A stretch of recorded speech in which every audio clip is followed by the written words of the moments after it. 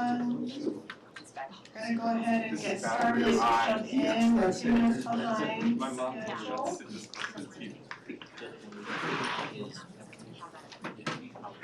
So thank you all for being here today. The spring financial retreat is really one of our most important conversations that we have every year. It gives us the opportunity to step back from day-to-day operations and to really focus on the bigger picture, where we are financially, where we're headed, and also how our resources align with our community's priorities, and to allow time for us to celebrate some things as well. So we'll have a couple celebration moments throughout the next 2 days.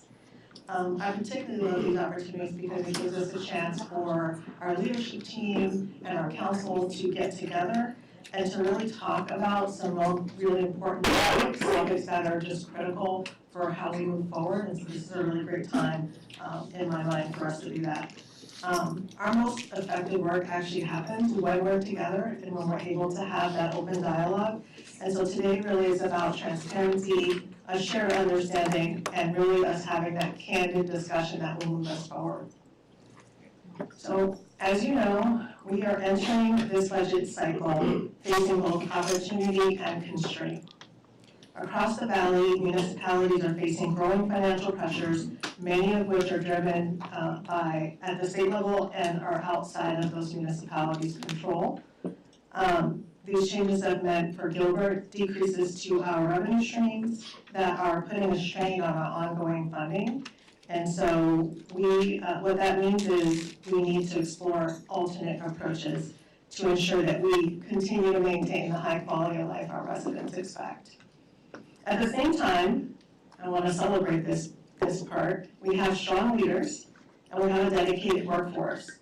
And we have prudent financial policies, Kelly, that have really served us well over time and have helped make Gilbert what it is today.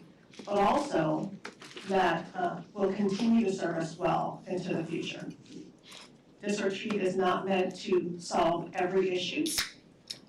It's really going to be a series of sessions that we will work through together and an opportunity to provide clear guidance to our staff as we prepare not only the upcoming budget, but also as we tackle some of the challenges we know are before us. I really appreciate our council's thoughtfulness and their leadership and their willingness and your willingness to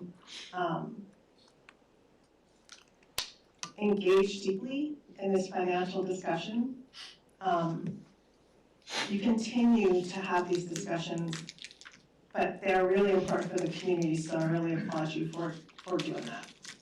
I also want to thank our leadership team, the work you and your teams have done to not only serve our residents at the highest levels, but also managing costs, improving efficiencies, and adapting to changing demands has not been easy, but it matters, and so I really appreciate that.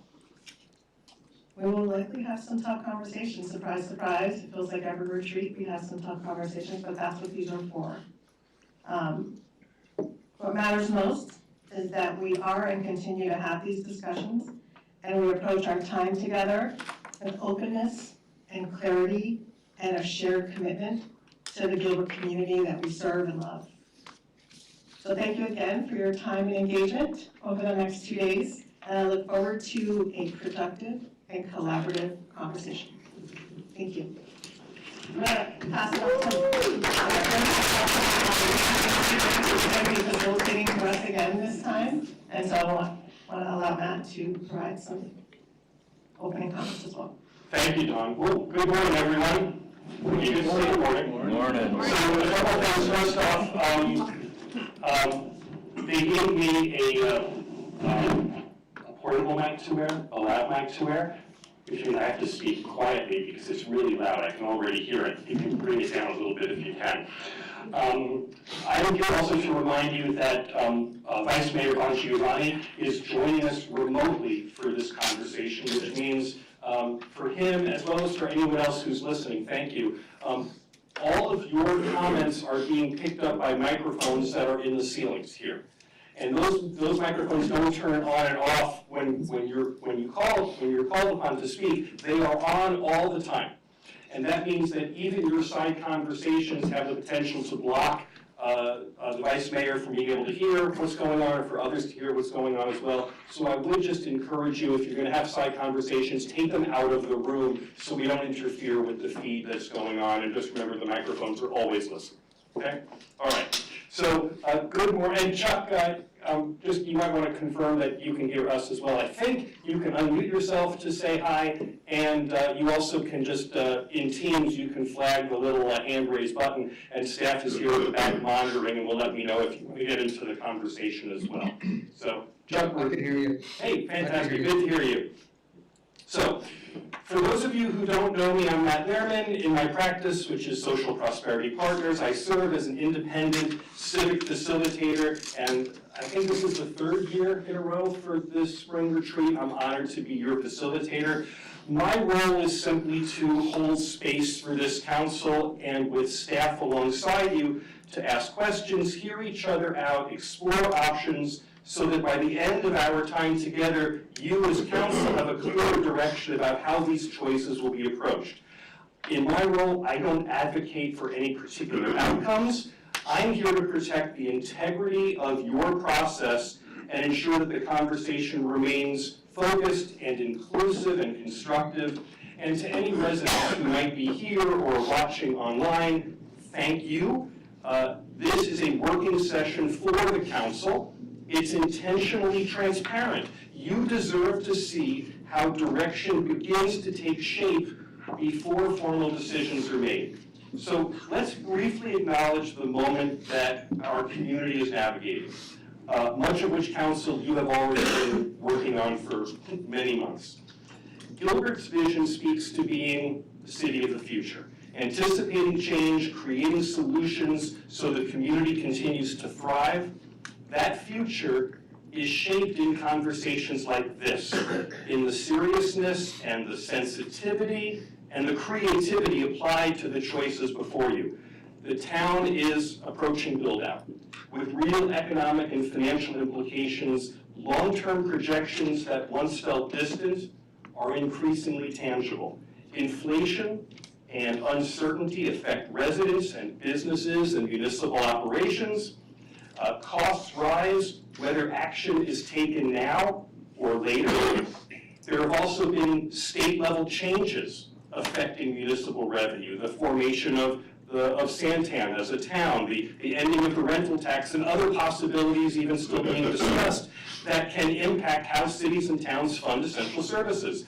Those structural shifts frame the landscape that you're all working within. And at the same time, key elements of infrastructure are reaching the end of their expected lifetime, and maintenance and replacement are a part of the normal stewardship, but they come due all the same. Every council inherits circumstances shaped by prior decisions.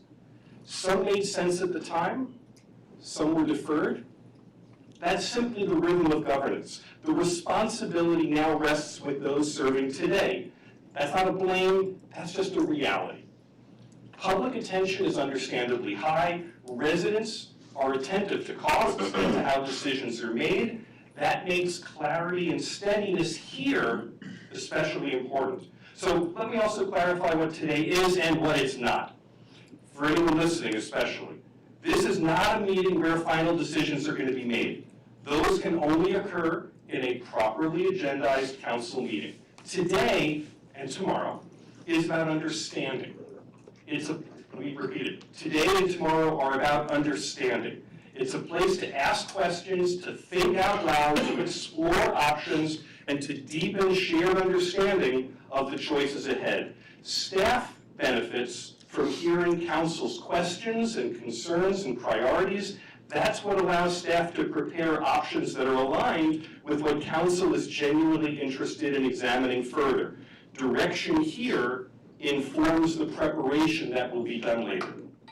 Council and staff have distinct roles but share responsibility. Council provides direction. You've heard me say this before. Council asks questions that begin with what and why.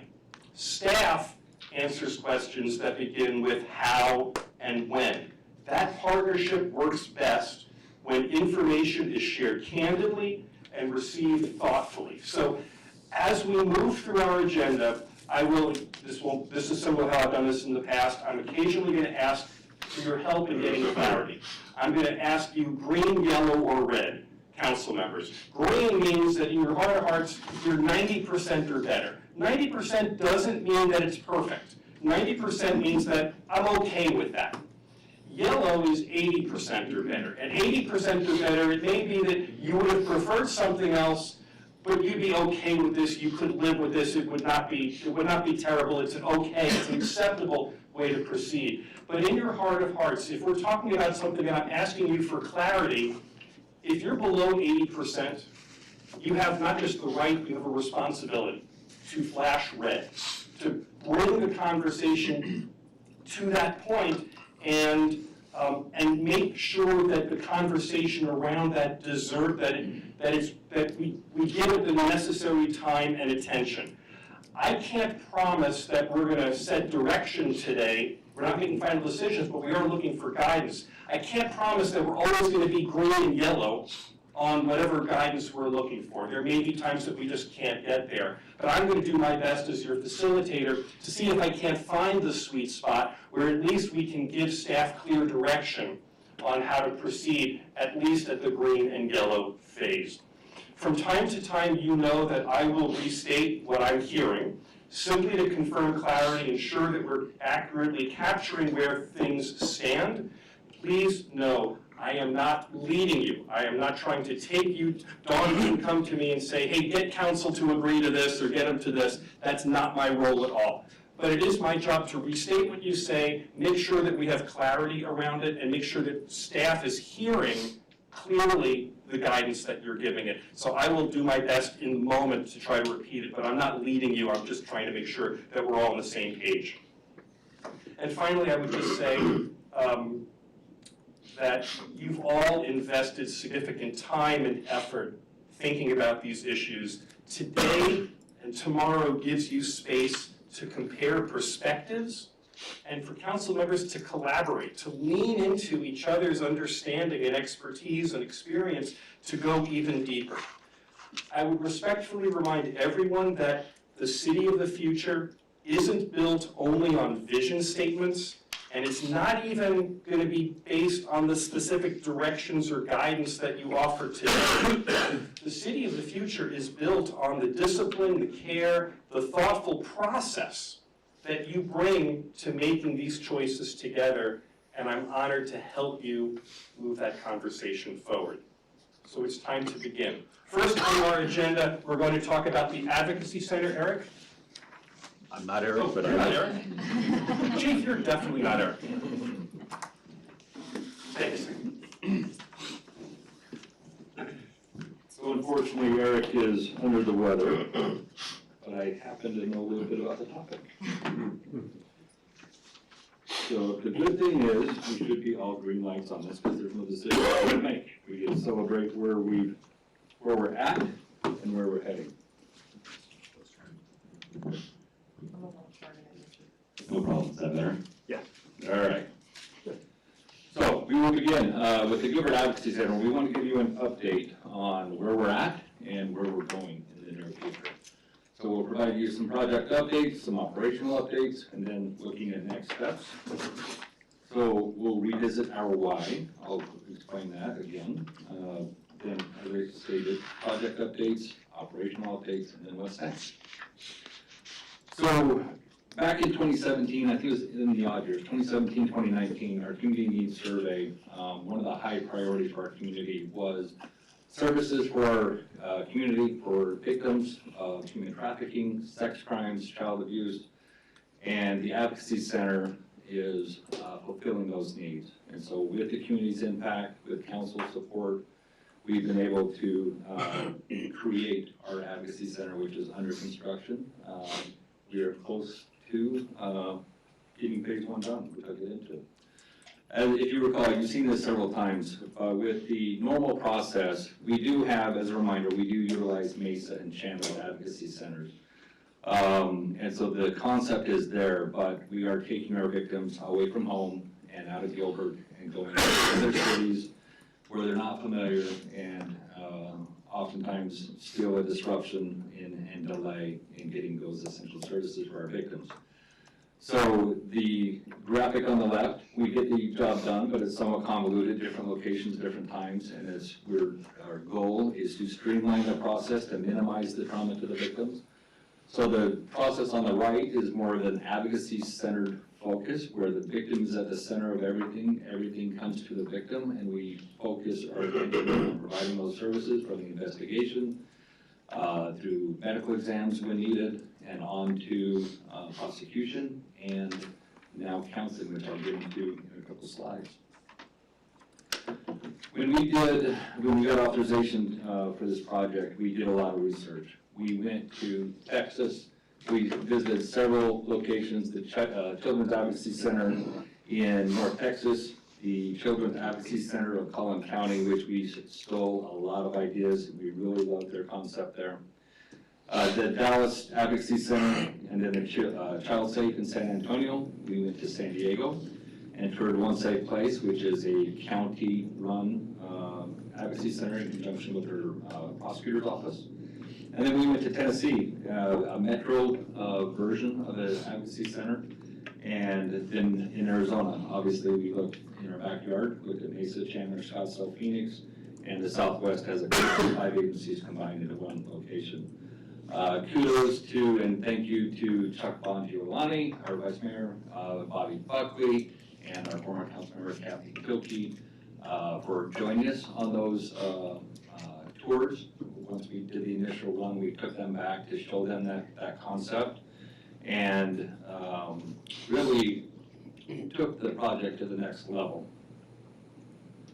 So looking at that design we showed you before, on the left side, you see what we are initially aspiring for. After we, and you can blame the weather for this, we had a long delay in Texas, and we really had a good chance.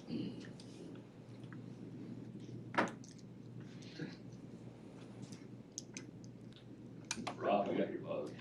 All right. So we wanted to focus on our victims. And in Collin County, they do aftercare, so they do counseling services for the community. And so we love that idea. Obviously, that changed the scope of, we had already started having discussions with redesign, and we really love the idea of not only doing the investigation, but then taking that and expanding it and providing that best service for our community. And so bringing in counseling services was our next step in the evolution, and obviously that expanded the footprint as well. But what we saw in Collin County was a high success rate in prosecution, reduced recidivism, but also keep in mind they were only doing child crimes. They weren't focusing on adults. And so again, that's where we're unique in the fact that we're doing this not only for victims, for our youth, our underage kids, but also for our adults, which complicates things. But we wanted to make sure that was done. And I'll also throw out kudos to Leah throughout this project. You know, I can sometimes be hard-headed on some of my ways. And so this was a new concept, but in Texas, kind of had a vision, if you will.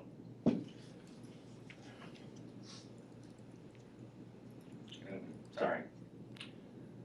It's been a long process, and so thank you to Leah for not saying no and pushing the limits and getting us to where we are now. But for everything, kudos to Elena. Once we actually started doing construction, I kind of stepped back.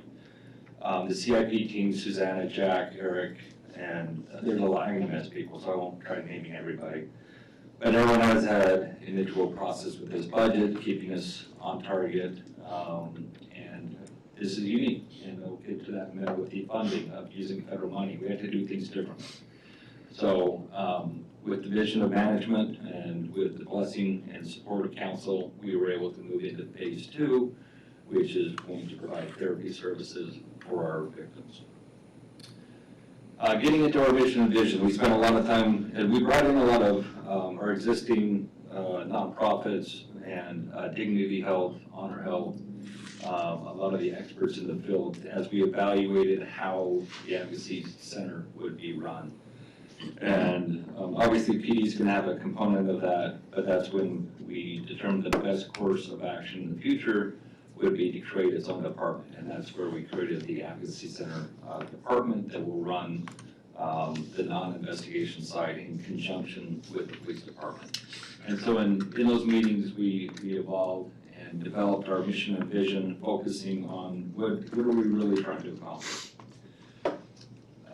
The Gilbert Advocacy Center, our mission statement, is a place of hope for our community, providing an environment that fosters resilience and healing, and providing holistic services as victims of crime recover from trauma and navigate the justice processes.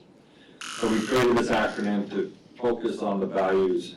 If you remember when we did our groundbreaking, our shovels had this acronym on the handle to remind us of what's important. And SERVE, which stands for, and then we develop that: support, encourage, recognize, validate, and empower. Again, everything is focused on the victim. So project updates. A year ago, a little over a year ago, in January, we did our groundbreaking, and then they got to work to leveling out that field. And by March, they started laying the footings for the building, and you can see where we were at a year later after groundbreaking. We actually had the building up, and like any construction project, it looks like it takes a long time, and suddenly it's up out of the ground, and it looks amazing, and then it slows down as you start moving on the interior, and that's where they're at now.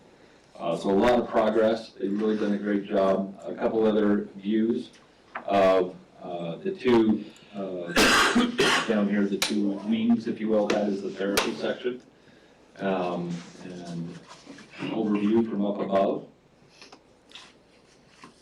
So phase one timeline. We obviously, as I mentioned, did the groundbreaking in January of 2025. And we went on to the foundational flooring, the beam signing. We did our best to involve the community, council, all of our groups that have supported us, and as many activities. It is a community building, and the process is for the community. We've done everything we could to involve not only you all, but the community as well. The topping out ceremony, the drawing in October, about 6 months, I guess it'd be 10 months later, we were at about 50% complete. Just last month, we had our Hard Hat Dinner, which was the inaugural fundraising event for the Public Safety Foundation. Sorry, not the Public Safety, the Gilbert Advocacy Foundation, which Kathy Toki is now running in her retirement. We will be at 75% complete come April, and then shortly thereafter we will be at substantial completion, and we will, over the next few months after that, begin moving in and getting ready to do a grand opening in the fall, winter, sometime roughly September to November, depending on and then we will be open for business. A few photos from those processes that I mentioned: the groundbreaking, the signing the cement, signing the beam, and then placing that beam, which is roughly above the break room in the Advocacy Center. So budget update. As you know, we use federal funding, ARPA funding, so that indicated our timeline. We have to be done with this project no later than December 31st of 2026, and we will be. We are on schedule. Out of that ARPA funding, we had $23 million from the feds for that, and then we had $16 million of general fund from town funds to complete phase one. You can see as of December of 2025 where we were at with the money spent at that point, roughly $6 million available from ARPA funding still, and we had only spent just over $500,000 from the town, and we still have a lot to purchase and pay for. Just last night, we signed off on one of those contracts for the Epiphany, so thank you for that. So overall, our budget was $43 million. The good news is we had $4 million in savings based on, we had a healthy contingency. We were seeing the cost escalations continue to rise, and with a hard bid, we anticipated some changes. But we've done a really good job. You are never gonna be 100% perfect on a construction job. So you will have some changes. But with the amount of time we took in perfecting that design as much as possible, that limited the change orders, which reduced costs, and which some of that contingency built in for those unanticipated changes, those oops moments. And so that's the good news, is the $4 million came back to the general fund, and currently the budget now is $39 million for phase 1. So what's coming up next? We are working on phase 2 and phase 3 that began this spring. Throughout the next 6 months, phase 1 will be reached substantial completion. We'll be activating the building and moving in, and we're continuing with our hiring and operations. And then, as I mentioned, in the fall, we'll do our grand opening. So phase 2 and phase 3, we have already done the RFP process, and we have selected DFDG as our architect for phase 2 and phase 3. They are the current architect for phase 1.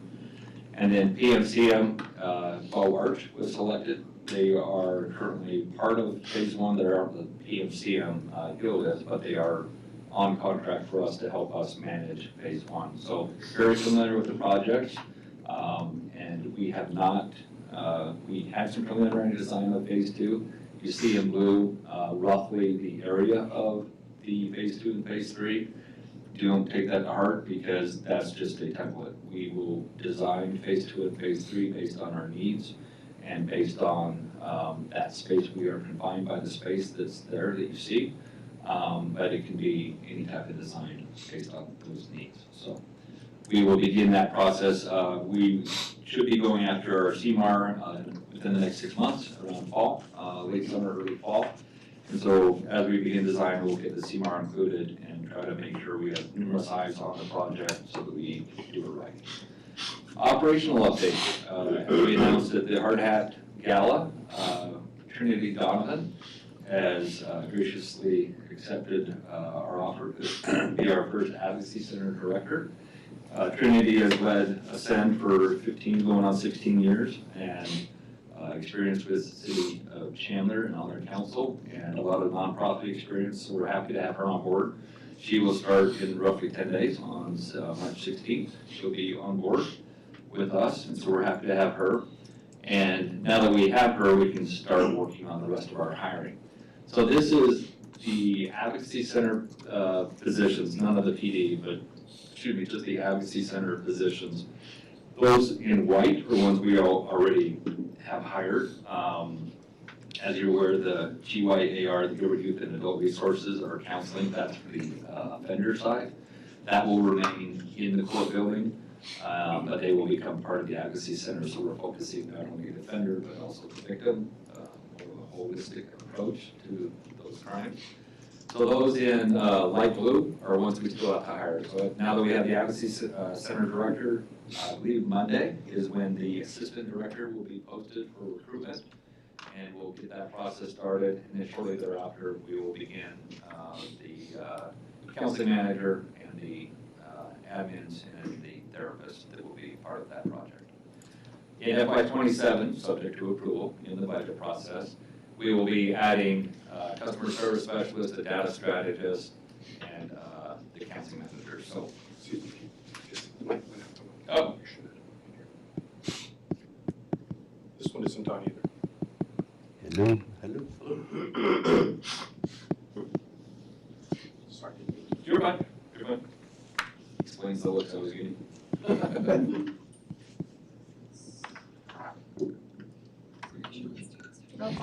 now. Oh, yeah. All right, we'll start over. FY27, so the ones in blue, they're basically 4 positions that we're asking for in FY27, and that'll give us operational, and like I said, subject to budget approval, as you'll see here shortly in the next couple weeks. So, outstanding, our outside agencies, as I mentioned before, Honor Health, Dignity Health, Ascend, the Gilbert Advocacy Center Foundation is going to do a lot for us in raising funds for supplies, clothing, diapers, the essentials that we need to provide to the victims and the families as they come through. and obviously the Department of Child Safety. We already have 3 of their workers within the PD building. And just logistically, there's still a few things for us to figure out, but for the time being, Trinity will be working out of the training wing of the PSB building in training room 1. As we bring on more staff, that's where they'll be. Now, once phase 1 is open, we'll be able to get a limited number of staff in phase 1. That's more operational as opposed to offices. Phase 2 is where everyone will be working out once that's built. A lot of pictures from our gala, from our hard hack. Those who attended, thank you for being there, and those who donated, thank you for your charitable contribution. We really had a good time. It was a good kickoff for the Advocacy Center. So next up, as I mentioned, we'll be continue to fill the FY26 approved positions, and we are having an ongoing discussion with the county attorney's office for reference forensic nurses. There is a very limited number of forensic nurses, and so we are trying to assure that we have the availability of forensic nurses. That is going to be a challenge, so we are also talking about some options of how to make sure that we have that need available. So we are working with both Honor Health and Dignity Health on those issues. And then onboarding. So this summer and fall, we've got a lot to do. The Advocacy Center will be accredited, and that'll be one of the projects for the management team is to begin the accreditation process and developing policies and procedures as we move forward. And with that, thank you. Once again, a lot of people in there had a piece of that. As I mentioned, council members, Leah, Lena, budget of making sure we're on target, Susanna and Jack and her crew for CFP. There's a lot that goes into the CFP project, and we appreciate everyone's support. With that, any questions that you have? Questions, comments? Oh, there's a hand from Vice Mayor. Go ahead, Vice Mayor. Yeah, hey Mike, in the future, not right away, but in the future, has there been any kind of consideration or thought about being able to build insurance companies? We have not had that discussion. Our goal was, for a couple of reasons, was to avoid any of the HIPAA regulations as fire can testify to. That creates a whole different realm of issues. And our goal was to provide, now it's going to be limited, it's not ongoing. Our target initially is 12 visits per client. And at that point, and that's based on our assessment of, if you need more than that, it's time for some more deeper dive. And so we will work with our nonprofits and at that point, whether it's insurance or nonprofits to help provide ongoing services beyond those initial 12 visits. But we are trying to avoid the red tape of insurance billing. Now there could be some cost recovery, but that also comes with administrative costs as well. So we can look at that in the future, but that is not our desire, is to get into the medical billing process and everything that comes with that. And as Rob indicate, it's a beast to manage the HIPAA rules and policies and whatnot.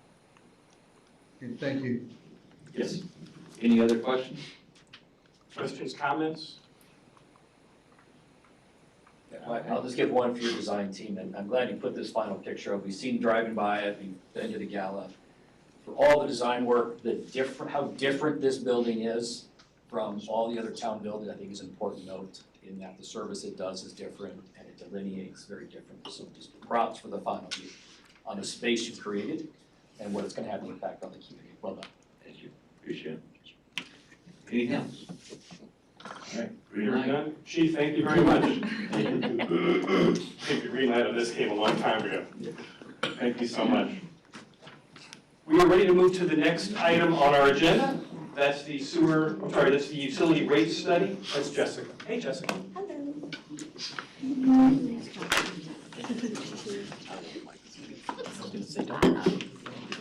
Sorry, I'm one of the ones that was told to speak up so that everybody can hear, so. We're gonna gonna move into utility rate update. It doesn't say study because there is no study happening, yay.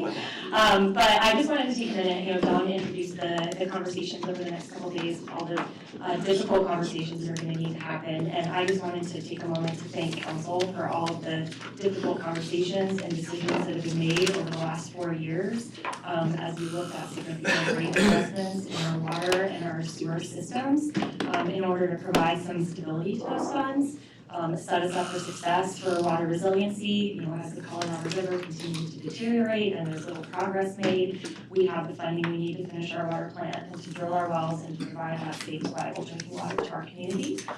We also now have the rates in place to be able to better inspect, maintain, repair, rehab, and replace our infrastructure as it continues to age. And so I just really wanted to thank council for all of those decisions and the support that we've gotten for our critical infrastructure over the last few years. And so I wanted to start off, real quick overview. This looks like a lot to share, but just a few updates on our water fund, environmental compliance, and wastewater. And then we do get a little bit of direction on the water resources recovery fee and our rate adoption timeline. So I did want to start off actually with some good news. So in our water fund, several years ago, we started with transmission main condition assessment, and this was in order to improve our ability to isolate those lines when we have problems, take them down to do these types of inspections, and then looking for corrosion and damage that has occurred so that we can get to it before it becomes a catastrophic failure. So last year, we did inspections and we started this process on the Western Powerline Trail, and we found several locations as part of these inspections where there was damage and deterioration on the pipes that we were able to repair before those lines failed. And caused significant problems with our ability to deliver water. So this is Western Powerline Trail. We have actually started this on Hagley. If anybody's driven down Hagley recently, they know it's a little bit of a disaster between Guadalupe Bay and Williamsfield.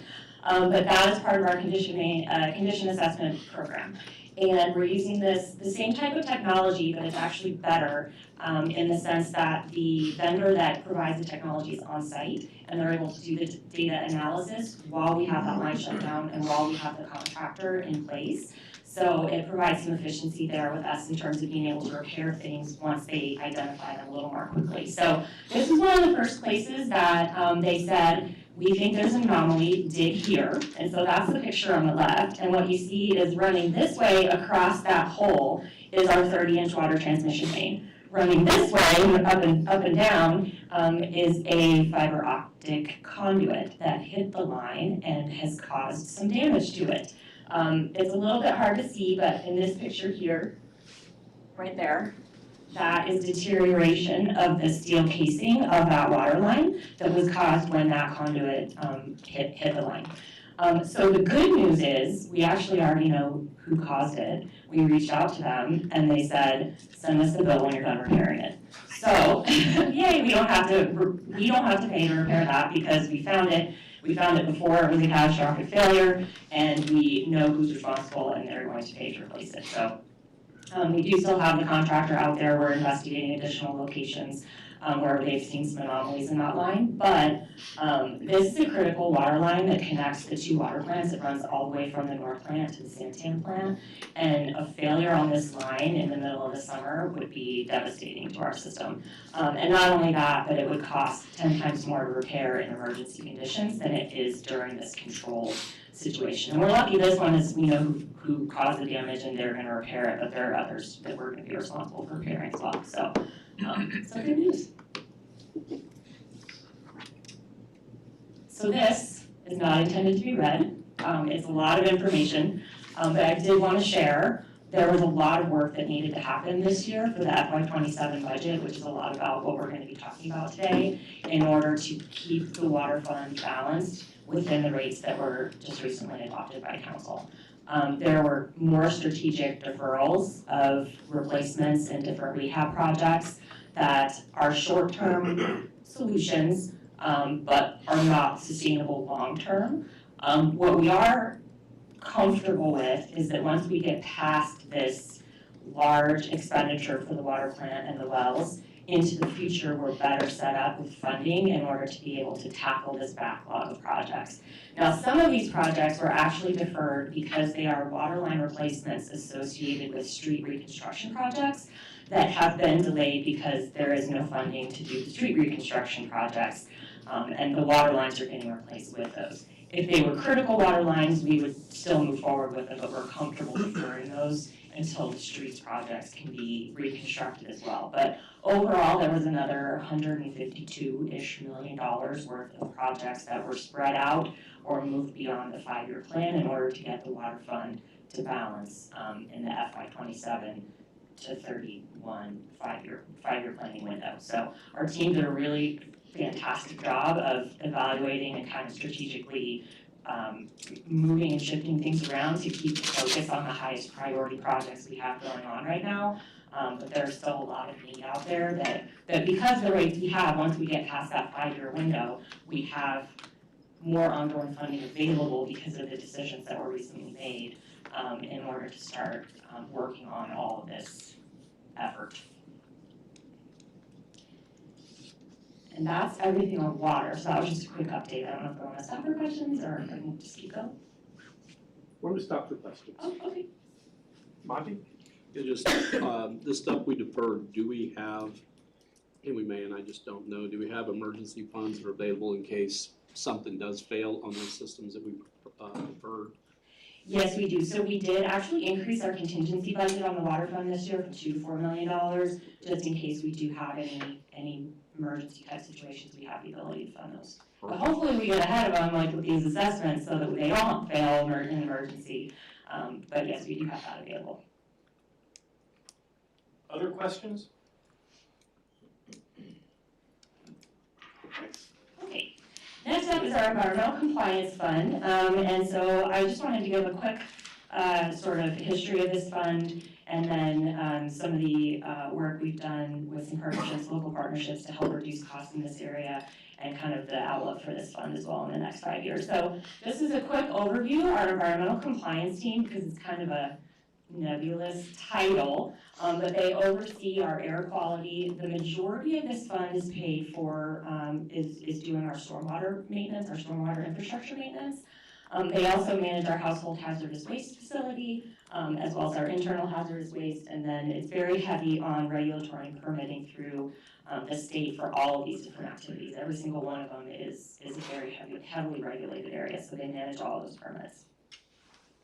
So this fund was actually just created in 2018. Previously, all of these functions were kind of decentralized, and because of the regulatory nature of all of these different activities, we wanted to put it under one umbrella.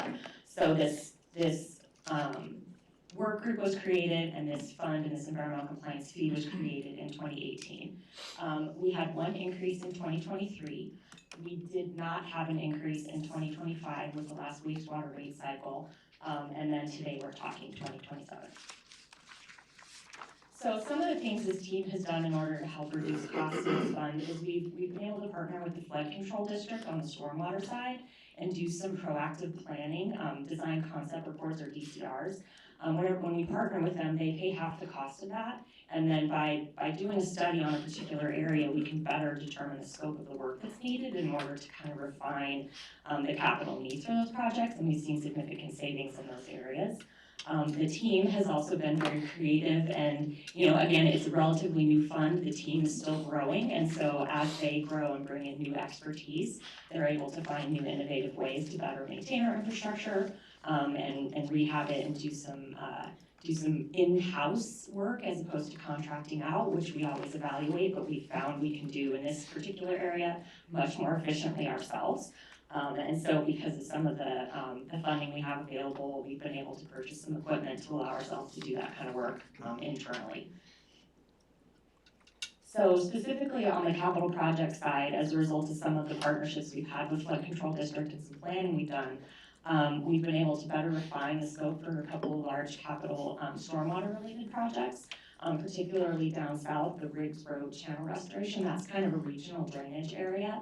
And as a result of the study that we did, we were able to reduce the cost of that, or the estimated cost of that project by almost $8 million.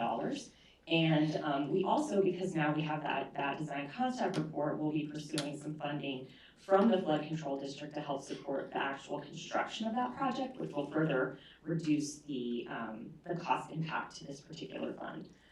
We also did a study at for the Nichols Park Basin, which is adjacent to the North Water Treatment Plant, to help refine the scope of that project as well and save an estimated additional $11.5 million.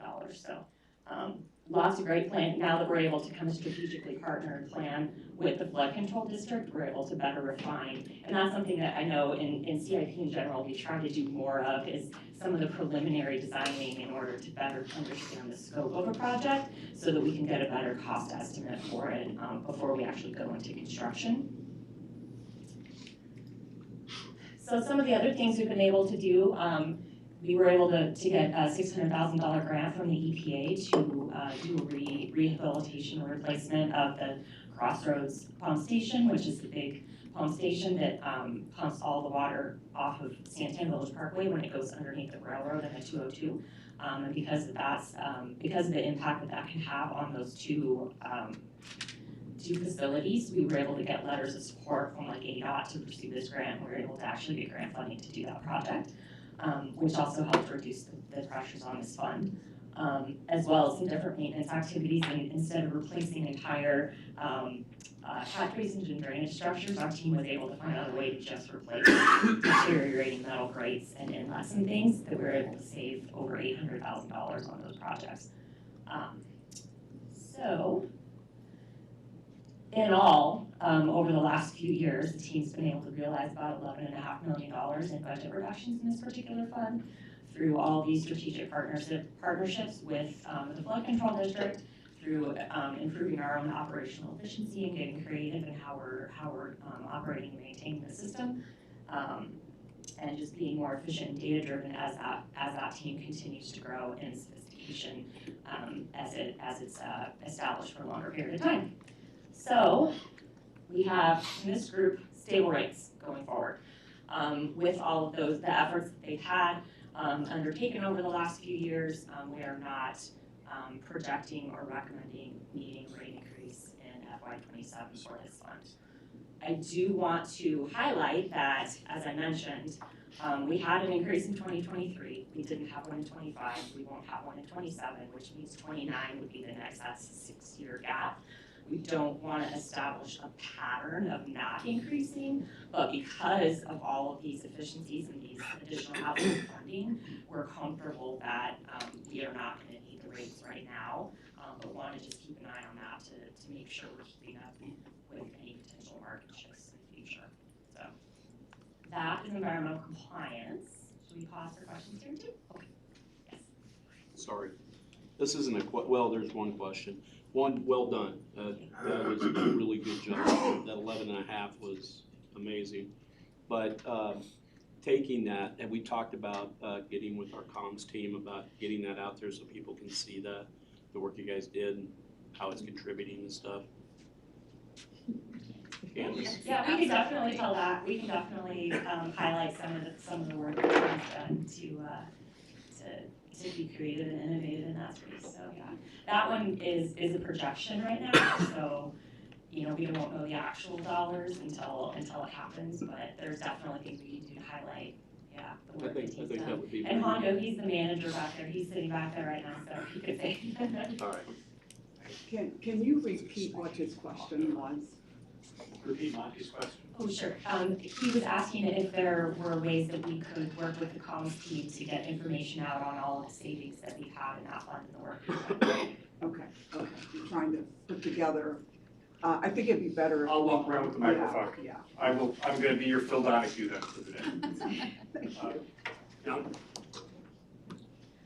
Because some of these cost savings are due to one-time monies, due to cost share or due to grants, did you look to see whether, if those monies did not come in, whether we would have needed the rate adjustment? So that maybe we could consider or evaluate what those rate adjustments may need to be in the future. We did not specifically look at that. We do have, one of the things about this fund is that it's much more operationally driven than it is capital driven. And so we've been putting money into a replacement fund for all of these projects, and been saving up so we can pay cash for it. So we didn't look specifically, there were less impacts like on the ongoing needs, and it's more the one time. So we did not look at what increase would we need to have if we didn't get that funding, because some of it's already saved up to be able to do those projects. But that larger one that's 20 million, that one's still further out in the plan because we knew it was gonna take us more time to save up for it. So any money we can get to help that will help offset, future needs for that, for increases. Other questions or comments?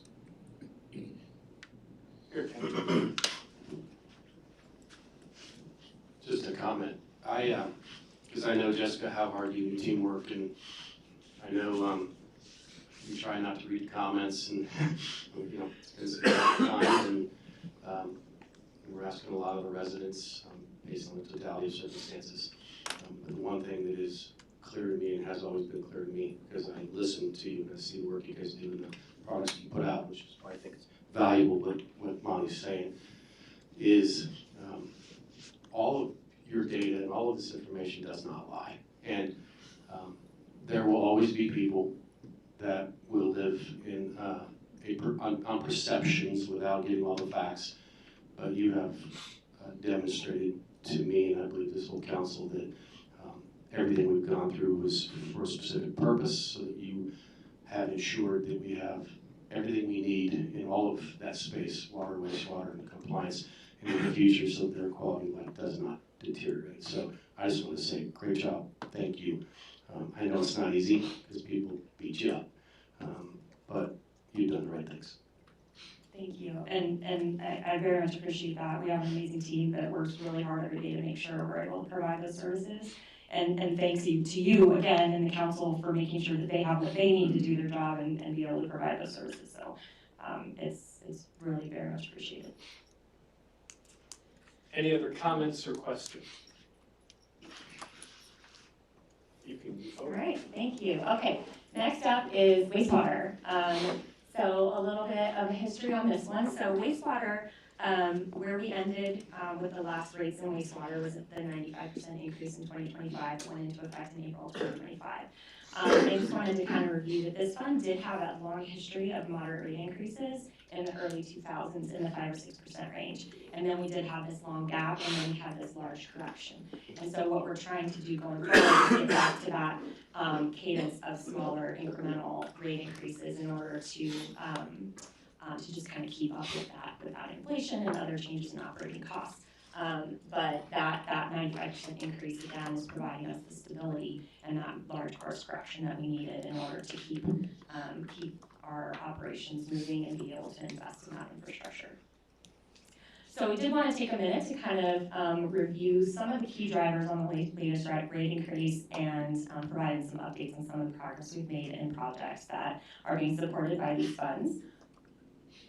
So to start off, we're going to talk about gravity sewer line rehabilitation. So late last year, or maybe earlier this year, we came to council with a project that identified gravity sewer lines underneath the freeway that had deteriorated and needed to be rehabbed.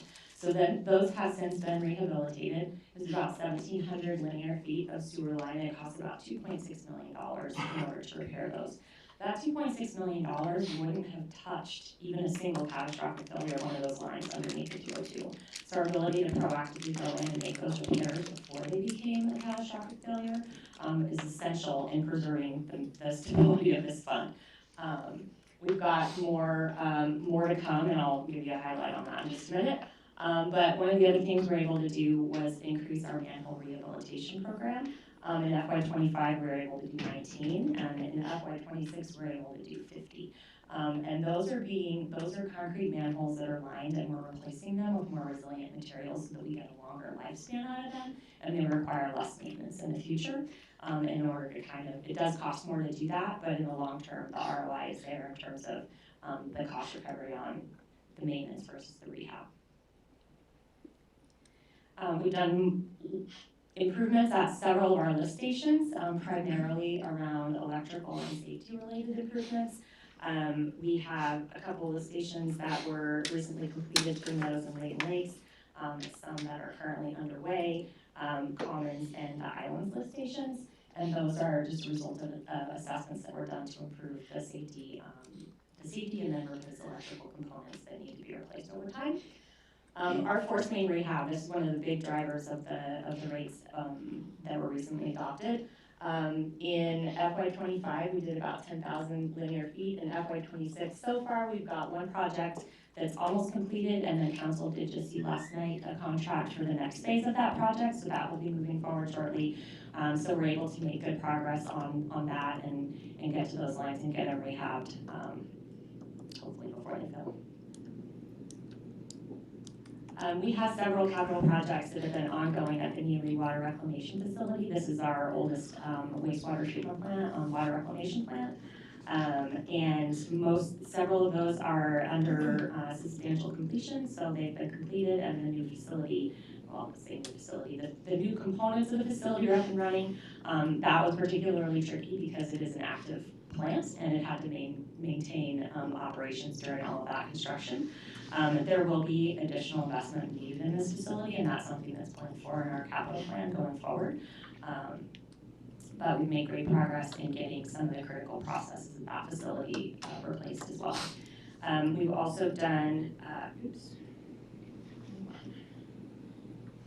some work on several of our reclaimed water lines and our reuse system, including replacing large pumps and motors that have been that are at the end of their useful life, and then actually adding something called cathodic protection to the storage reservoirs. That basically your water heater has cathodic protection in that it's like they call it a sacrificial anode that deteriorates and corrodes faster than the tank itself. Well, we have similar types of systems in our water tanks in order to protect the useful life and prevent deterioration of those tanks. So we've made some improvements on the reclaimed water side as well in order to extend the life of those facilities.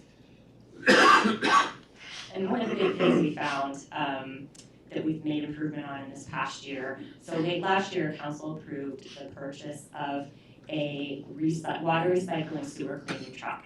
And this truck, it's called water recycling because it takes the water from the sewer line and reclaims the sewer line instead of using potable water, so it helps us reduce our water consumption there. But more importantly, it allows us to inspect larger diameter sewer lines that we previously had to contract out to outside vendors for inspection. And so the team has looked at and reprioritized the way that they are inspecting sewer lines and looking at critical crossings and larger diameter mains more frequently than some of the lines that are in neighborhoods because those deteriorate more quickly and they have a higher consequence of failure if they fail. I won't say when, because I don't want to jinx us. But one of the first things they found when they went out and started using this new sewer cleaning truck was they were inspecting a gravity sewer line underneath the railroad tracks that goes into the Neely plant, so along Neely. And that's a picture of the pipe.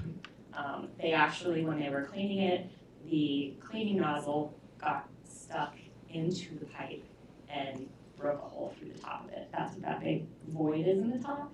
It's kind of hard to see in the picture, but this pipe is actually inside a large 5-foot diameter casing that goes underneath the railroad that has a few other pipes in it as well. And so there's you can see the support that kind of holds all the pipes away from each other inside that. So good news is it didn't fail under the it failed inside its casing, but the entire thing underneath the railroad didn't fail.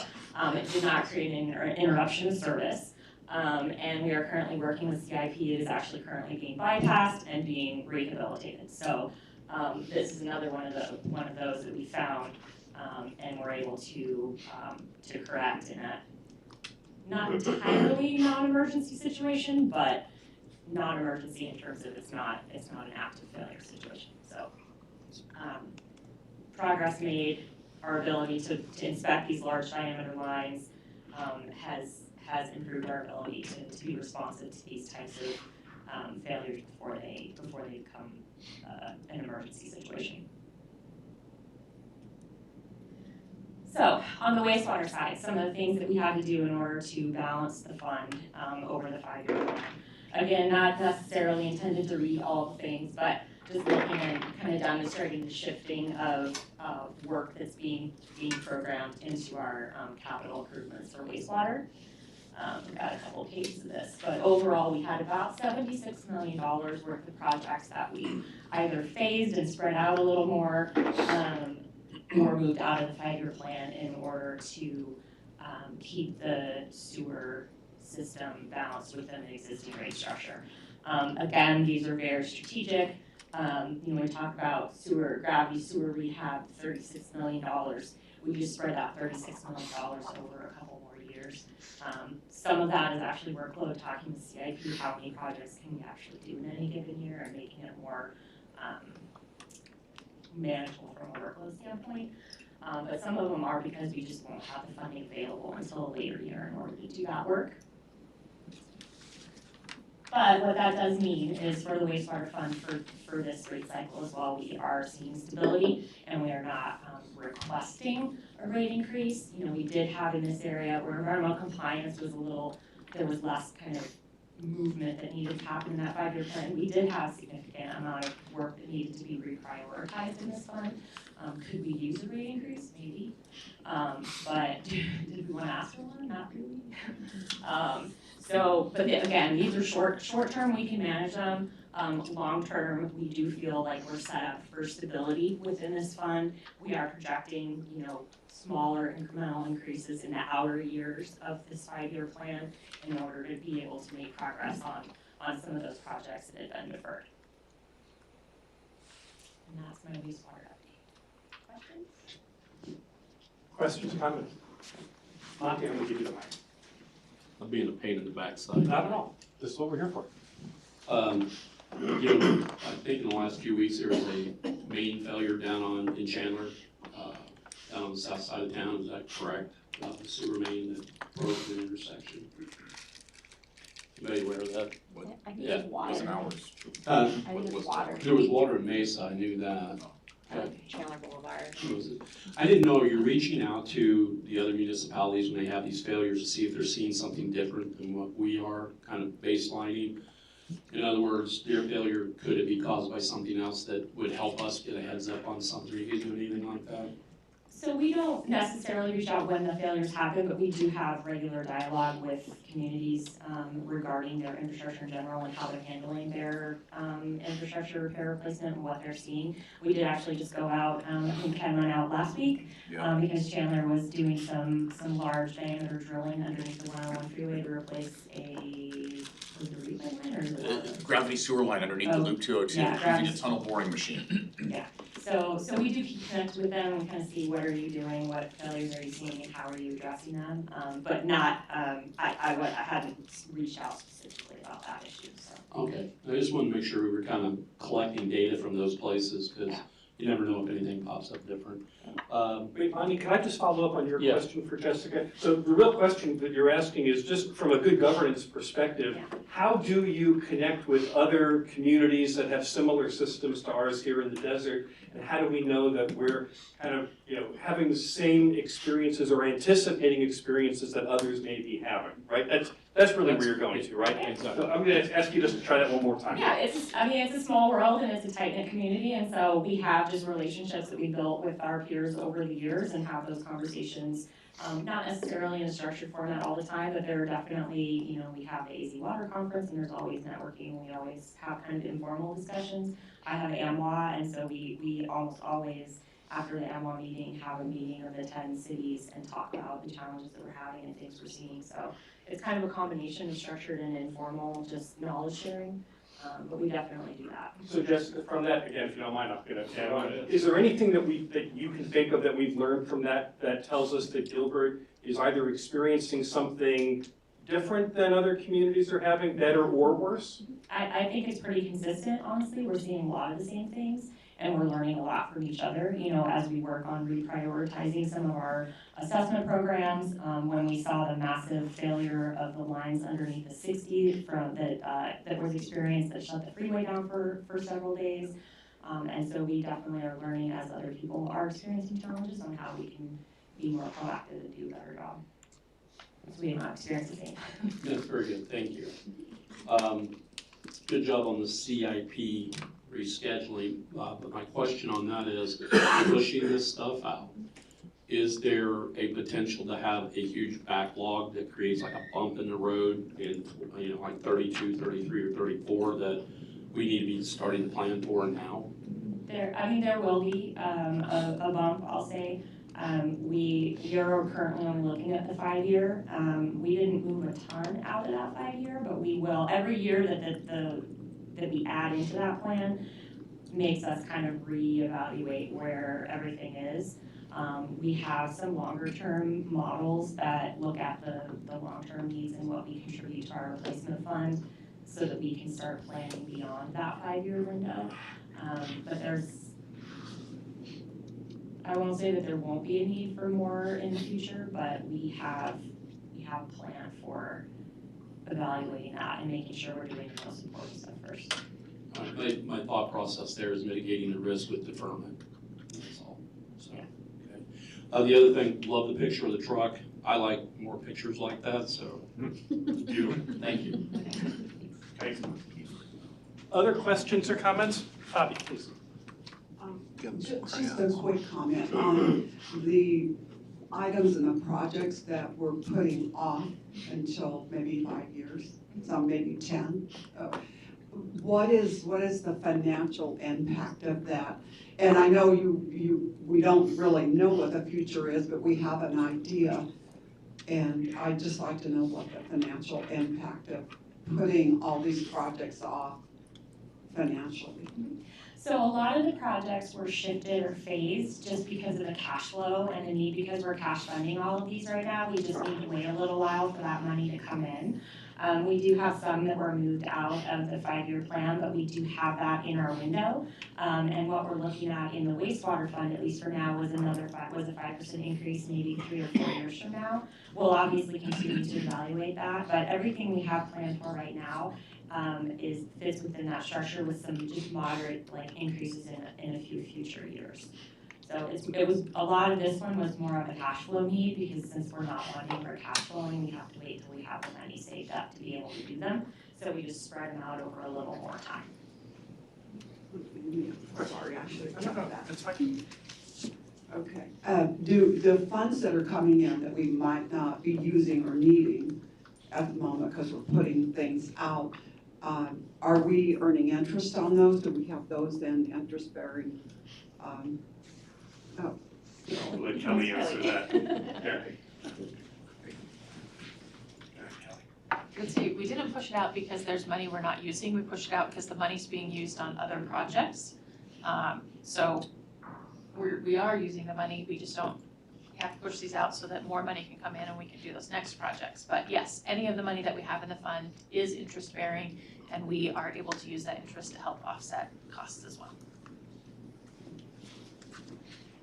And I just want to clarify that is, so pushing these out, we still have to come up with the money to fix them, because the money that's coming in now we are using for other things. Yeah, this money isn't just going into the bank, right? You can talk without the mic as long as you just talk loud, because the mics are still in the Okay. ceiling. Yeah, so the existing rates, we just have to wait for more time to pass and bills to come in over time to pay it. We think that the amount of money coming from the rates is sufficient for the projects. We just can't do everything in year 1 and 2. We have to plan some things for years 3, 4, and 5. So we haven't really planned for that yet, or years 3, 4, and 5. We have, that's what's built into the 5-year plan. We just had to move things around and reprioritize so that it all fits. Yeah, right, okay, so I'm just talking about the funds and where they're coming from, so we're just reorganizing everything. Not everything, but a lot of things. Yeah, we'll, within the amount of money that's coming from our existing rates, this should work. Okay, all right, thank you. Thank you, Bobby. Jim, I see you over there. Just, Just you have talk an nice and loud so the mics will pick you up. I'm probably capable of I think you that. A little different, a question, but we do have a large group of people that have not paid their bills in a very long time. how do we handle that? How do we handle that short of shutting them off to make them pay their bills? What do we do so we don't have a community catastrophe in that area? So, part of that is related to the water meter audit that's going on, and we're working internally on what that messaging and the plan looks like for once that audit is complete, addressing the findings, and then, reaching out to people that, have not paid their bill, to allow them, potentially time to catch up and pay it maybe over in payments. I think Hawking can probably speak better to that, but we are aware of that, and, you know, Kelly's been tracking that, and the revenues on water and wastewater have been running a little behind because there is that backlog, but we're working on a plan for how to get those people caught up once the audit is complete and any findings have been addressed, so that, we can start with our normal, turn off procedures and everything. Yeah, council didn't take action to stop shutoffs from occurring, and so council doesn't need to take action to have them restart. But through all this process, we did pause late fees and we paused shutoffs as we worked with the community to make sure that the trust was there, that the confidence was there in those systems. And so as we get into early April and our third-party consultant provides the final report, that's, right now, we're working on a plan of when that occurs, depending on what is received from that plan, what's a time period where we can then go out and tell people, okay, the clock is starting, within 15 days, within 25 days, late fees will begin, and shutoffs, you will become eligible for shutoff if you have any amount later than 45 days past due. This is what you can do, contact our office, we'll work with you on some payment plans to take a few months to get caught up. We're working on that plan and the communication that will come with that. But it's a challenge that exists in normal operating utilities all the time. We've paused it for a good amount of time, and so we do have some compression there. Fair enough. Drew, did that answer your question fully? And do you have a comment to add to it, or was that it? No, I just wanted to know what the plan was, because I see people being encouraged not to pay their bills by a few people online. It's like, this isn't gonna end well. What are we doing to try and make it end well? Yeah, we will definitely let council know, what that plan is once we have it and what the timing of that is. That way, if you start to hear anything, you're informed and know exactly what the process is we're following, to be able to respond to that. Any other, oh, sure, Bob?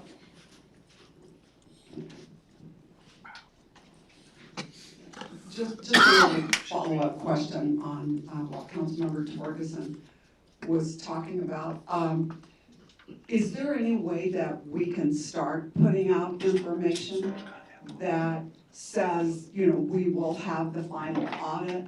Please start preparing now. You know, if you have a larger bill that you have not paid, start preparing now, because those will become due, you know, once we finalize these things in a couple of months. I think it would be nice, because they're just sitting there thinking, some of them think they may not have to pay anything. And that's gonna be a big shock to 6,000 people probably. Yeah, and we have been waiting to get the results of the audit to make sure that there aren't any inaccuracies in any of those bills that might be outstanding. You know, as the consultant mentioned last night, they haven't found any systemic issues in the system, but they are addressing one-off, items as they come up. So I know that, Hawken, if you wanna talk about what we've been doing already. We're being mindful that messaging too early before an audit is final, it could give mixed messages to customers that still have that fear or that concern or that feeling that my meter is wrong. There's going to be some sort of change to my bill, but we're working with OCE and Candace and trying to get the timing right and the framing of the language that, we've brought in this party, the audit is complete, and that's where we get, that is where our intention is to have some amount of time at that point. Now is the time to get ready. There will be a fixed date that late fees will restart. We will work to resolve all issues if they exist, and then contact us And we'll work with people that have large amounts and see if we can't help them pay over a few months to get caught up. We'll do whatever we can to be as accommodating as we can as we get back to normal operations there. But we really need to have that audit completed with their report so that we can stand firm on that ground when we make that change. Good. Kenny, please. Two things, totally different assets. Can you go back to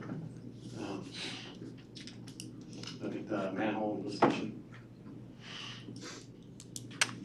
You were talking about some, Manholes? yeah, you're right there, your ability to get to more in 26, and the cost. I know, I don't want to put a cart ahead of a horse, but I know you guys are looking at a vendor who does things completely differently on the vertical.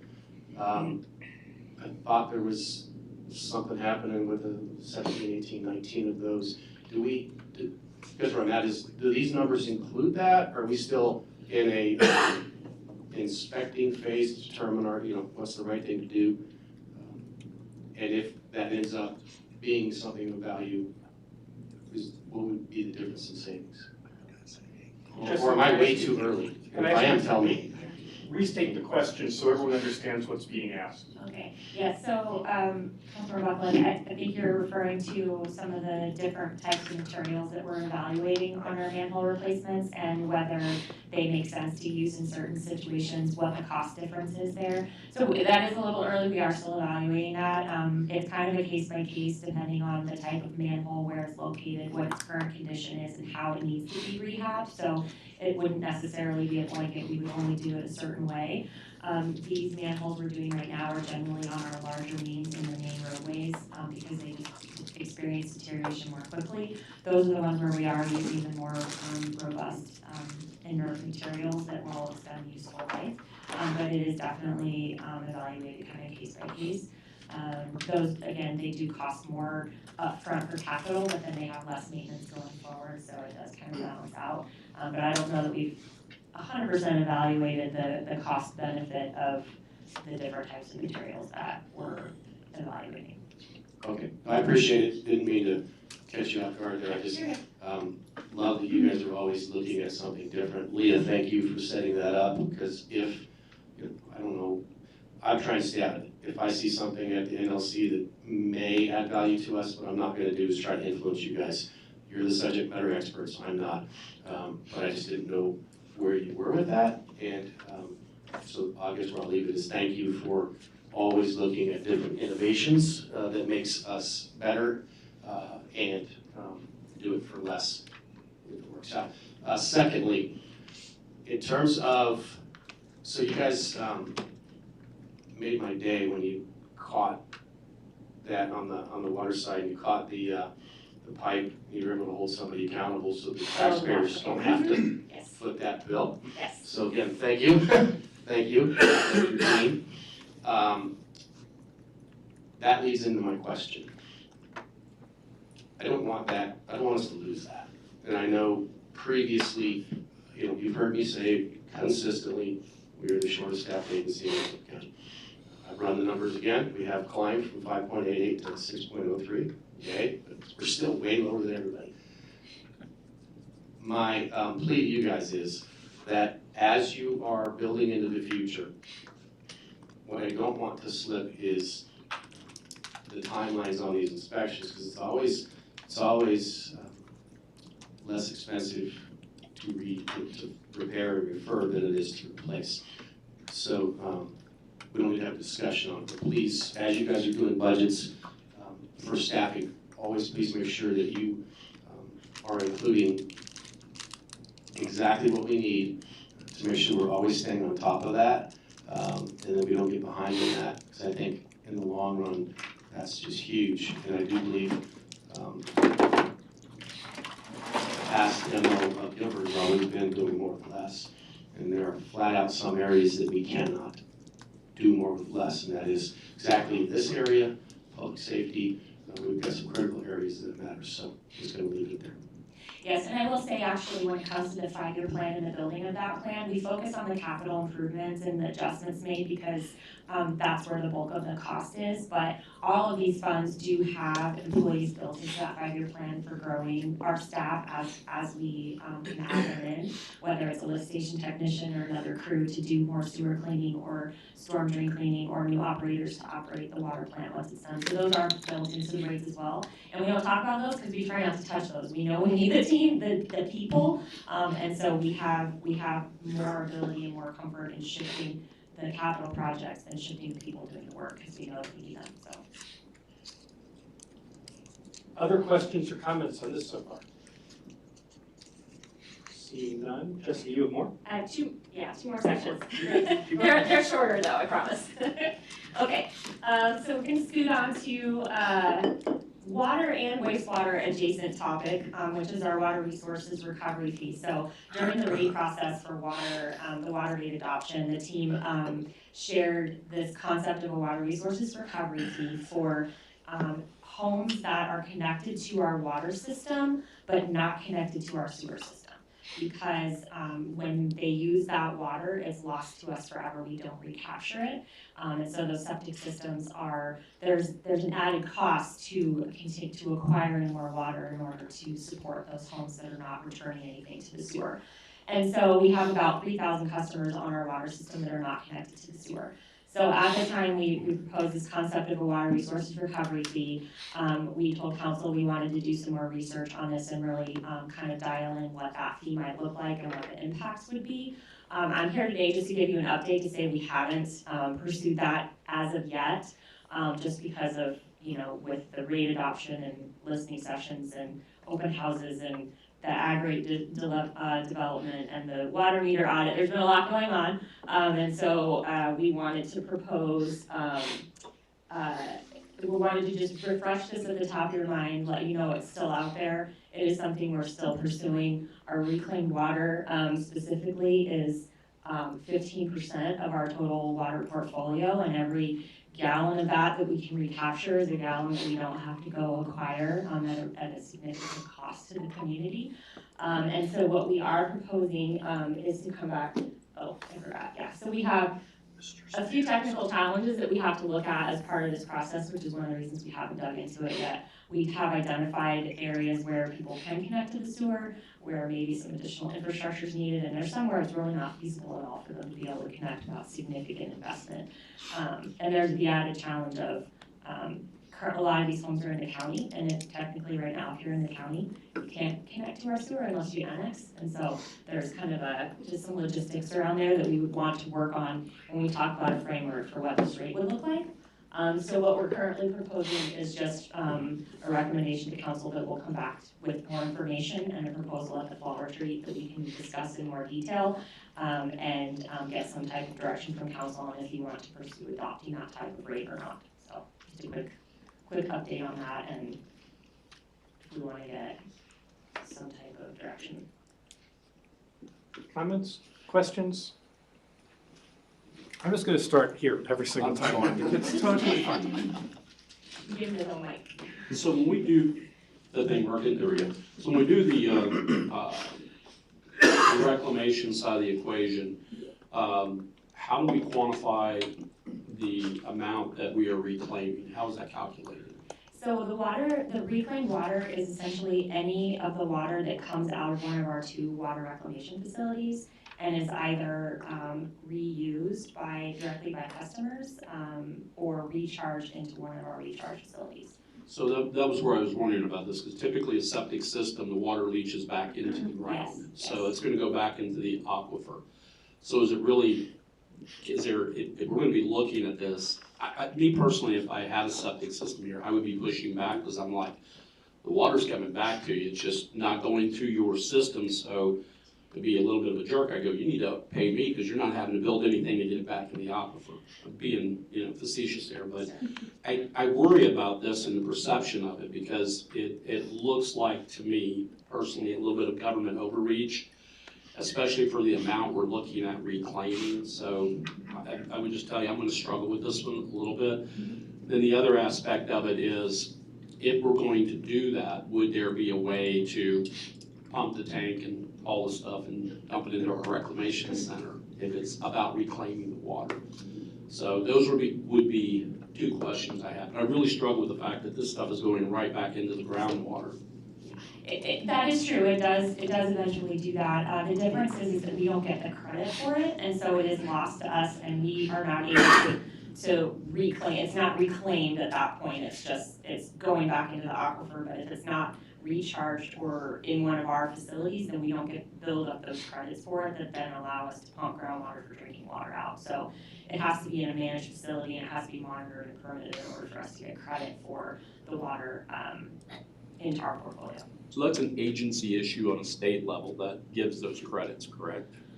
Yes. All right, so can we begin working with them to maybe create a formula to allow for that credit, given the fact that it is going into the ground? Let's around that one. Have those conversations. Yeah, and part of the discussion around the fee is just that, not only are people, when you use, we're really only looking at recapturing what's used in the home, right? Because there are plenty of homes that use a lot of water outdoors as well, and we don't ever get that back either. So we're really looking specifically at, what's being used in the home and not necessarily what's being used outside. So there's some things we want to consider as part of that, like what is the fee based on in terms of how much water is being used, et cetera. So, but yeah, that's part of some of that, and like when you talk about rain and stormwater and things, that's kind of like the incidental recharge that happens to the aquifer. And so we do actually get some credit for that, in that little 4% piece is what we're allowed to pump as a result of just that kind of incidental recharge that happens without having to put it back. But yeah, those are good things to consider as we look at what that fee might look like. Jessica, can I follow up on Monty though? The question I think that he's also getting to is, if there was a formula that could be used for measuring how the septic recharges something at some point, you're saying that's not a Gilbert issue specifically, that would be a state level legislative kind of issue that would have to be taken up. Is that what I'm hearing from you? Yes, because that's all part of the recharging the credits, now that's kind of part of the Groundwater Management Act that's administered by the state. It's the state, not the federal government? No, it's in Arizona, specific. Yeah. All right. I got you, Jan.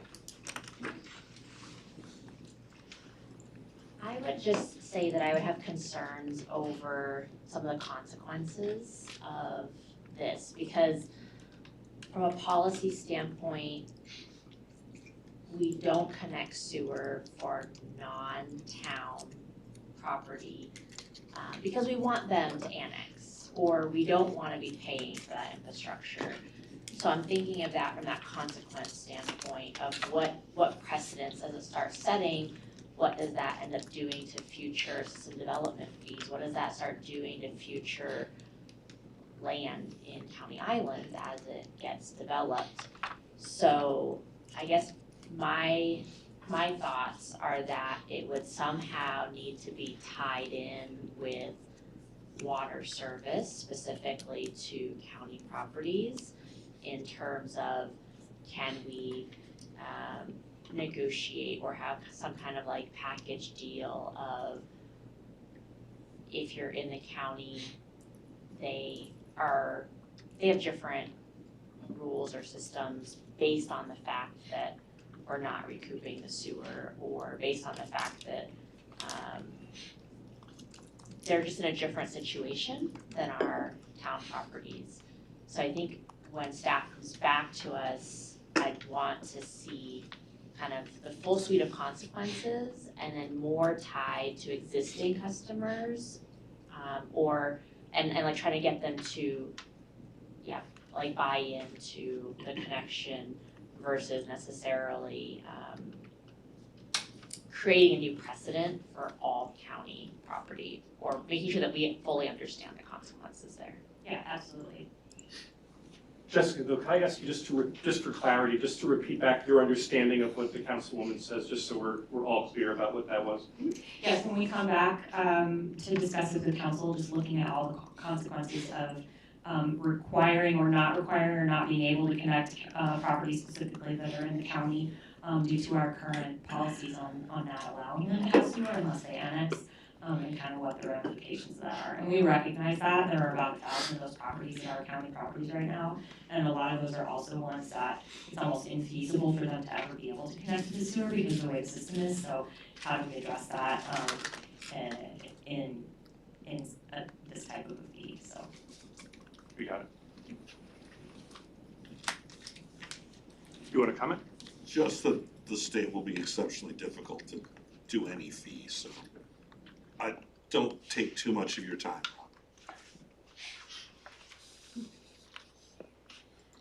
okay, and last topic.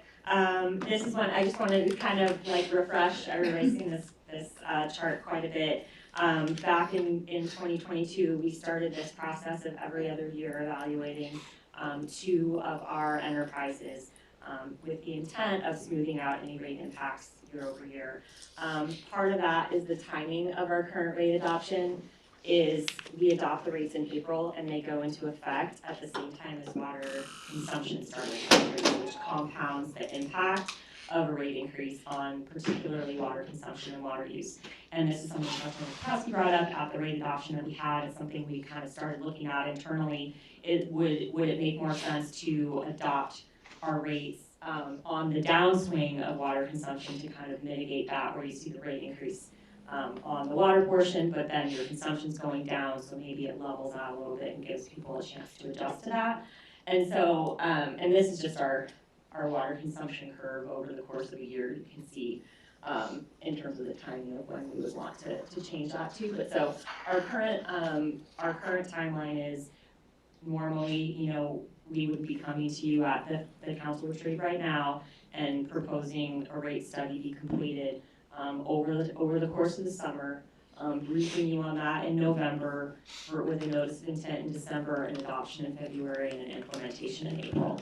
So we'd be looking to follow that same timeline, but then just push the actual adoption of the rate or the rate effective date until after the summer in October, November.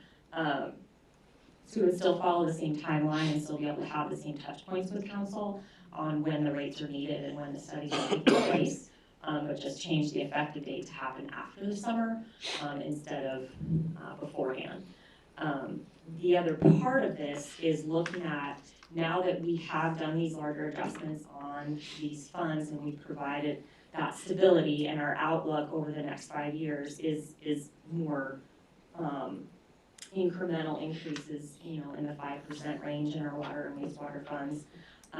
Looking at, do we want to consider doing them all in a single year every other year and then having a year off in between to get a little bit of a break for the community? There's a little bit of confusion that happens sometimes when we do a rate increase and then the next year we do another one and they ask, well, didn't we just do a rate increase? And it's like, well, yes, but that was for a different fund and a different service. And so there was a thought that, maybe now that we have that stability and we're seeing less need for these large adjustments, would we want to consolidate them and just do them every other year to take an intermediary year off of that?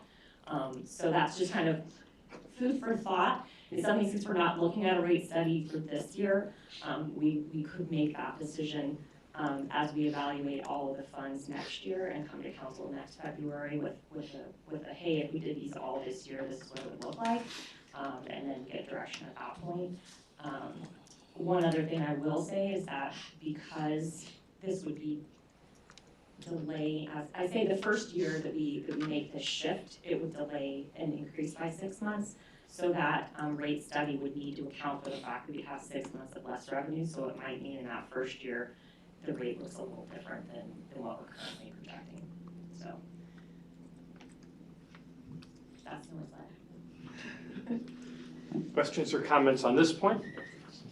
I was just gonna add a comment just to kind of double down on Jessica's recommendations, both for this alternate timeline when rates are in effect, but also consolidating it to every other year is that's consistently based off of conversations we've had with residents at the listening sessions, the sentiment that we're getting when, council's getting emails. So this is definitely listening to resident feedback, customer feedback, and providing those recommendations and solutions. So we hear them loud and clear. Just want to add to that. Okay, Kenny. All I was gonna say is, if Jessica, you're asking for a green light, I'm green on that. Why confuse the residents? They shouldn't have to decipher one from the other, right? They're all busy trying to make a living in their lives and take care of their families. So I actually love that idea. It simplifies everything. Yeah, the rate will be a little more, but they also get a rate every other year. Well, yes, and actually it would be a little more in the first year because we're doing a 6-month delay on implementation. But then once we shift that schedule, it would level out. Yeah. It should level out. Yeah. Other comments, questions? Anything else for you? Nope. Jessica, let's thank Jessica. We are right on time. We are scheduled for a 15-minute break. We'll resume in 15.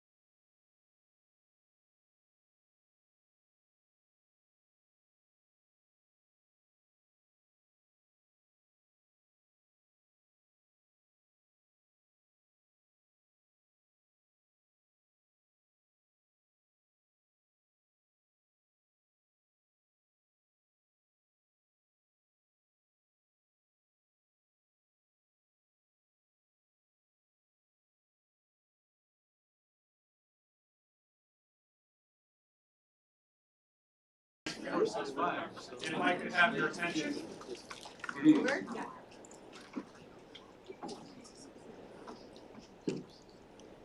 I'm just asked to remind everyone that while we are in session, these microphones over your head, they are on all the time. They are picking up everything that you're saying. We have to be careful because when someone is speaking, even side conversations tend to get picked up by those mics and broadcast. So I would again remind you, please take any of your side conversations out of the room. And even when we're doing breaks, just be careful to also, take anything sensitive or proprietary or anything should be best done out of the room, because those microphones may still be picking up. So with that, we move to Kelly and to a fascinating part of our morning agenda. Thank you. Nuts and bolts and long-term financial planning, so this will be fun. As you're aware, we have our long-term financial modeling that we look at, and so we're going to review some of what is in that. But I want to talk about the purpose of our long-term financial model. It is really to explore where our trends are heading, both on the revenue and expenditure side, and where they might lead us in the future if those trends are to continue in the ways that we have seen them. The long-term financial model uses fiscal 25 actual data as the base assumption. What did we actually receive as revenue? What did we actually spend in expenditures in fiscal 25? And then we forecast forward based on a lot of assumptions. Those include inflation rates, projected population growth changes, changes in personnel costs, anticipated retirement contribution changes, planned debt service changes for projects that we have planned coming up. Our capital improvement plan is a large part of that, looking at the specific investments we want to make in infrastructure. And then also our sales tax and economic growth. We make an assumption about what growth will be happening, what kind of sales tax there might be into the future. That's our largest revenue source. We don't know exactly what's going to happen in any of these areas, but we can make some assumptions and see where that takes us. As we continue to update it every year, it gives us some good repetition at looking at that future and any big changes that might happen. This is not a crystal ball. It cannot tell us what exactly is going to happen 5 and 10 years from now, but it does give us a peek into the future if current trends continue, and it helps us better understand how decisions we make today might change some of those future trajectories. Some of the things that we have to be mindful of is there are historic and continued threats to our revenues and our operations. Some of those include years ago, the legislature looked at taking away construction sales tax. That would have had $10 to $20 million impact for us. Fortunately, that was avoided. There was also opposition to the mid-decade census. In 2015, most of our, as you're aware, our state share revenues are mostly shared by population. And that was based on only the census numbers that were given at the time. Gilbert wanted to do a mid-decade census because our population numbers had changed dramatically, and that would give us a bigger share of the pie. A lot of the other cities and towns pushed back on that. They didn't want new numbers because they liked their larger share of the pie that didn't represent Gilbert's growth at the time. So we had to do a lot of work for that. Fortunately, there's been changes since that time that now we update that population every year based off the census estimated population and not only the decade or mid-decade census numbers. So a lot of improvement there. But that was a big challenge in having to pay for a mid-decade special census in the town. We're aware of flat income tax, that has had an impact on our revenues, loss of residential rental sales tax, potential freeze on ongoing changing rates for the next 4 to 5 years could have detrimental impacts on town revenues and abilities to maintain cost recovery and issue bonds. Also loss of food tax, if that's going to the ballot, and if voters say it'll freeze at 2%, that has an impact on us, or there's legislation to take it away in total. So any of that could have an impact on us negatively. As you know, our revenues are very sales tax reliant. It makes us vulnerable to changes in the economy and the market, and as well as changes with the legislature. And so we just have to be aware of that vulnerability as we look at those long-term forecasts. We don't know when there's going to be a recession. There likely will be several times over the next 40 years. That's kind of how economic cycles go. Do we know which year that's going to be in? No. So we have to look at what are some long-term trends and whether kind of the short-term stuff as it happens. As we're aware, 2027 is going to be a very tough year. It is getting more tough as we dive into it and work on balancing it. Dawn and team will be giving more specific information about that in the presentation this afternoon. The long-term model does not look specifically at 27. Like I said, it's based off of fiscal 25 and uses inflation and basic assumptions to project forward. So this helps us understand what we're seeing in fiscal 27 is not just a one-off, one-time happening for the town. The long-term model helps us understand that this is part of a long-term revenue and expenditure imbalance that we have going on that needs to be corrected moving forward, either additional revenues or change in our expectation of service levels so that those two lines can match, or probably some of both to meet in the middle. Fiscal 27 general fund requests are significant, about 200 FTE and LTA positions, and $90 to $100 million of requests. We clearly do not have that much money for fiscal 27 to make everything come together. We are doing our best to balance that, and we'll bring that budget forward to council and get additional instruction from you with Dawn this afternoon. So as I talked about, fiscal 27 is part of a larger long-term structural imbalance that we have and need to look at and need to figure out how to change that moving forward in a permanent way. We're going to look at several what-if scenarios as we go through the model. What if we lose food tax as a revenue source? What if we are to catch up our staffing? So we recognize what the budget that was adopted for current year, fiscal 26, had $20 million of FTEs that were not funded and $10 million of ongoing operating costs that were also not funded. And so if we added that into the budget, into fiscal 27, how does that help us with our trends and understanding if we were to right-size our operations into that level? How does that change the future trajectory? Oh, and then also looking at what if there's changes in our sales tax, what if it's more or less than what we had anticipated in the model. So with that, I am going to hop over into the model. But I need my mouse to do that, so I'm going to sit here for just a second and thank you. Perfect. That hopped up. So what you can see on the screen, the green line here is our estimated amount of revenues. Purple lines are our personnel salaries, retirement, medical, dental, other personnel related costs in purple. Green are our supply and contractual. What are the tools that our people need to do their jobs? Red is our capital expenditures, and then blue are our transfers, working with water SDFs, our debt service payments, any of that type of stuff is in the blue. Anything 25, fiscal 25 and before are actual numbers. Anything fiscal 26 and forward are projected numbers. You'll notice that fiscal 26 does go above the green line, and that is because we have one-time money from these prior years. You'll notice some years we didn't spend all of the money that had been collected, so there was fund balance. A lot of that is because of how conservative we are with our budgeting. We under budget the revenues and then spend them as one-time money the following year, and so that's what's happening in 26.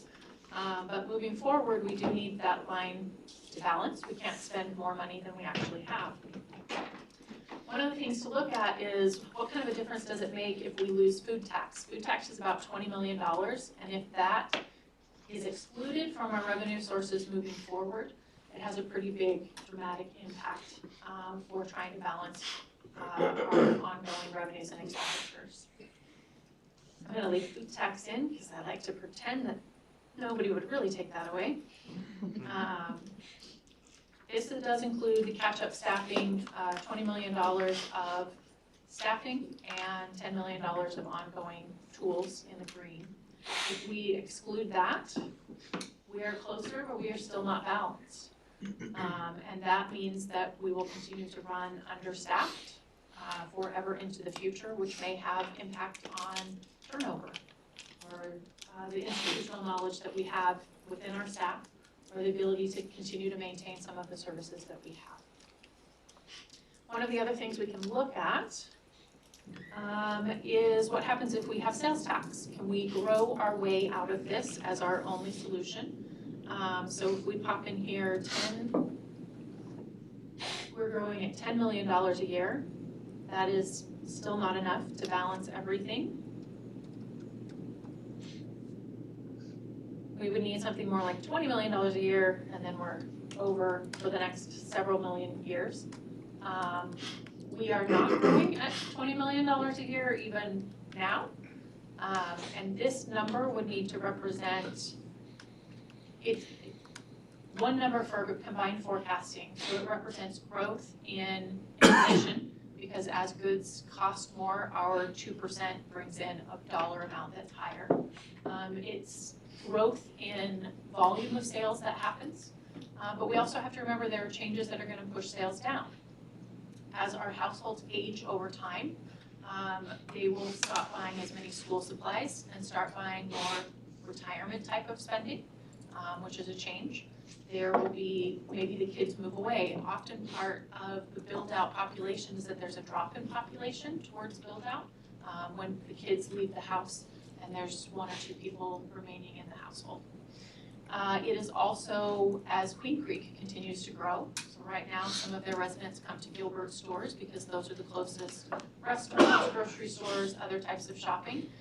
As Queen Creek builds out, they may have something closer to home that they choose to go to, and so diversifying our portfolio and making sure that they still want to come into Gilbert to spend money for various purposes that are not close to home could be a part of our strategy.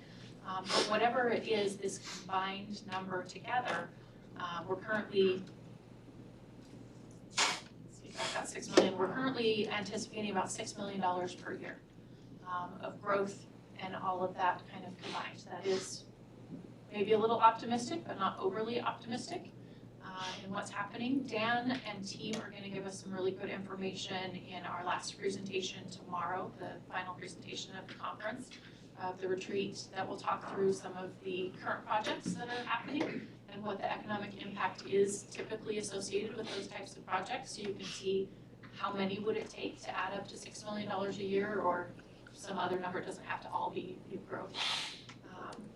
So that kind of gives us an idea of what we're looking at.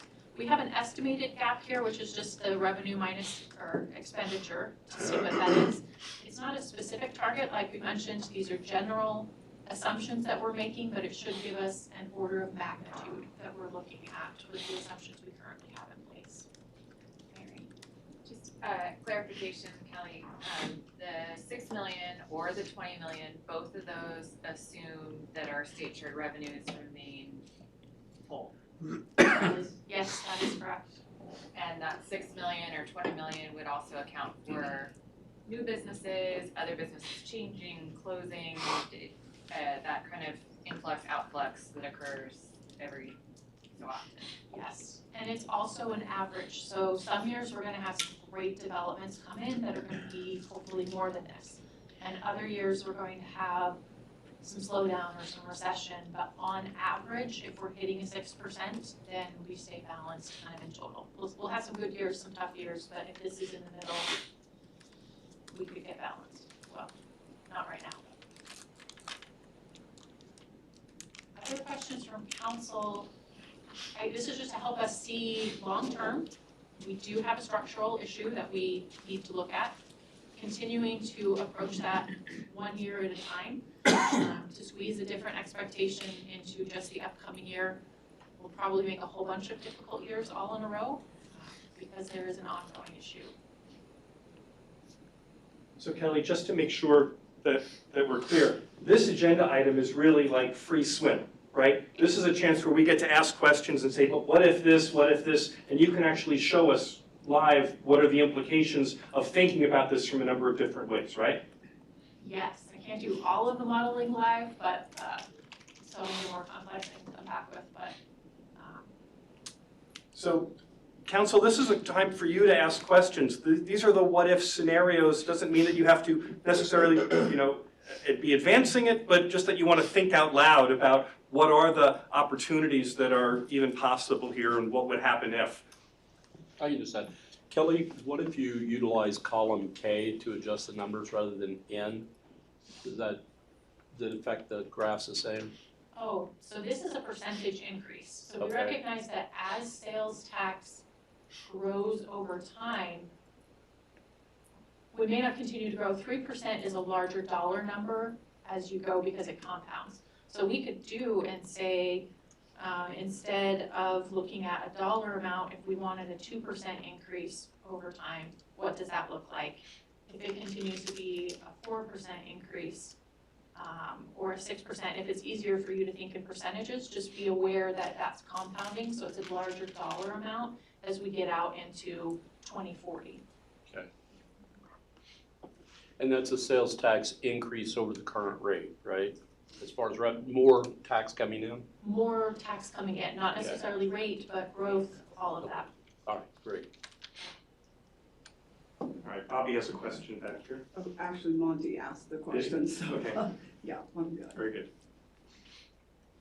Other questions, comments, observations?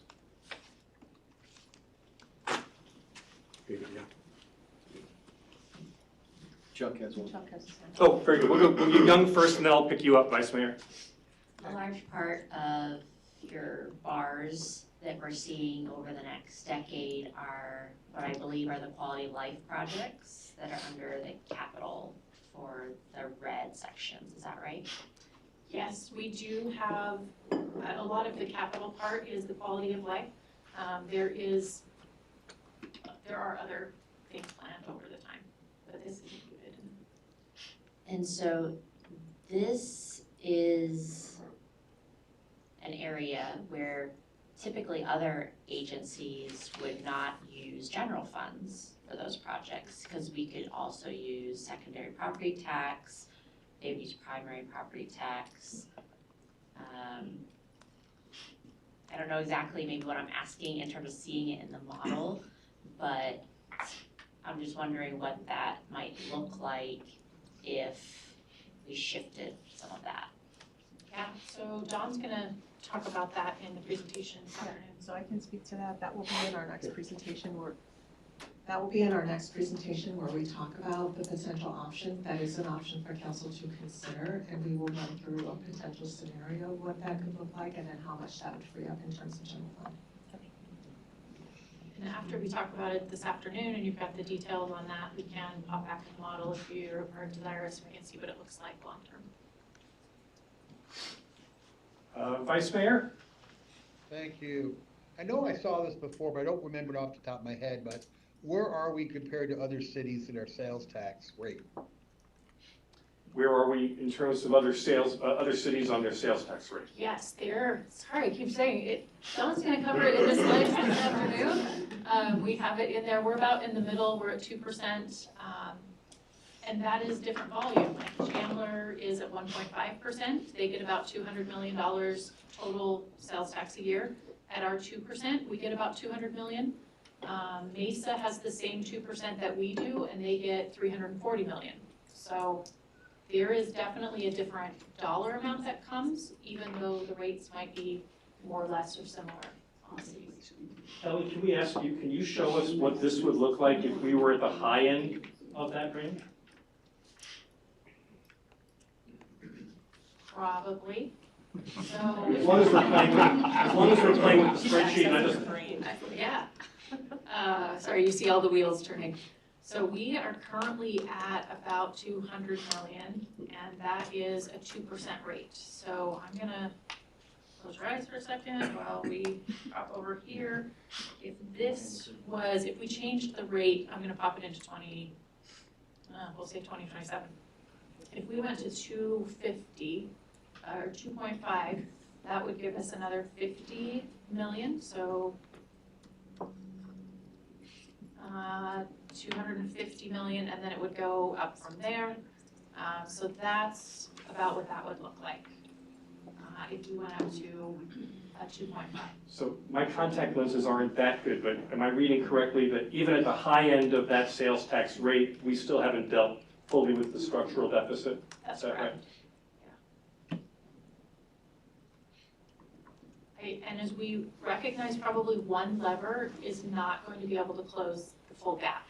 It's most likely going to take a variety of options, economic development and growth, maybe some change in rates, or as Young mentioned, changing and putting some of the quality of life over into a ballot issue, a secondary property tax, which would free up existing sales tax money to be able to use for ongoing needs here, and a change in expectation about what our services are. Chuck, let me just come back to you and ask, do you have any other questions or comments on this specifically? No, I'm good, thanks. All right, thanks. So we're looking at about a 10% increase in the, in our actual population at build-out. We're in the high 290s, we've talked 315 to 330. If you using 330 just as a number, with the shared revenues, what does that help us at all here? That is already built in here, having growth in our state shared revenues over time. Okay, so that's not just the growth of more money, inflation, et cetera, that's the growth of population in there. Yeah, and we're actually probably gonna start to see where we are getting less of the pie in state shared revenue, because as we hit our build-out population and start to solidify, other cities are still growing, and so the pie within the state will grow, and we'll start to get less percent of the pie, but probably not less dollar amount. And then with what hopefully happens, pie in the sky, in the northwest part of town with redevelopment, is there any sort of reflection in here on that? Yeah, that is part of this growth and inflation number that we need to hit of about $6 million a year. All righty then, thank you. Thank you, Jim. Other questions, comments, observations on this? This is hard to, I mean, I'm looking at it, you know this a lot better than I do. I'm even having trouble getting my head around it's the magnitude, but it's also the complexity of it and how these things all interrelate with each other. I'm wondering if anyone has any questions or observations about that. Monty? I think this would be a question for the leadership team. Part of this is growing our way out of this, is right? That's correct. Are we adequately staffed in our economic development team to be able to have the resources to go pursue that delta that's out there? And do we have them focused good? That might be a really good question to ask Dan when they're here tomorrow. Yeah, and I'm happy to jump in at this point in time. I think that's a really good question, and I think, like so many service lines, there are a multitude of factors that play into success. So it's one of the things that you'll often hear Dan and team say is that inventory is what helps win deals. So staffing is certainly a component of having the available resources to go after different opportunities and identify opportunities. But there is also a real challenge when it comes to available inventory in Gilbert, both built and just available vacant land. The other thing I would offer is one of the things that you'll see in Dawn's now infamous presentation that's coming later this afternoon is It's gonna be a blockbuster. yes, is looking at our overall development process as well, and just any opportunities there.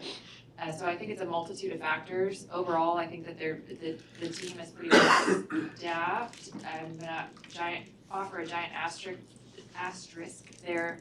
However, most teams in Gilbert are very leanly staffed as compared to our counterparts. So could they use additional team members? Absolutely.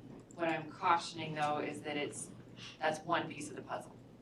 There's multiple pieces that I think need to be addressed as far as how we ready additional inventory, what we can do with our last remaining parcels that are available for development, focus on redevelopment, which the team is actively engaged in Northwest Gilbert.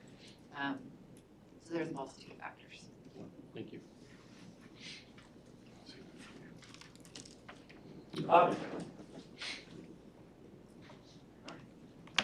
So I have a question, I probably should already know this, but, so what, if we had not pushed out certain projects, I think at our last retreat, we pushed out a number of projects because we didn't have the funds. What income did we lose by pushing those out, like system development fees and different fees, that if we continued that, would that have helped us in the current circumstances that we're in? So I guess my question is, did that help us, or did it also hurt us, or both? Yeah, so what's the impact of pushing out those one-time projects on impact fees or development fees, those types of things? I don't know the specific dollar amount of them, but that's one-time revenue, especially system development fees, which aren't even represented on this graph because they're in other funds. This is specific to the general fund. But this is showing that we have an ongoing revenue and expenditure misalignment. So one-time projects won't fix that. We need to figure out what are we gonna do differently on revenue in a permanent way, or what are we gonna do differently on expenditures in a permanent way? Okay, and differently, you mean, give me some examples of differently that we need to do. Differently would be putting in a primary property tax, changing our sales tax rate, adjusting different items within our sales tax rate, looking at funding our quality of life projects through a secondary property tax bond, and then freeing up that ongoing sales tax for ongoing purposes in the fund here. We don't have a lot of levers to pull. We don't have a lot of revenue options as a local government. We have sales tax, we have property tax, and we have state shared revenues, but we don't have a lot of control over the change in that formula. Because even, this is just the mix of revenues over time. Sales taxes, this is in 2006, sales tax was half of what we made up, and then state shared was about a quarter. Sales tax is the only one really growing, so this is our 2025 mix. State shared revenues grow, but not to the same amount that sales tax does, and our other revenue is continuing to decline. It used to be 30%, and now it's 15%. So this really all goes full circle back to where we were a few weeks ago, or a few council meetings ago. And it is obvious to me that the only way we're gonna help and get out of this is by increasing certain rates. Probably a mix of things. A mix, yes. Revenues and we Well, have we to be get able the to fund revenue, whatever but- services we want. Yeah, but we would get the revenue by increasing rates and fees.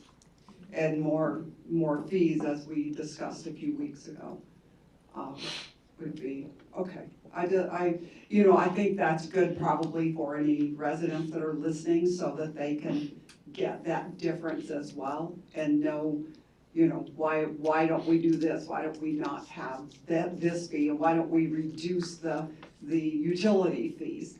And I think that helps to clarify for others exactly where we're sitting. Yeah, and we are sitting in this place which is a little different from our peer communities, because most of our peer communities are charging both primary sales tax, primary property tax and sales tax, we'll get that out. Where we don't have a primary property tax.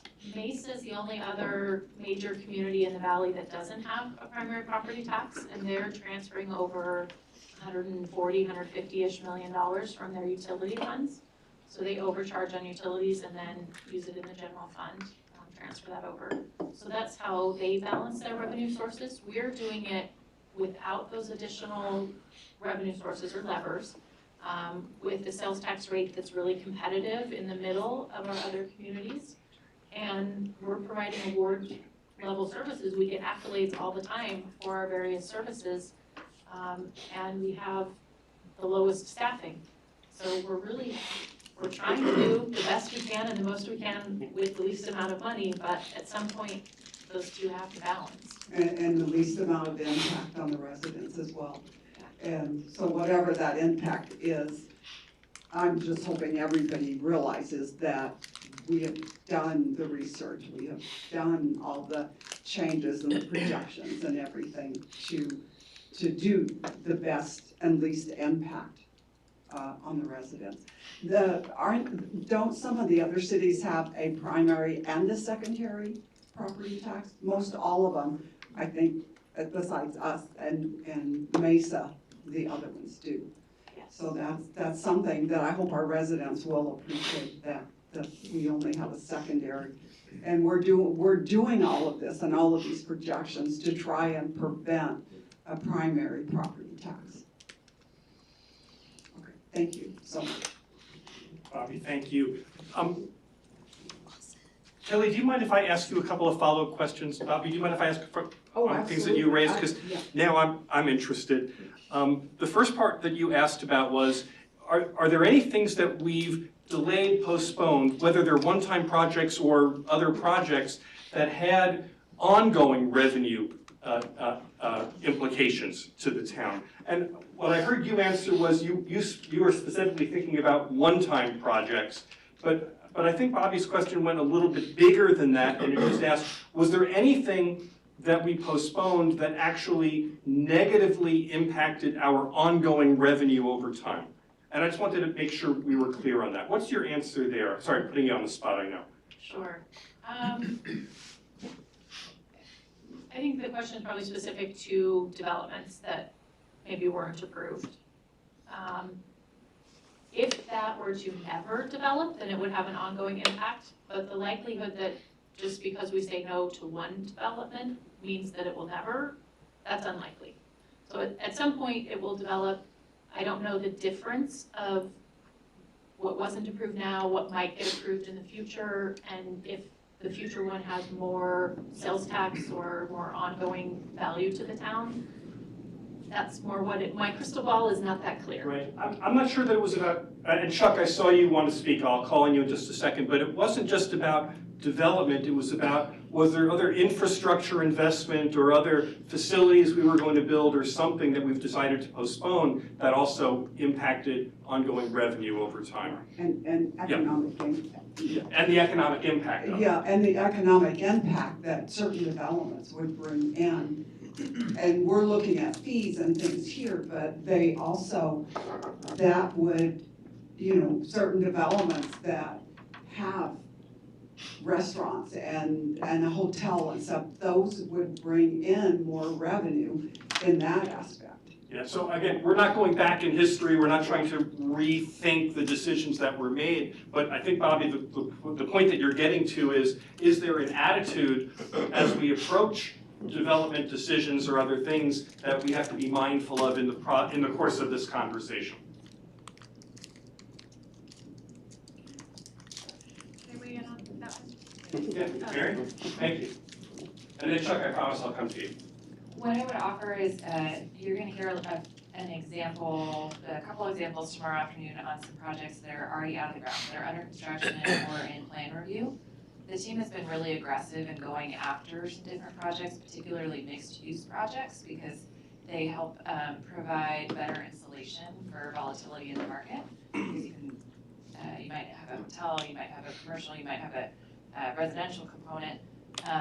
So there are several in the pipeline that are going to be coming online in the next year, 24 months, 36 months. That I think you'll start to see some more of those show up in the community that will have positive impacts.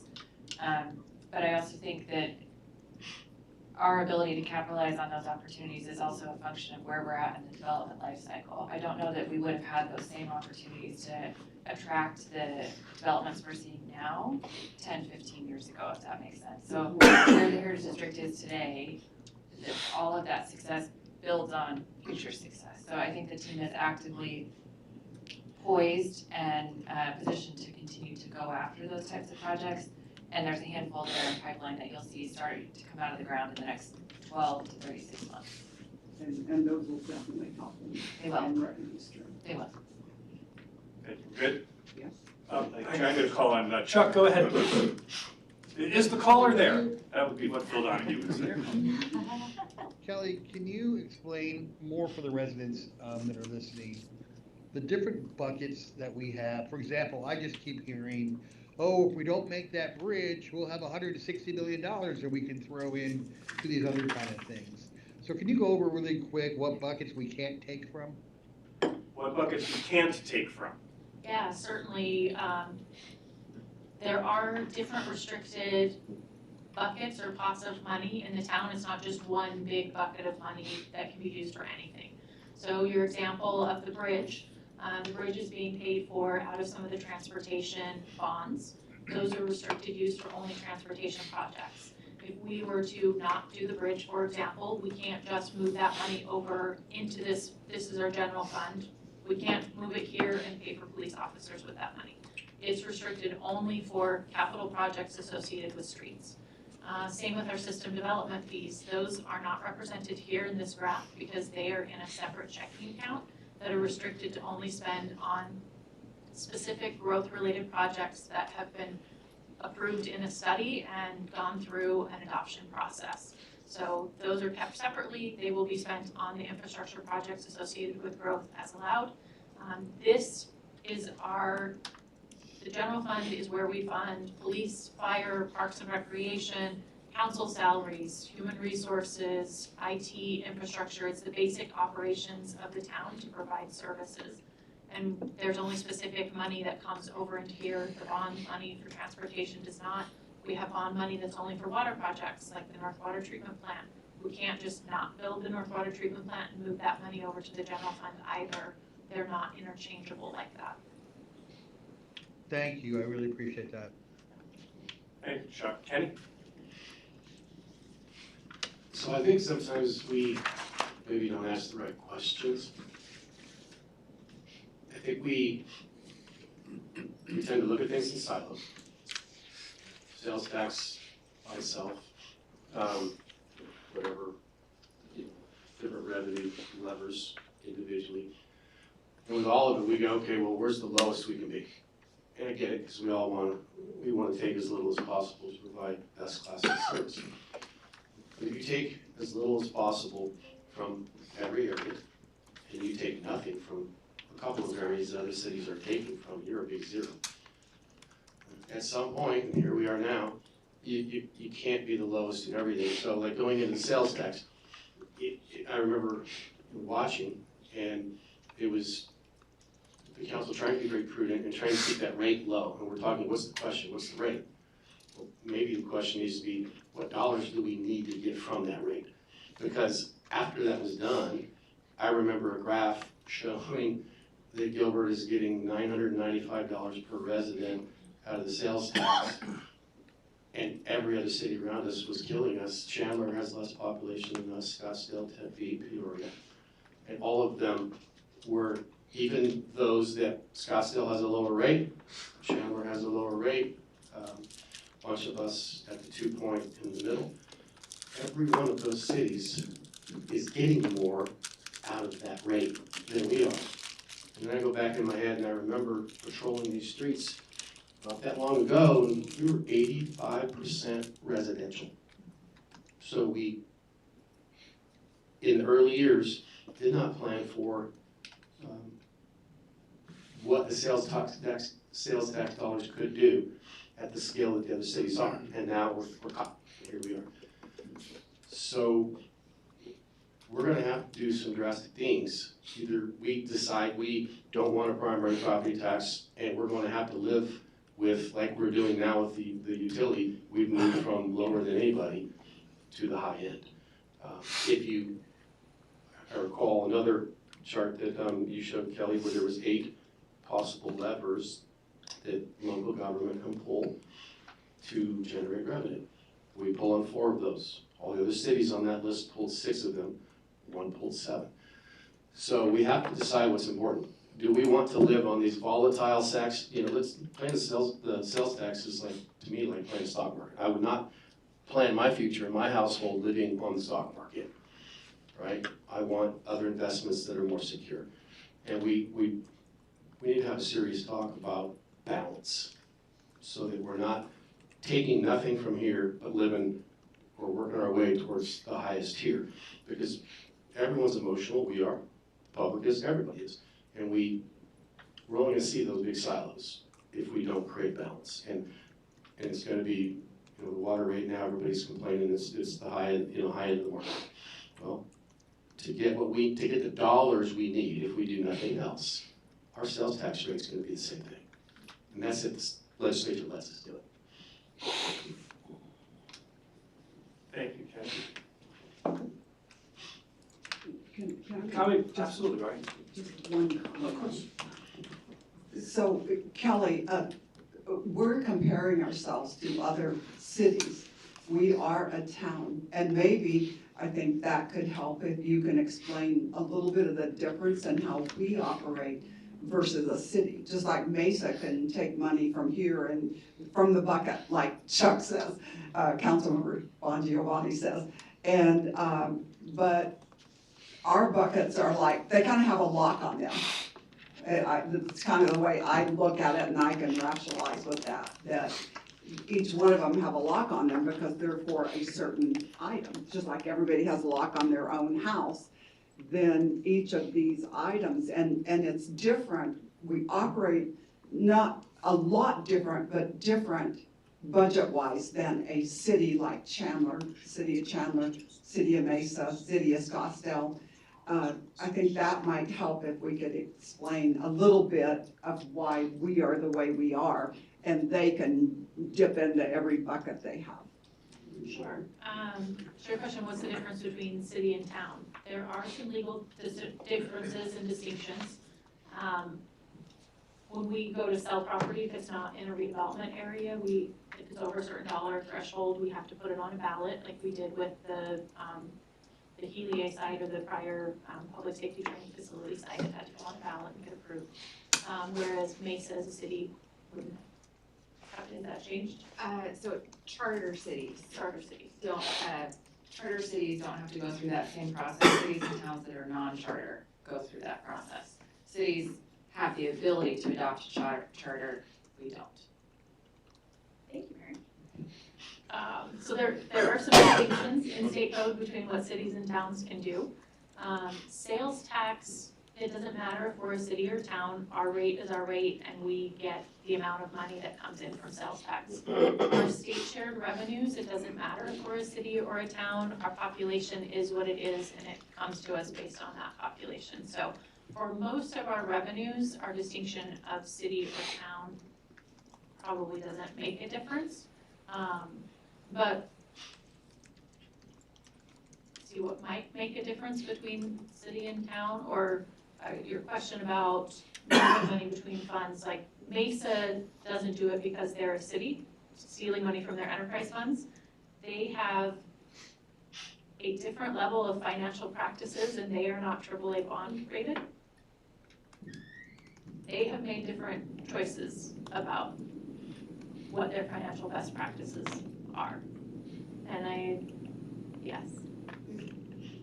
We have different choices and different policies that we follow. Thank you. Jim, with regards to the sales tax per resident, do we have any chart over a period of time that shows a change in what we're bringing per person? And I say that because we are so drastically lower than any other community.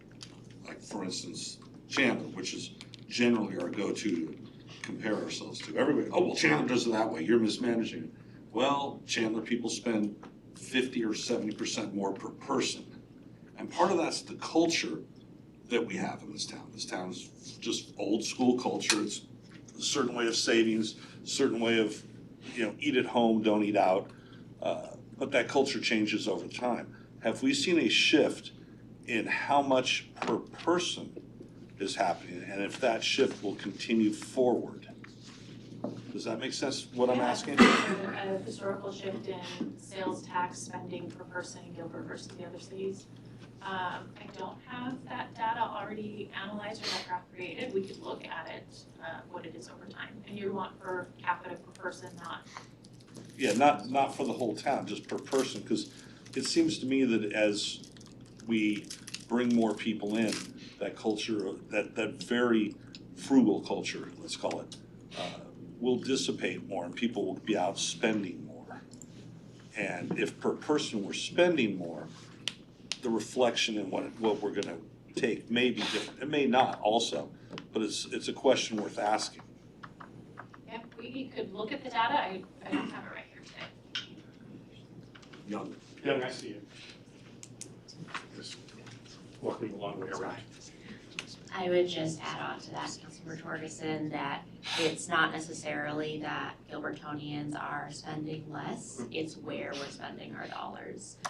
If you wanna go to buy a car, how many places in Gilbert can you really go to buy a car? Those are big dollar items with big sales tax implications. If you wanna go to a Bass Pro Shops, an REI, a Shields, none of that is in Gilbert. So we're shopping outside our community because we don't have those certain stores in our community. So I think that is a big piece of where the sales tax is going. some of it we have the largest Ford dealer in the country, I think. For instance, that's right here in Gilbert. But you're correct that we are shopping outside. For instance, in the south, they go to Queen Creek for Target. Yet the people in the south want to fight a Target that is going to reclaim millions of dollars of sales tax, and they'll spend it in Queen Creek because they're going to hold out for a Whole Foods. So, yeah, we have a few things like that, but it's also what we actually spend. And it would be mitigated by things she's bringing up, but those things are coming online here, like Dick's Sporting Goods is now Dick's, whatever they call it, it's gonna be 10 times the size. Yeah, agreed. Those are really good businesses to have. All right, go over here to We Kenny, agree. and then I'll get to you, maybe. So I think in analyzing that, because there may be something to that, Jim, but I do also, it goes back to what I was saying is, we're late in the game when it comes to really focusing on commercial. We were 85% residential, like 2005-ish, don't hold me to that number. So when we're analyzing, we also need to see, like, what's the commercial base that's generating the sales tax? Like, what percentage? Chandler, I know, has a lot more than we do. They have an intel that we don't have. What percentage of commercial do we have less of than everybody else? Making an assumption that you don't go from 85% to little towards the end of build out. And I think that's also a variable we have to look at, because some of that's like, you can't make it up once it's gone. So what we do with what we have left is critical. Mary was talking about the mixed use, and I remember seeing a chart that pound for pound that was generating more dollars than anything else commercial. But a lot of times we don't want to consider that because there might be a residential component in there.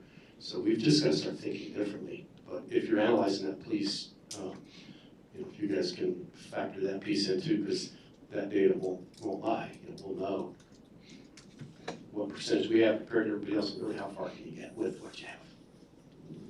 So let me just ask you a question while you got the mic. Tell me if I get the metaphor wrong, but what it sounds like you're saying, what I'm hearing others say, is kind of like that Apollo 13 moment where, the spaceship's broken and everyone on land says, well, this is what we have to work with, and somehow out of these materials, we have to fashion whatever the solution is for oxygen or whatever it was. Like, that's where we are in Gilbert. Whatever is in the past is in the past. We have to work with the demographics we have, the economic mix that we have. We gotta make the most of what we have here. Is that the metaphor? That's very fair. All right. Mayor?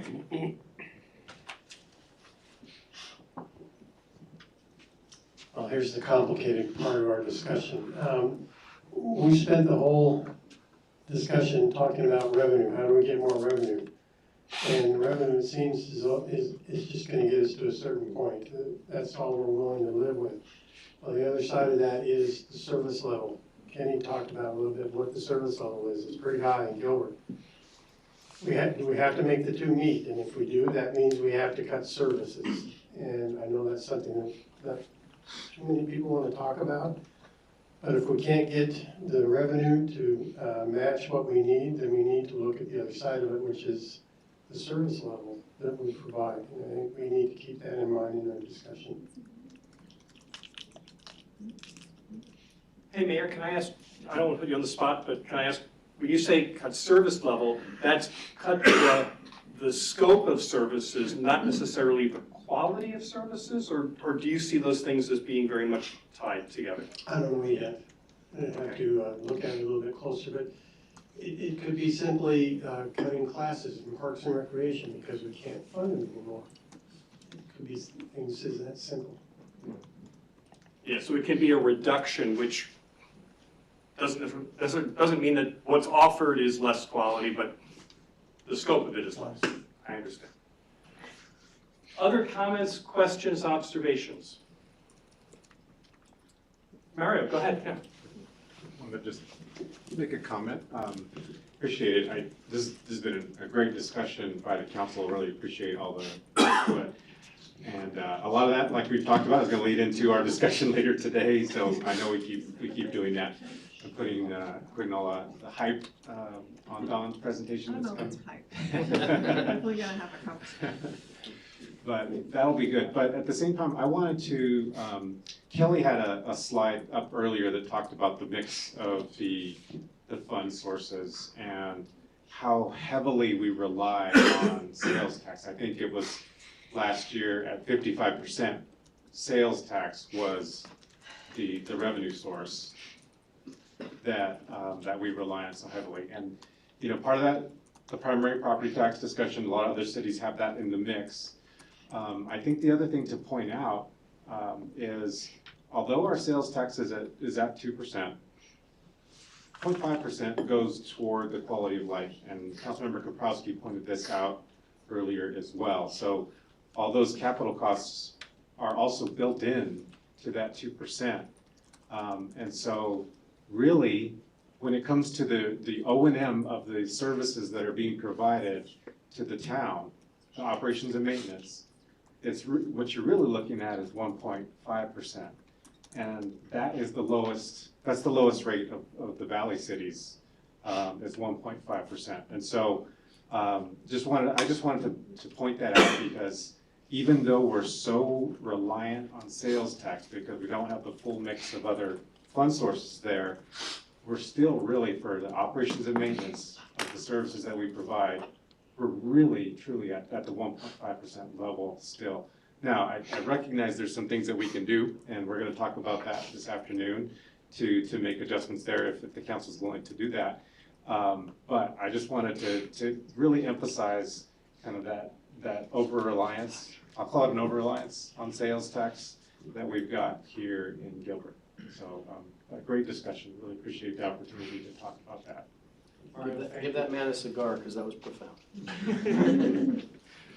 I asked Kelly if she wouldn't mind going back to the general fund revenue sources for a second, because I'm thinking about, Kenny, what you said before about the different levers that are available. You said there were 8, but some were using 4. The most any other community is using is 7. Kelly doesn't have that slide available for us today, but I was wondering if we could just go back to here, and if I could ask Kelly, if you don't mind me putting you on the spot, just as we look around this, can you just remind us where those levers are in the course of this?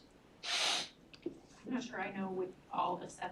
Maybe I'll put Kenny on the spot then. Yeah. Kenny, can you help us just think about what so sales tax? So a couple things that I recall we were not tackling. Obviously, the primary property tax.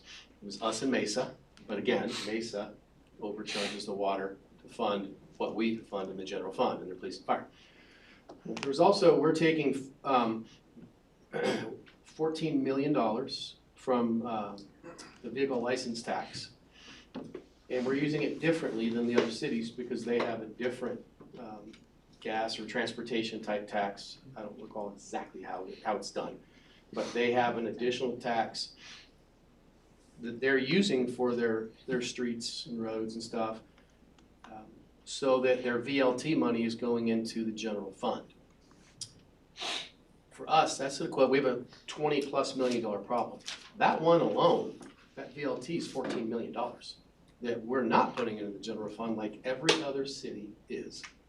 we're using that for the streets and maintenance because we don't have what levers they're pulling to fund those things. Does that make sense? Probably to everyone else in the room except me. And, you know, and in terms of the property tax, all the other cities have it, and when the recession hits and spending stops, because I can guarantee you, my spending will stop, all of our spending will stop, well, not stop, it's going to reduce. We take the biggest hit because we're living the largest on that most volatile tax. And the property valuations, if I understand correctly, you know, cannot go more than a difference of 5%. So it keeps it incremental regardless what happens with, you know, volatility in the market. So we're just playing in a riskier space. Other cities are more well balanced, but everybody hates the term property tax and it feels bad. I don't like it. I liked moving here and not having it.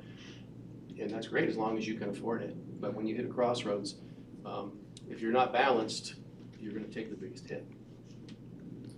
So that's why I thought it was just useful to put this back up on the screen here, just as a reminder before we break for lunch that, you know, we got a problem to solve, council has a problem to solve, the city has, or the town has a problem, but the sources that we have to work with currently are defined around this circle, right? And so we have to figure out what's the mix of revenue generation or expense trimming that goes into this, or what are new revenue sources that might even be considered. And at the moment, we're putting it all on the table for purposes of discussion to say, we gotta think about it all, we gotta think of it holistically.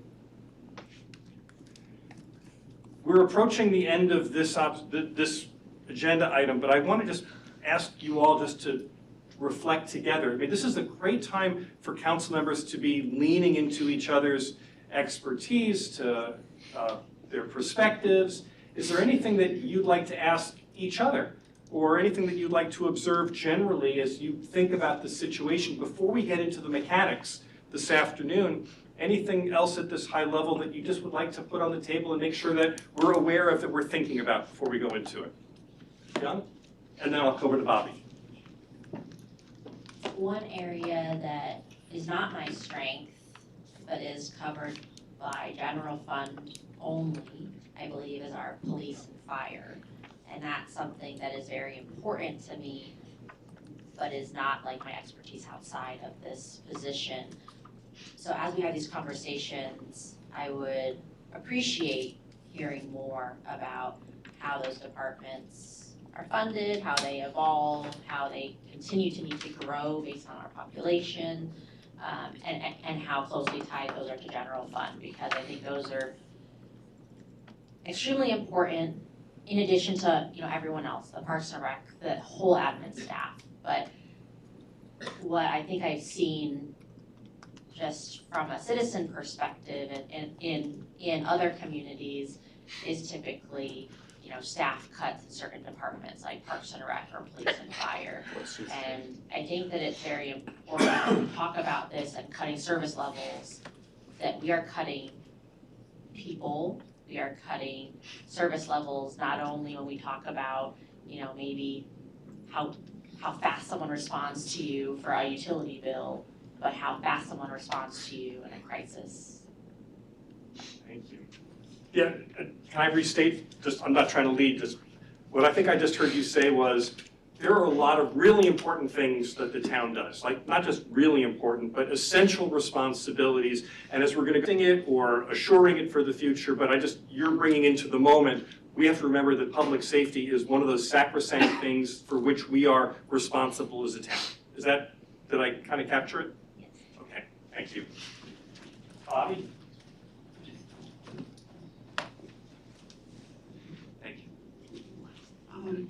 Well, I just thought I would bring up, while we are here, for all the council members, to, first of all, our thought is, because, you know, at our council meeting a couple of weeks or a month ago, we decided we wanted to see more of how we could not raise fees and rates, which are not taxes, they're rates and fees.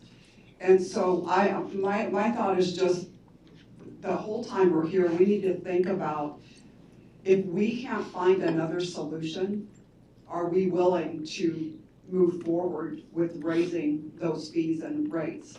And if we're not, then this is what I want to be thinking about, is if we can't find a solution here, if we don't want to do the full rate increases, how much would you be willing to do?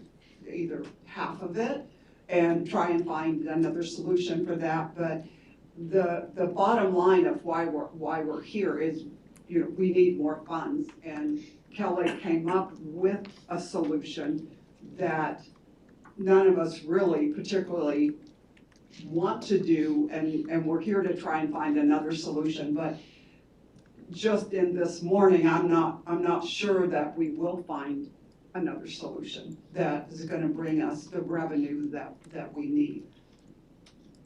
Thank you, Bobby. I'm gonna ask you on this one as well, if you don't mind, just to make sure I'm hearing you.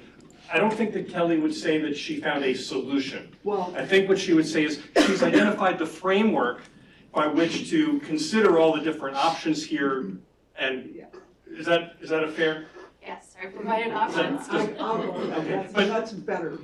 I'm a professional summarizer, this is what I do. No original thoughts, but I'm good at repeating other people's stuff.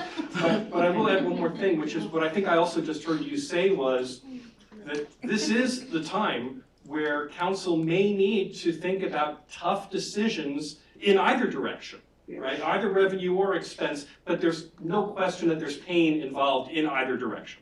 Yes, absolutely. I got you, thank you. Go ahead, Monty. Sorry. This may be my opinion, so take it for what it's worth, but I feel like as this has become an issue for us, we've been talking around it and haven't, it seems like we just keep acknowledging we have a problem, but we're not making, I don't feel personally, I'll put it that way, I don't feel like we're making any progress toward a solution. We're looking at potential solutions, but I don't feel like we're making progress to get there. So one of my recommendations may be to us that we pull together like a blue ribbon panel or something from people both inside and outside the town to take a look at what we're doing and make recommendations to us for analysis. And that way we're bringing a brain trust to come bear on it. I mean, that's my observation. I don't know how you guys feel about that, but I would really like to see some other ideas, because frankly, this is an area that I want to say I'm a little ignorant in at times. So, you know, Kelly, you provide us great information and gives us insight, but when I look at what we can and can't do, sometimes I struggle with it, because I know what I do in the private sector, but government's a whole different animal. What would you do in the private sector? A couple things. When we would have a revenue problem, we would look at the revenue streams that we have that generate the most profit and focus our resources on increasing sales in that particular area. We would look at the areas where we were draining money, you know, product that we put out that are maybe lost leaders or things like that, and see, okay, what can we cut there? We would also look at potentially adding resources, and I'm talking head count, to increase production in different areas to help generate money in those areas where we have the highest profit margins. Those are some of the things that we look at. Or we may look at how can we improve our product to make it more, you know, marketable in the marketplace. So Monty, can I put you on the spot and say, Yeah. so now you're a council member, and there are people who might be listening to this, you know, who are thinking, yeah, that the business mindset is how we should be approaching local government. As a council member, how do you now have to look at that differently? What's going through your mind? It seems like, well, there's two factors of it that runs through my head. Number one, we have restrictions that are coming from our state regulations that we have to be aware of, that tie our hands in a lot of things that we can and cannot do. We have historical decisions that were made that are bearing on this current situation that we can't fix. So how do we go mitigate those things? For instance, all that commercial property, we were talking about Mesa's revenue generation, all that property on the south side of the 60 that we just seeded that is generating money constantly, and Gilbert's going right across the road and helping fund Mesa. So those are the kind of decisions that have hurt us. So we look at like the economic, the redevelopment projects we got coming up, how can we, to Mary's point, maximize the use of that land to generate as much revenue as we can? What kind of businesses that we need to bring in? I was talking with somebody at the chamber yesterday, looking at maybe partnering with, like we do with the airport, looking at the municipalities here and looking at developing some of the land that is north of the new Santan area to create an industrial park where we have heavy industry coming. Thank you, and I'm sorry, I think it's an interesting dialogue. I hope you all will indulge me for a second. In the business mindset, you described something that was very return on investment. Let's focus on the things that drive the greatest profitability and ease up on the things that don't, and we're gonna grow out of this. In your town council mindset, you just said, you have some legacy decisions that have been made that have impacts that you can't do anything about, you're beholden to. And I was imagining what you were also gonna say was sort of like what Young was saying. It's like, I'm just using this as a for example, if you said, yeah, well, we don't generate a lot of revenue out of the police department, but we do out of Parks and Rec, so let's ease up on the police and have a lot more classes that we can charge for, you would also say, well, that doesn't work because cities have to provide a police force and provide for public safety. So that's also not a business mindset, that's a responsibility mindset. So I was just trying to be explicit, like there's a different mindset involved in trying to solve these problems. Yes? 100%. Yeah. Did you want to add to that? I saw you want to grab the mic? Yeah, so I have to push back on you a little bit, brother, because I'm not interested in another blue ribbon panel. We did that. We put together Forge. We brought very, very smart business leaders together with our very, very smart assistant managers, Kelly, and other staff.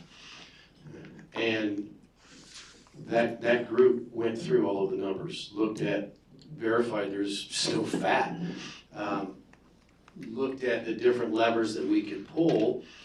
In our very last session, we had that whiteboarding session where everybody went up and made recommendations on levers that made sense given our problem and its timing over time, short-term versus long-term. And ultimately, that's what led staff to come to us with all of the levers that were available based on what Forge had done. It did include primary property tax, although it was not 100% in Forge that they wanted that, but it was something they recommended we look at. And then we narrowed down, 5 of us voted, we narrowed it down to $9.8 million in levers, and 5 of us voted that down. And so that was already done. And I believe what we're gonna see later is our staff through Dawn making some recommendations on how to navigate this thing, so I want to hear what they have to say. I do trust our staff. You guys are very, very good at what you do, and I want to hear what you guys have to say.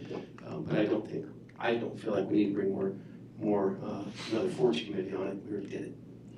And let's just say, that might be a question that will come up at the end of the retreat again, about whether we've put enough creativity, enough ideas on the table, and you're satisfied that we've found all the ways to make oxygen in the spacecraft, or if we need to go out and find other ways to do that. So it's an interesting conversation. We'll come back to it. We are almost ready for lunch, and I'm gonna grab Jim, who hasn't had a chance to get in on this one yet. Sir? I want to incorporate what everybody here has said. As you go in business, 80% of your customers are a pain in the ass. You make your money off 20%. But on this chart, approximately 70% of the revenue comes from privileged license tax. That's local and state shared. That is our strong point right now. With urban revenue sharing, it'll go up a bit because we have a certain amount of capacity. Others are the unpulled levers. But if we look at our strong point, where we're making the most amount of money, and we look at the deficits, let's say like Bass Pro Shop, not enough car dealers, etc. The glaring problem is that we have not had capacity or the will to push economic development as hard as it can be pushed. That is what will force some growth out of this. If people no longer go to Target Queen Creek and go to Target in Gilbert, if people no longer go to Freeway Chevy in Chandler and they go to AutoNation Chevy in Gilbert, we can start increasing that 70%. Certainly that 70% could turn to 80%. Problem with that is we're on a roller coaster still. We're still taking a percentage, but it's a much stronger point to be from. And if we end up being something where people come to live, eat, play, buy, resorts, etc., and look at that more, that is probably the best shot we have at not increasing base costs to people, turning around and saying, hey, I want to add a dollar primary property tax. Really, the best shot we have is with the 70% here and growing that pie larger and a larger percentage of that large pie. And that's incorporating everybody's idea that's been spoken. The smart move is economic development. The smart move is doing whatever it can be, expediting permits for people to build a Cadillac dealership, things like that. Getting people through process as quickly as possible, getting them online as possible, turning over as many things as possible to public-private partnerships. That is where we will grow. That's where we'll avoid a train wreck at this point. That's listening to what everybody has said. That is how we do it. Jim, can I ask you, when you think about economic development, do you think of that as both a long-term and a short-term solution to this? It can help like even in the next fiscal year? Yes, because it will redevelop, it will renew. The Northwest Corridor, it will be totally different in 20 years. Well, I understand the long-term. I was really trying to get to, do you see economic development as a short-term solution as well that we could put into the budget and bank on it for the next fiscal year? Not so much the next fiscal year, but maybe the one after it. Okay. Let's, for instance, Harvest Grove, say that goes through. You'll have, by their projection was November 27, a Fry's being open and different things like that in that area. That will be generating sales tax that fiscal year. So not quite short term, it's not 6 months from now, but it's within 2 years. Right, but back to Kelly, is we're trying to address a 20 million-ish shortfall next year? Is that where we are? Right, I'm just, whatever that amount is, the question I'm asking you is, are you thinking economic development is a small, medium, large, or total solution to that? Next year, it's probably very little of next year's solution. After that, I think it's a With large potential to portion. grow. Thank you, appreciate that. Thanks for letting me. Bobby, did you want to add anything? Okay, we're gonna, just so you know, I've got about 1 minute before we need to wrap up, but I'm gonna give Bobby the last word before we do, and then we will adjourn for lunch. Go right ahead. Okay, so I believe we're here twofold. One, we have an immediate issue of the $70 million deficit, right, that we're looking at, or is it 20, 30, 40? We'll get into the specifics this afternoon. Whatever that is, that we were going to increase rates and fees, that's our immediate issue that we need to think about and deal with. And we're also here because all of council wanted to find long-term solutions. And I think the solutions that have been mentioned, I like them. I think they were great ideas and great things possibly for the future. But what I don't want any of us to lose sight of is that we have an immediate issue that we need to fix. We need to find these funds, correct, prior to the July meeting before the fiscal year end. Don's gonna talk through some of the strategies that we're working through to bring you a balanced budget for next year, but there will be some pain involved with that. That's what we're gonna do all afternoon. And otherwise, we're gonna be cutting services and projects. And that's the two issues that we're gonna have to really look at. Bobby, that is the perfect concluding message for this morning. Hey, first off, join me in thanking Kelly, who as always does a great job. Let me also say thank you to council members for all of you for contributing. This was a really important conversation to have in preparation for the discussion we're having this afternoon. So give yourselves a round of applause for that as well. Thank you. And let's go and have the I'm sorry.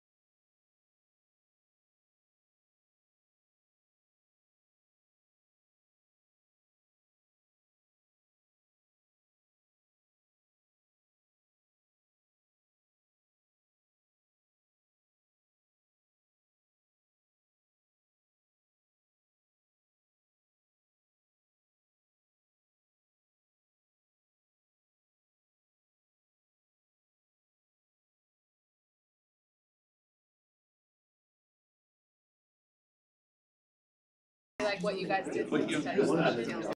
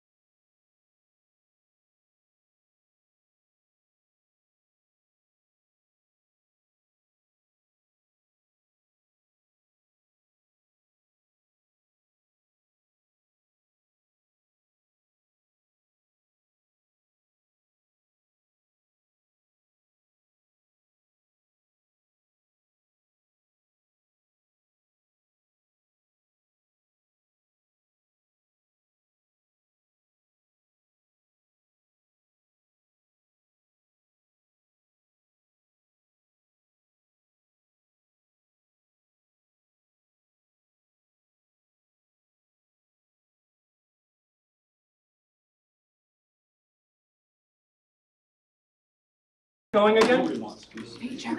We're missing, Kenny? That's my butter, they changed the formula. The It formula. doesn't stick between your teeth anymore. Okay, Mr. Crab. Hey Chuck, I don't know if you're still with us, but just wanted to check in with you, make sure if you can hear us. Yeah, I'm here. Fantastic, thank you so much, glad to have you here. All right, give it 30 more seconds for Kenny to arrive. He's on his way. All right.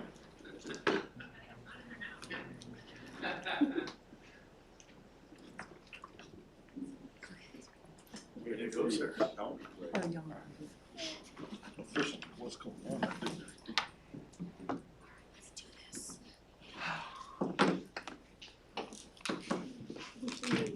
All right, those chocolates and cookies were really good, right? I gave them away. I got one for myself. All right, so it's time to get into the meat of our afternoon conversation. And as I was working with Dawn and with the leadership team here, it occurred to me that there might be a worthwhile conversation for us to have before we get into the mechanics of everything. And on your agenda, it says Mentimeter exercise. And first off, we're not going to use Mentimeter. And exercise does not mean you're getting up and doing calisthenics, which is good. But it does mean that I was hoping we could have a quick conversation. Dawn and the leadership team had suggested, and I went back and I watched your council meeting from the end of January. I wanted to understand kind of the mood that you all were in as we're coming into this conversation today. And I watched every word of it, and I understand from that a lot of the sensitivities that are kind of baked into the conversation today. And so what I wanted to do was, let's see if I know how to do this. This is my first time ever touching the projectors here. Hey, I did it.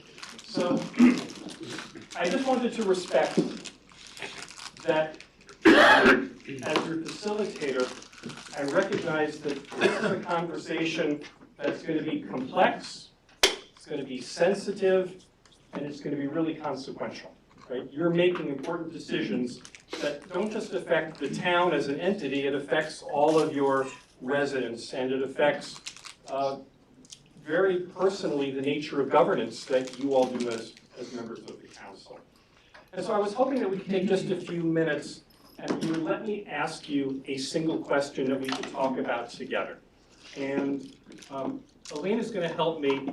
Council members, what I'm going to ask you to do is to use your cell phone to pick up the QR code on what she's handing out. Anyone else on staff, I would ask you, please don't do this. This is only for the council members themselves. But the question I'm going to ask you is this. I'm going to ask you in just one or two words, what values you intend to rely on as you consider Gilbert's immediate, short, and long-term financial responsibilities and opportunities. Before you answer it, before you start putting the words in, let me just set this up for you, because listening to your January meeting, I had some thoughts. It occurred to me that each of you will be weighing these choices from many different angles. You've got a sense of fairness, a sense of responsibility as stewards for the community's financial resources. You have your oath of office to serve faithfully and impartially. You have your own personal understanding of what is good governance. You have awareness of how past council decisions and at times indecisions or absence of decisions have shaped today's reality. You're concerned for how today's choices will be experienced by the community and your shared aspirations for Gilbert's vision to be the city of the future. And so I'm going to ask you this question, and I'm going to ask you to do it in a word cloud that will pop up in just a moment. And, oh, I'm supposed to tell you that as you're using this, and the first question is you're going to say that you're going to use it as a guest. It's going to ask you your name, but rest assured, your answers are anonymous as they're appearing on the screen here, I think, as they will in just a second. So before we move into, let me just do it. Yeah, you should be able to enter your answers into this question now, and your words are going to, council members are going to start showing up on the screen. I'm going to ask you to enter answers with just one or two words together. And then once you hit submit, you can enter more words. There is no limit to the number of words you can enter, but I'm going to ask you to keep your answers really short. Once someone has done it once, we will see what the words look like when they appear on the screen. I'm really asking you, is it working for anyone yet? No. They sent me back saying you denied me. It denied you? You denied me. I denied you personally?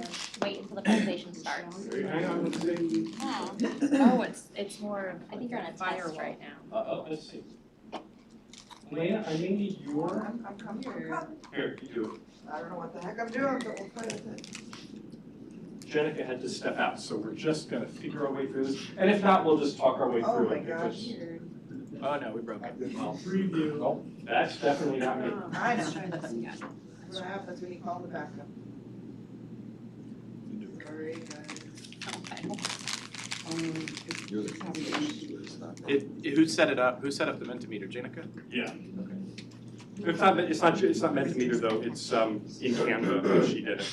Oh, she did it directly in Canva. Yeah. I don't know that. Can I ask you? We'll give this 20 seconds. If we can't do it in 20 seconds, we're just gonna talk our way through it. It's not that important to put it up. But here's my question for you while they're figuring this out. I'm looking for words that describe the values that you want to have in mind as you're guiding your thinking as you consider Gilbert's financial responsibilities. What are the values? The question is, what are the values that you want guiding your thoughts here? And whether you're looking at that from governance or fiscal responsibility or promises that you've made or anything else about what you think is good governance, why don't you just tell me? Just shout out some of the words. I will take notes and we will talk about them. Just throw me some vocabulary words. What would you say? Responsibility. Responsibility, great word. What else? Realistic.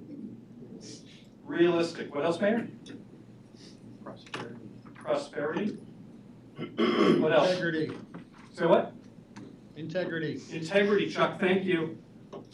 Needs, Needs. Like basic needs, Bobby? like what the town needs. Yeah. Basic needs. What else? You can throw out multiple words. Come on, Monty. Stewardship. Stewardship. What else? The residents themselves. The residents themselves? You mean like, Well, what they want and what they need and what they're expecting. yeah, so the residents' perspective on this, right? Yeah, that's really important.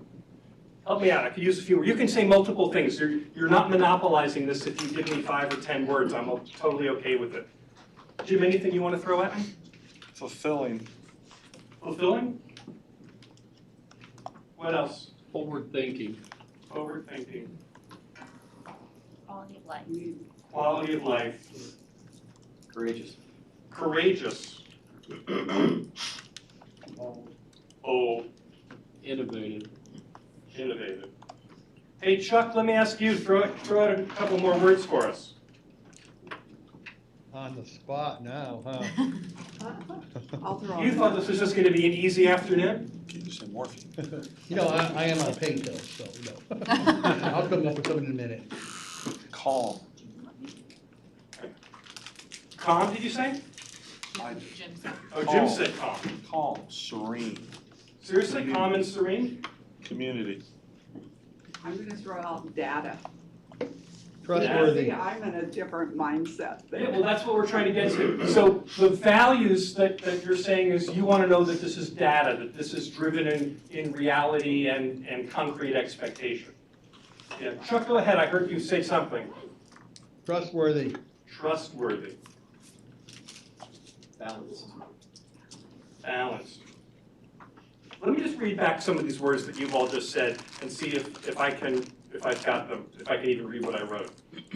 Responsible, realistic, prosperity, integrity, stewardship, basic needs, resident population, fulfilling, forward-thinking, quality of life, courageous, bold, innovative, trustworthy, balanced. Factual. What was that? Factual. Factual? Yeah. Factual. Give me some more. I'm not looking to end this anytime immediately. I'd like to make sure that we get all this. If we were doing this in a word cloud, we would begin to see which words would grow in size, right? I would be looking for where is there critical mass here. So I'm just listening to you to understand the gist of what you're saying, because these things all sound very similar to me. Monty? Realistic. Realistic. Believable. Believable. Hey, Chuck, let me ask you to elaborate on believable. So if realistic means fact-based and rational, believable means what? That the perception of it matters as well? More the message, more the messaging of it. Oh, it's the messaging of it. Yeah. Thank you. Could someone tell me what it means when I heard someone said fulfilling? I'm not looking for who said it specifically, but what do you interpret from a word like fulfilling in this context? Fulfilling needs.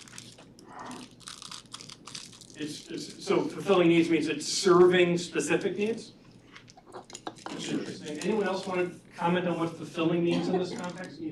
Monty? When that was said, I was thinking, and it's aligned with probably perception, but when I drive around Gilbert, I look at what we have created over the years, and there is a sense of accomplishment, of pride in what has been done. So when you're looking, for me, when I'm thinking about fulfilling, is it going to continue in that vein?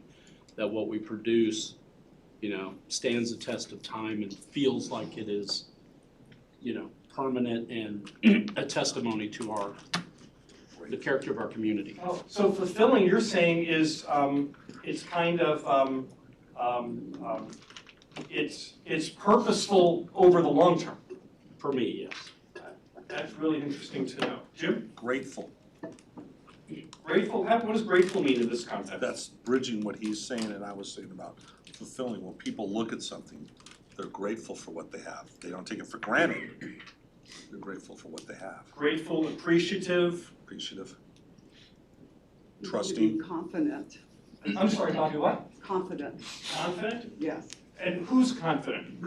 Our confidence in the decisions we're making and what we're hearing and how we're listening. That council feels confident as we're making the decisions? You need this process. Again, we're talking about the values of the direction that we're setting. Council needs to feel confident that what we're doing actually is solving the problem, serving our community. We need to feel confident that we're doing the right things here. Yes, absolutely. That's a really important point. Thank you so much. Actually, the public being. I'm sorry, Young? High value, low risk. High value, low risk. Tell me about that. The decisions that we would make would result in ensuring that the services or things that we are paying for our residents and businesses are high value, but low risk in terms of not being volatile or not having risk of catastrophic consequences.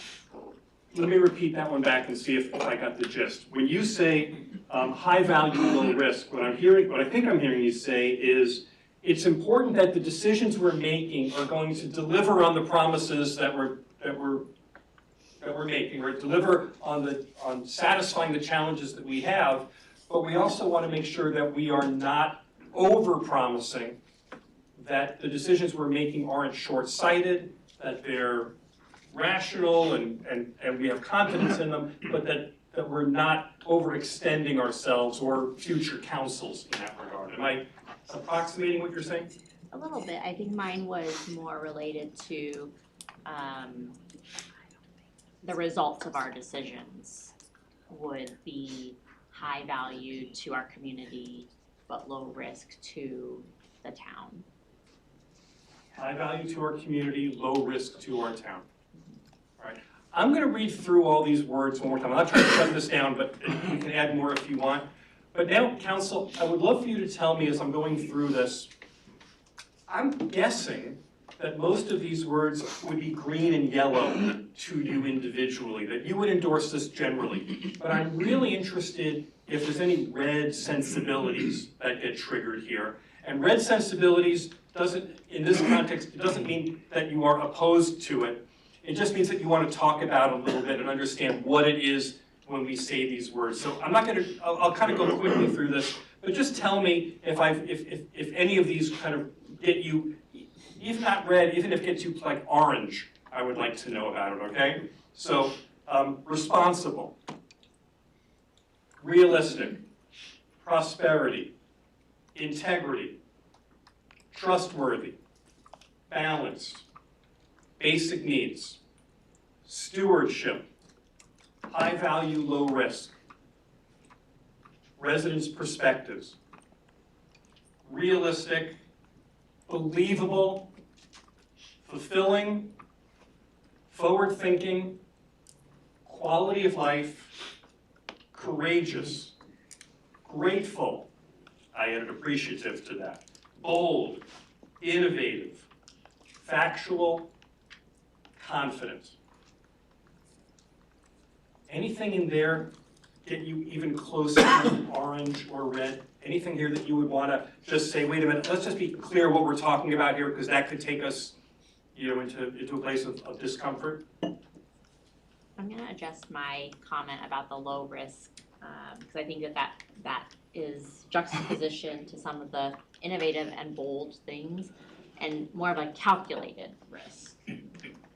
Calculated risk. Yeah. And then a couple other words that stood out to me were prosperity and quality of life, because those could also be juxtaposition to some of the other words that were thrown out there, like realistic.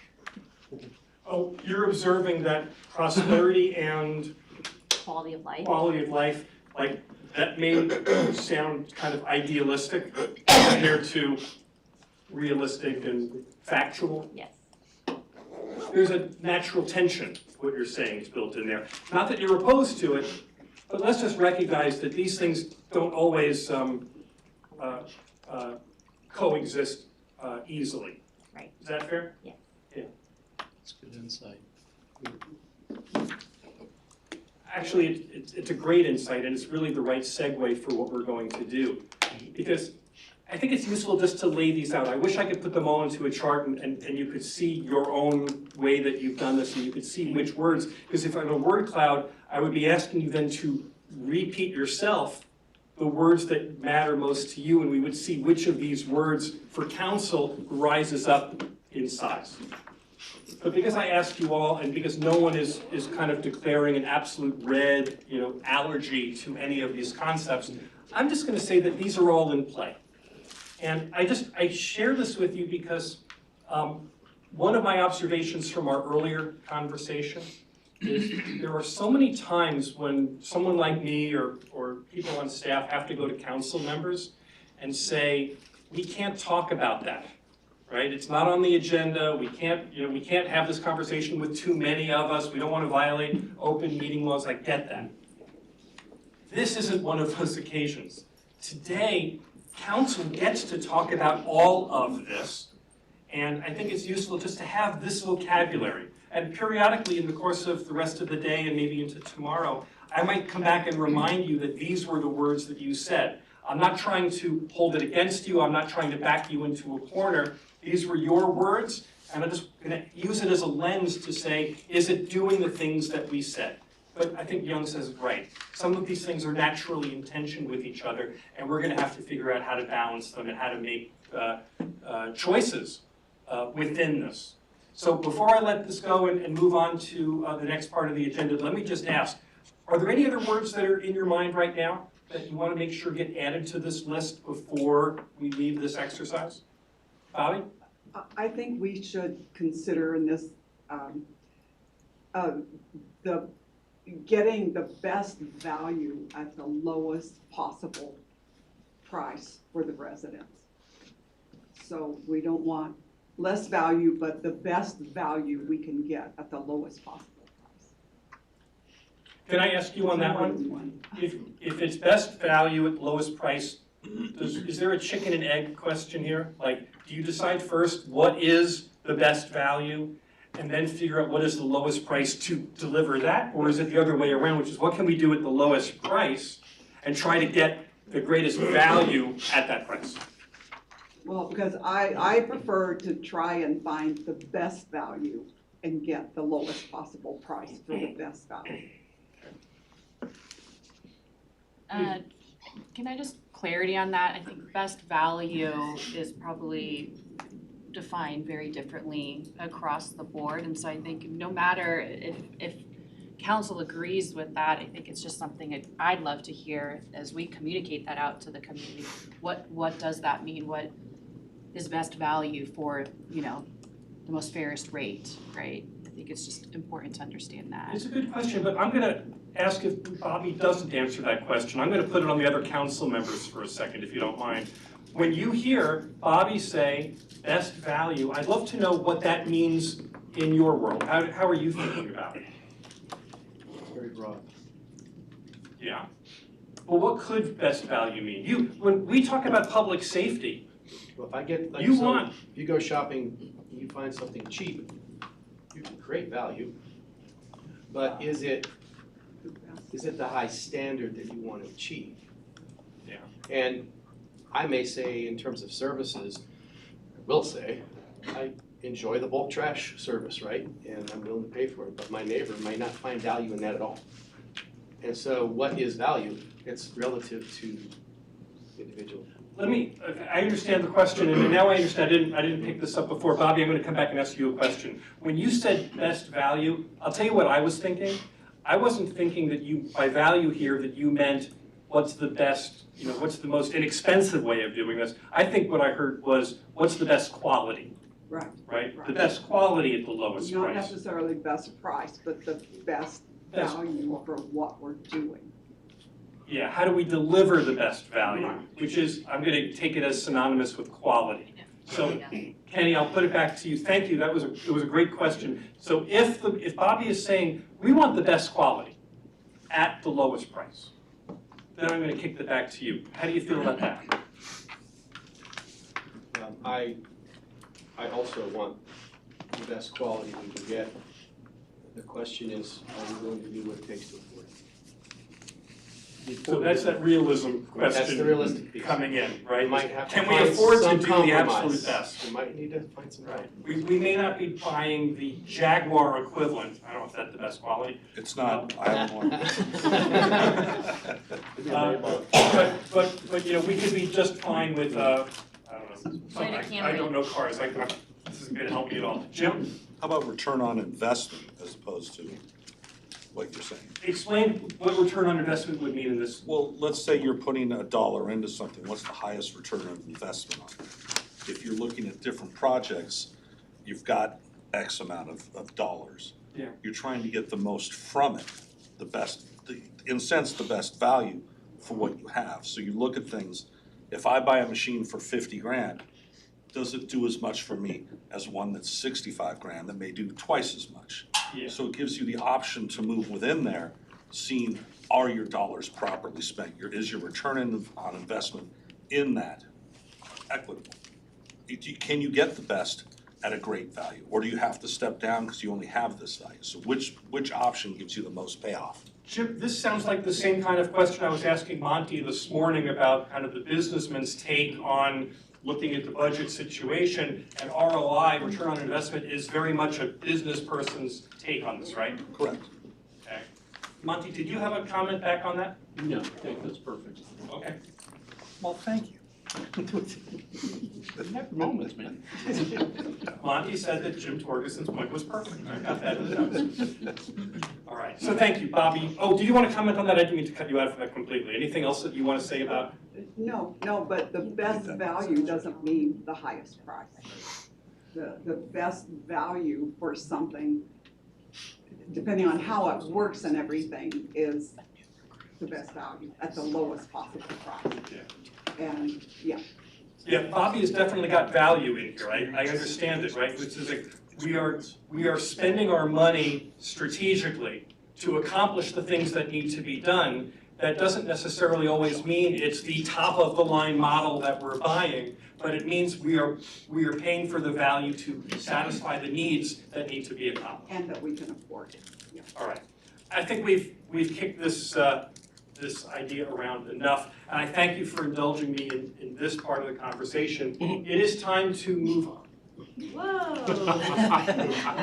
Did we say all that? Are those the words that we just? Those are your words.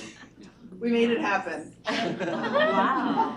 I'm impressed. Value. Can we give Elena a round of applause? That is really impressive. Thank you very much. And I love the font too. The Elena factor. All right, with that, it is time to go on to the next agenda item. Dawn, am I calling on you for that? Yes. All right, please welcome Dawn. Yeah, Dawn. Oh my God. Listen, this is what I'll say. You guys have totally made this sound like this is gonna be the best presentation of the day. What I'll say, it's gonna be the best presentation because you all are going to hear the presentation, then you all are going to have the conversation that needs to be had to provide us with the direction that we need to move on. So that's what I'll say. And this is intentionally at the end of the day. This is the last presentation that we will do. And this is so that there isn't anything after this that we are trying to kind of hold up time for. We don't have to move anything. Really, I think the intention is for this to allow the council to have the conversation that needs to be had as long as you need to have it. And I go back even in the presentation, look at things, ask staff questions, and be able to work through your thoughts on what we will present. So, this is our proposed financial framework. So you heard from Kelly already that our 27 budget is looking really, really challenging for us. So we have worked diligently, we're still working diligently, we're still in the middle of it, but it has highlighted several things, which we'll talk a little bit about, and prompted some differences in how we're approaching budget this year.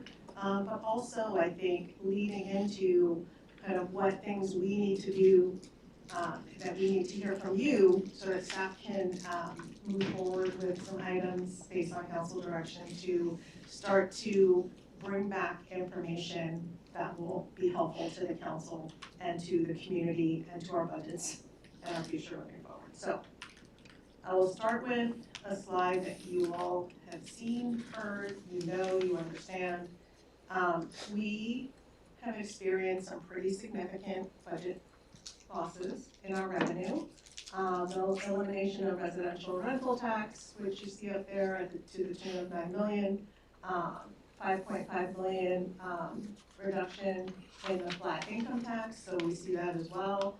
3.8 million reduction based on state conformity with the Big Beautiful Bill, so that's in the tax world. And then also 1.8 million from Santan Valley Incorporating, and now there are 92 cities that are all getting the shared revenue, and so our amount as Gilbert is less by 1.8 million. That is to the tune of $20 million per year, and this is, you know, the approximate total loss. What this doesn't reflect is that Gilbert still has needs, continues to grow, and the cost of labor, supplies, the cost of contracts, construction, everything that we need to do and provide for the community continues to rise. And so those two things are not working together. Our revenues are relatively flat, and Kelly's mentioned that prior as well.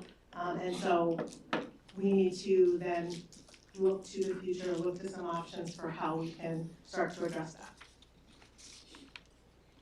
So a little bit of background on how we got here. So we've had several conversations with the council on our revenues and some revenue options. So particularly last December, we'll go through a little bit of that, and then brought back some options to council in January.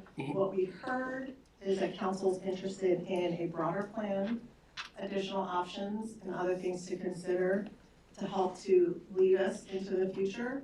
And so we'll go through some of that. And really our request of you today is feedback. Feedback that would help us to further pursue options to address what we are facing. And you know, these are not things that we're facing based on things we have done internally, but a lot of it is based on things that have occurred, as I mentioned. So again, going back, in the summer of 2025 is when staff really started looking at this, looking at revenue options. As Ken mentioned, there's a forage group that we worked with pretty closely just to bring, revenue options and items forward. So we've been talking about this for a little bit. We brought that to the larger council at the fall retreat, and council asked us to follow up on the 4 items that you see there. So coin-operated sales tax, tax license fees, restaurant bar sales tax, and communication sales tax.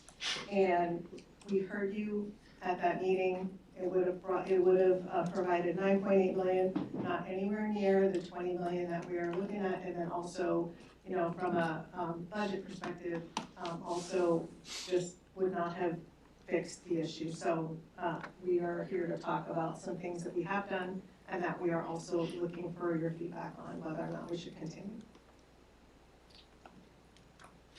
So with that, the proposed framework that we will go over today is, as a part of the 2027 budget, we've looked at some non-personal operating budgets, so we'll talk through that.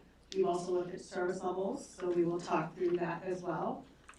We are interested and want to convene an internal working group, so we'll talk through what that means and what the intent is there. Engaging the business community through the chamber. So as you know, our business community is really important in Gilbert. We have really close partnerships, and so engaging the chamber as we go through this process is going to be really important. So we want to do that as a part of this. We will talk about quality of life projects. So I've got some FONA friends out there. So Susanna will help with quality of life projects. Kelly will help with some of our financials, so I'll be having them come up as well. We also want to talk about how we would like to leverage citizen input to get additional information to provide for the council on some ways that we can kind of look at this from a different perspective and some options there. And then we intend to bring that back to you, those recommendations back to the council, so we'll talk about what that potentially would look like and what would come back to you, as well as talk about, we know that economic development opportunities are also a part of that. That presentation is not going to be today, that is tomorrow. Our economic development folks are out of town, and so when they come back tomorrow, they will be giving a presentation, and that will be, again, another part of this.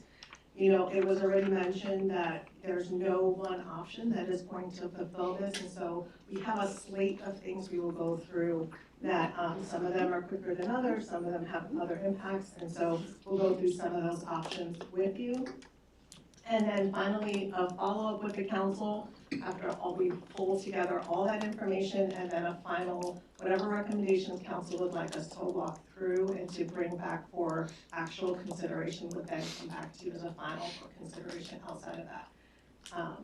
So we will go ahead and jump in. So I'm going to start by saying Gilbert is fiscally responsible. As you all know, our budgets are pretty slim because we do a lot of things to ensure that we are being responsible with the public dollars that we have utilization of. So zero-based budget, we do every 3 years, we do the whole organization, so a third of the organization every year. And that really looks at what is needed for each of our departments to conduct the service that they conduct, and does not allow for any extras in those budgets outside of what's necessary. And so every 3 years, and we all love it, you've heard Patrick talk about, in the past talk about, taking $10 out of our budgets because we weren't using it. And so the budget department does take that very seriously and goes back and looks at our usage of the money in those different buckets and determines what we actually need to provide the service that we're providing. And so anything that comes up outside of that when we go through the year comes through as a contingency, so any extras, and they have to be requested as contingency. And so there's a quarterly report, so part of our transparency, there's a quarterly report that goes to council, so any contingency that comes through that way, council will see that. Anything over $100,000 has to be approved by the council, and so again, lots of different ways. We have check-ins and touch-ins on our budget and how we manage that. We are also AAA bond rated, so there are not a lot of organizations, even throughout the country, that are AAA bond rated, and so we are in a special place, and that's because we have strong financial policies, because we follow those policies, and because we are spending money responsibly. We pay cash when we can, we don't have a whole lot of debt, and so there are things that we are doing that really, I think, help us in that realm, but AAA bond rating is really important, and it's part of what we do. We also have benchmarking that we do, so it's really important for us to compare ourselves and to say, how are we doing in comparison to other cities? And that's a really important part, because if you are not doing that, then the tendency is for you to maybe be outside of the realm of what is reasonable where cities are concerned. So we look at that, we compare ourselves, and so I want to move on because this is something that Kenny has talked about quite a bit. And when we do those comparisons, what we learn is just how fiscally responsible and fiscally conservative Gilbert is with how we spend our money. This slide actually represents our staffing per 1,000 residents. And so this is something that we have shown before, but I think it really puts a fine point on the things that we do. We are a full service city. We provide all the services. Some other cities may not provide other services and they still have a higher employee count than we have. So we're very thoughtful with how many employees we have, what those employees do, and the services that we provide are high quality, as you know. And we do it with very much fewer employees than others. Some organizations at the VBC Max, so this is our Valley Benchmark cities, 11.71 employees per 1,000 residents for the max on that. So we are the lowest, and I don't know that that's something for us to be super proud of, but it does speak to just how we spend money and what that looks like and what our historic has been. Dawn, this week I ran based on the current ACFRs, so years later. We're at 6.03. We're still below everybody. And we're still around 36% below the average. And the high has gotten higher to almost 12.5. So I'll get you that new data. Thank you. So I think these numbers speak volumes to just, how responsible we are with how we do what we do. So I want to jump in and talk about FY27 budget. So as we look at the FY27 budget, what we realize is that there is a lack of ongoing funding for our existing services that will provide what we need to move forward. Which means the staff has and continues to look at very closely what we can fund, what that looks like, what gets left on the table. And I know we talk about this every year. This year, the cuts are much deeper, as Kelly showed. The cuts are much deeper. We do not have ongoing funding, and one time is pretty slim too. And we've done a lot of things over the last couple of weeks kind of working on that. But I say that to say part of what we wanted to make sure everyone did was not just look at budget items and what we wanted to add, but also places where we could look to reduce those budgets. And so I asked the team to go back and to review budgets and to look for a 3% reduction in budgets that we could look at to see what's in that 3%. We asked them specifically to look at contractual and supplies, to look at travel and training, to look at any vacancies that were out there that maybe hadn't been filled over the last year, that we could look to wait on those. And we also asked them to look at potential delays in CIP projects. We recognize that there is an interest in, from the council, based on some prior conversations, in looking at one time as a potential way to bridge. We also recognize that that does not always work in all circumstances, and so looking at this 3%, would give us an opportunity to identify potentially some ongoing funds, not much.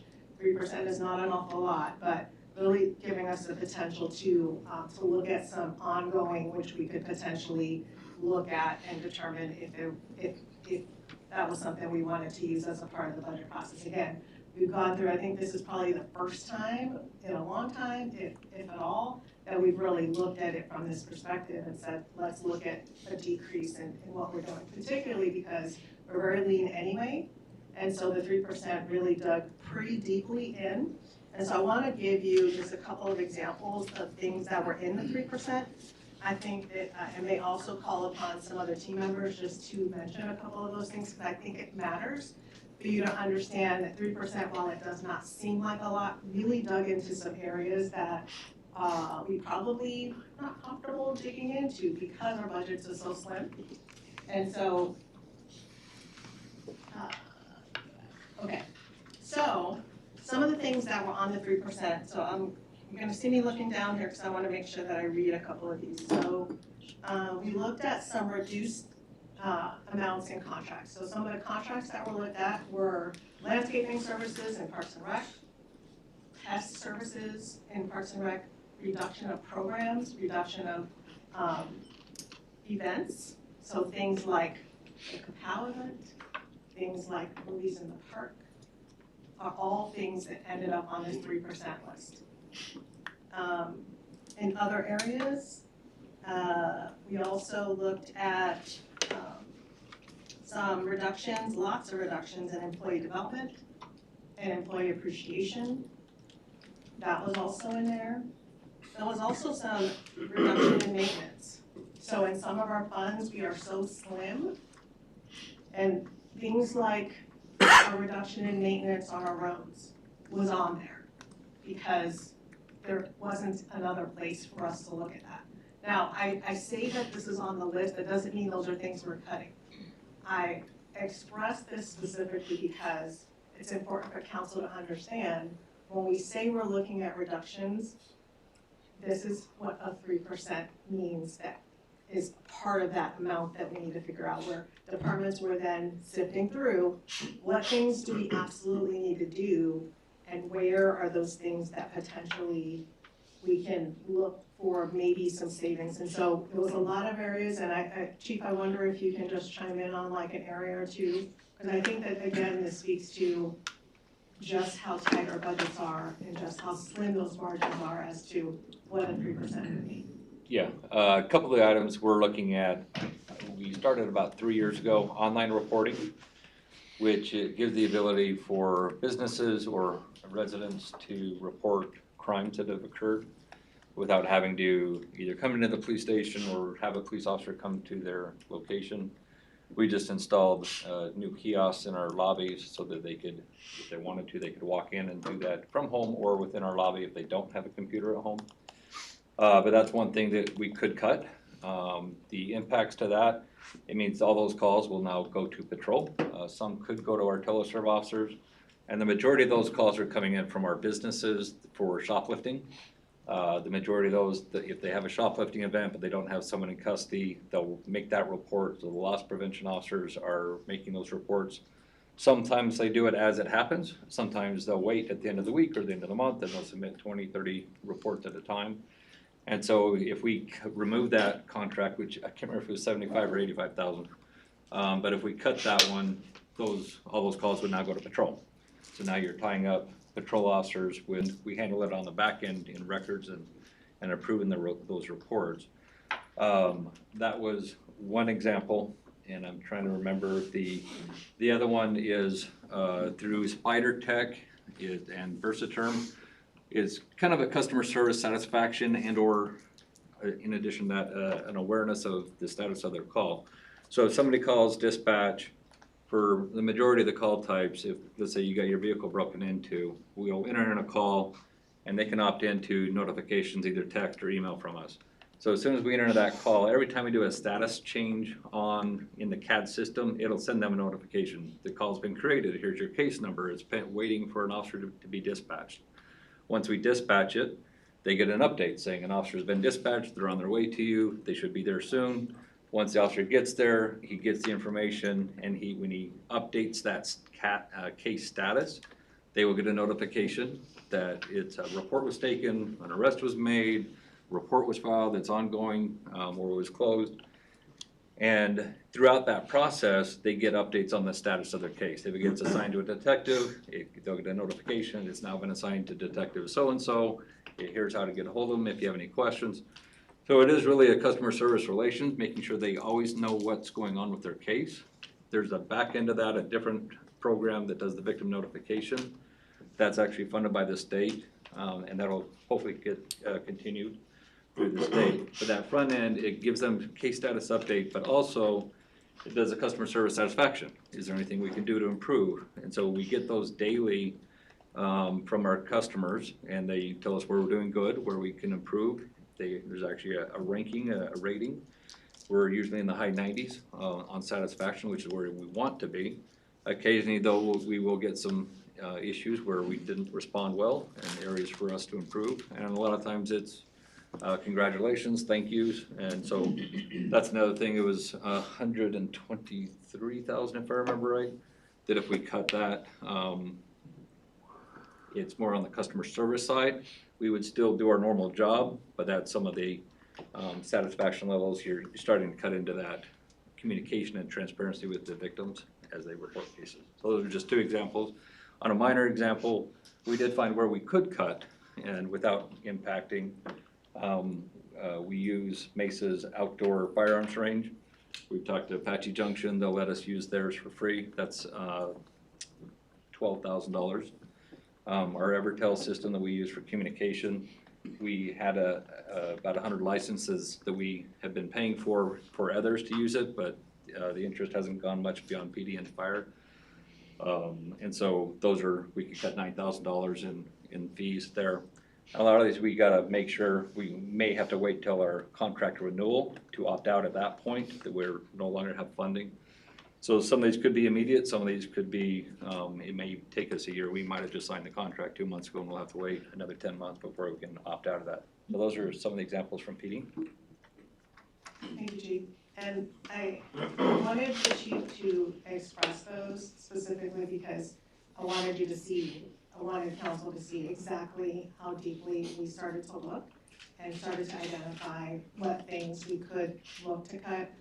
I will also say, just for clarity, the things that are on the 3% list are not the things that are being cut. We are looking at that list and identifying if there are opportunities on there that are going to have the least amount of impact to the residents as we can, what does that free up? And I'll tell you where we are right now is a trade-off situation where, since that is ongoing funds and we are limited on ongoing funds, and interest from our directors to look at those ongoing funds and potentially redistribute those and look forward at what we can do with those, because that's part of the ongoing money that we now have available. And so there are some conversations happening where those trade-offs are being considered because of the limitation on ongoing funds that we have for this budget year.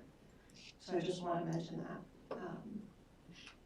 And I just have this, these are some examples of things that we did. I have one more thing to go through and then I'll pause for council for any questions. So I want to make sure that there's an opportunity to ask questions as we go through this. So you don't have to wait till the end. There's quite a few slides and some pretty heavy things that we will talk through. So the other thing we looked at, as was mentioned, was service, our service lines. We really had a focus to look at FY27 because that's what we're dealing with ahead of us. But we also recognize that there may be a need for us to look further and to say what services do we have that have a higher level than we have to have, or that would save money for us to look at doing something different. And so our proposal. Did you skip one? I think you might have. Yeah. Service lines. Go back one more. There you go. Okay. Sorry about that. Thanks, okay. Guys. Our service lines we explored potential service level reductions as a part of that 3% as well. And we focus on FY27. But we also, just to move forward, are intending to look, if council so chooses, at services moving forward, what those service levels are, and putting together a internal working group to really sift through that and to look through each budget, to look through the service lines that we have and identify if there's some opportunity for us to further save some ongoing to be able to allocate that to ongoing needs without another funding source to do that with. We recognize that not everything can be done with one time. And we faced some of that this year where there are lots of things that are on the one-time list that are ongoing needs. And so looking for that ongoing money was part of why I think service lines, looking at those and looking at also other areas of the budget is going to be really important to how we move forward. So that's just one facet of potential for how we can look internally, understanding that a lot of the things that we have talked about and continue to talk about are things that we would be looking to the community to assist with. We also felt it was really important for us to look internally as well. So I'm just going to pause here, and if there are questions from the council about what we have done budget-wise, happy to take those now. Questions, comments at this point? Go ahead, yeah. Hearing some of the discussion about the 3% look at all the service lines really felt like we were maybe tripping over dollars to pick up pennies. And some of those things that you mentioned seem really high value for the cost. In terms of looking at some of the service lines, I think that's the point that we are today, that is necessary. And I would ask that if we move forward with that those considerations are given based on kind of like availability in the free market. You know, like there are some service lines like sewer and water and trash. The municipality provides it. There's no other option. But there may be other service lines that have more private side availability. It just may be more expensive. So I think that those are big trade-offs that we have to consider. Thank you, and I think we agree. That's why I said not everything is being cut. We looked at those things and those high value items, those items that we believe like, yeah, that's not where we want to dig into. We are looking at that, and those are not going to be a part of the recommendation moving forward, but wanted you all to understand just the level to which the directors went to look at the budgets, to identify where the potentials were, and also identify what impacts those would have if we were to move forward with those things, which I think is also a part of the ongoing conversation. Jim, did you have a comment? No? Dawn, let me ask a question, just again, for clarity's sake. How I interpreted what you just said, and just tell me if I got this right. The first thing you said, the first item that you looked at, the non-personnel operating budgets, that 3% is essentially an exercise that staff is doing itself, saying what would a 3% cut look like across the board for us, just so we can be clear that this is what would be entailed. It's not a promise to deliver at 3%, but it was an exercise of examination. Is that a fair statement? Correct. Okay. And there were things that were identified out of that could be part of what we bring forth in the upcoming budget, but we're still working through what Right, those things. so it's a demonstration, right? You know, and it's a natural thing for council to expect and for staff to go through the exercise to say, you know, isn't there just enough excess, enough waste, enough, you know, little bit of belt, you know, tightening that we can do that no one would notice and we could just do it? And the demonstration says, no, a 3% actually has this kind of impact within our organization. Leah, did you want to answer that? Yes. Here, wait, I'll bring the mic over to you too. Sorry. Some would say I don't need it. To piggyback on what you just offered and to add on to what Dawn is sharing, we recognize that as the council contemplates how to navigate and create a roadmap forward, it's not going to be any one particular solution. It's going to have to be a multi-pronged approach.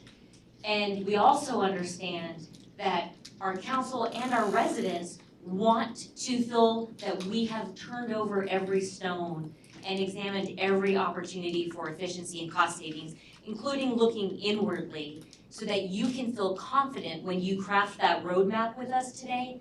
You can feel confident that we have turned over every stone possible. And to Councilmember Kaprowski's point and to Don's, absolutely don't want to be penny wise and pound foolish and cut services or implement cuts that will actually shortchange residents. But there are potential opportunities where maybe it's a reduction in a certain type of service level. And that's what Don was asking the directors to look at. And the directors did a phenomenal job working with their team to come up with the list. Painful, but. And let me just acknowledge that you just used that word confident, which was one of the words that council said about how they want to feel coming out of this process. So it's great. Nathan, hang on one second. I got Bobby over here. Okay, Don, can you clarify, I mean, this is just things that we're putting out there that could happen, but the 3% on a budget, would that be each department? I would like to see each department look at like what the chief just did on how it would affect, I mean, our major departments like Public Works and each main department. And I did, have you asked them to do that, or did we just ask? Yes, so as a part of the review and the directors going back and looking at the potential of a 3% reduction, they were also tasked with, and they will tell you this, tasked with identifying what the impact would be of us actually reducing that. What would happen if we stopped doing that? And so, as Chief mentioned, removing that software would then mean officers need to go out on the road and take those calls and take those reports. Obviously, that's not what we want to see happen, so, we're still working through that. That will not be on the list, but I say that to say, I think the directors did have those marching orders to ensure that the impact, we could look at that impact and identify which impacts were gonna be, penny-wise, pound foolish, as Leah says, or which ones we really are okay with maybe looking at for a potential of sifting that into our ongoing as opportunities. Okay, and how did you come up with, say, 3% versus 2 or 4? Is that the amount that would hopefully get us out of where we are? So no, that amount is not what will get us out of where we are. We have a lot of other things to go through and to talk through with the council as options. The 3% really came from some information that we have as an understanding of where some other cities who are facing some of the same challenges that we are facing are at. And we are seeing, cities looking at a 5% or more, some even up to a 10% as a reduction to their budgets. Obviously, we didn't want to look that deep. That's not where we are. We wanted to start somewhere, and so that's where the 3% came from, was from those conversations and that understanding of kind of the challenges that we know that are out there and some things that are under consideration for some of our neighbors. So to be clear, the 3% was an exercise to see what could be revealed if we set it at 3%. And Matt, I have something that might add to that. I wanted to ask the chief too, and then I'll be finished. On the cuts that you mentioned, would those be devastating to the department to lose those? And if the other thing we should think about is if we do these cuts, how long can we come back and reinstate them in a couple of years or something? So the intent of the exercise was you lose it. So it's not just for 1 year, 2 years, you're reducing your ongoing budget by, the exercise was you would lose your 3% for forever, basically. And so that's where we had to look at, because some things I could go a year without, but I'm gonna need it year 2. So we were looking at 3% of items that we would have to cut. And I would say, on behalf of everyone here, we're so lean that any cut will have some type of impact, whether it's employee development, employee recognition, our basics of doing our basic job every single day. you're reducing the resources available to provide those services. You're still providing that high quality of value to your customers, but yet with less resources. We did not talk people.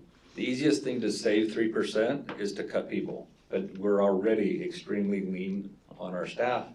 And I think with PD, it's roughly 70% of my budget is personnel.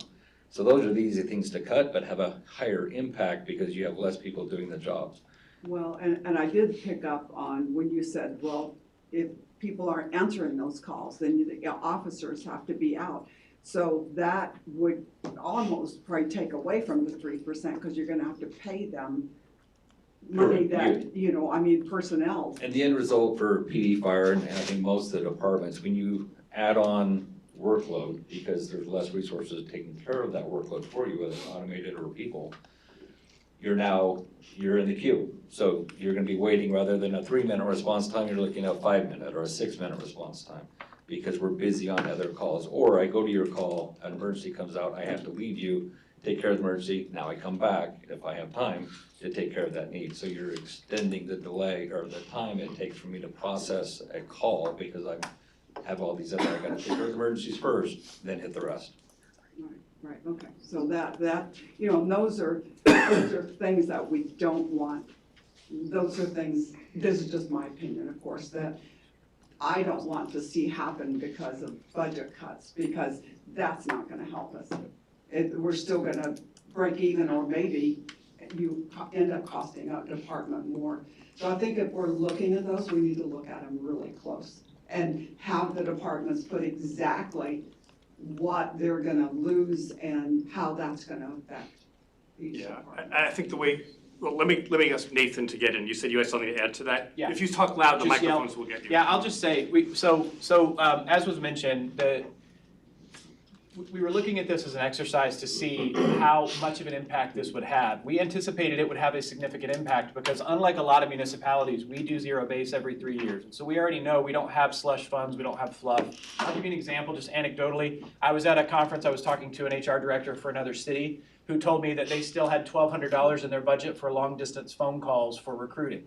That's silly because nobody pays long distance fees anymore, right, and for the most part. So, but that's because they don't zero base. And so they have items that have sat in their budget that have become slush for them over decades. And I think that's when citizens and residents talk about government waste or, you know, that's the kind of stuff they're referencing. That's not how we operate here because we zero base every 3 years, which means we trim things out of our budgets. Arguably, that zero-based process sometimes trims things we need, but can't make a strong enough argument, given other budget factors, to keep it. And so we end up trimming things out of our budget. We run very lean budgets. And that, we started with the 3%, knowing that would probably start to cut into things that would be detrimental or have significant impacts, and that's what we're seeing. And so, as Dawn said, these are not cuts we plan to make if we feel that they would have detriment.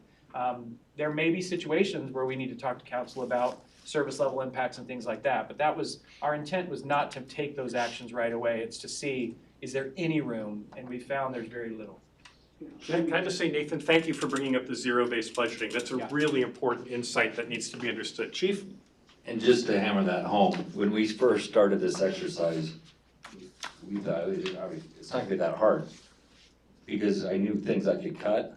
The zero base had already cut them.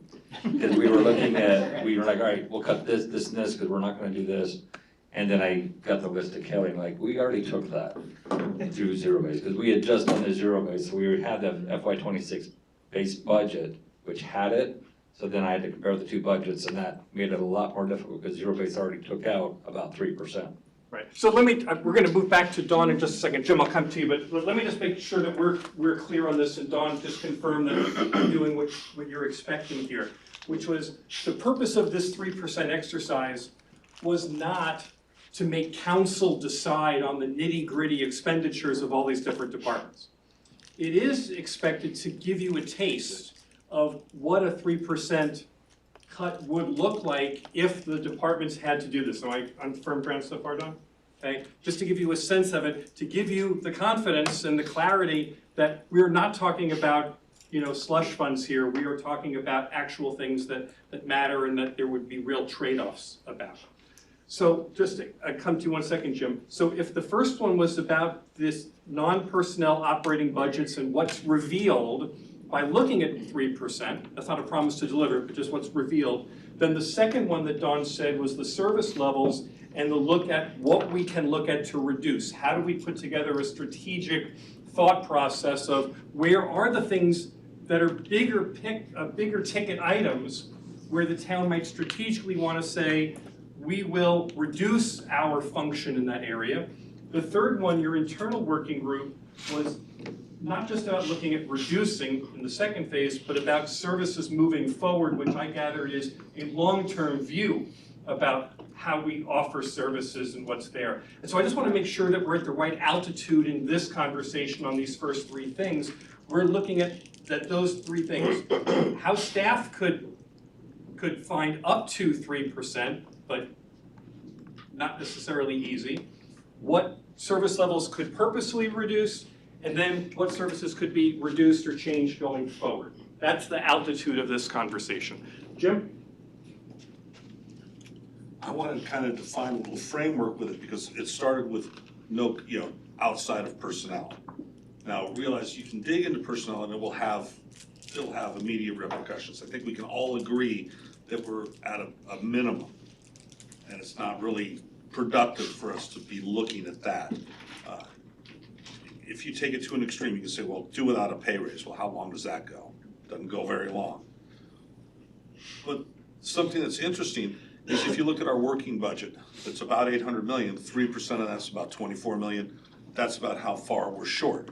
So people are even subconsciously working, how do we solve this problem without going to these other factors?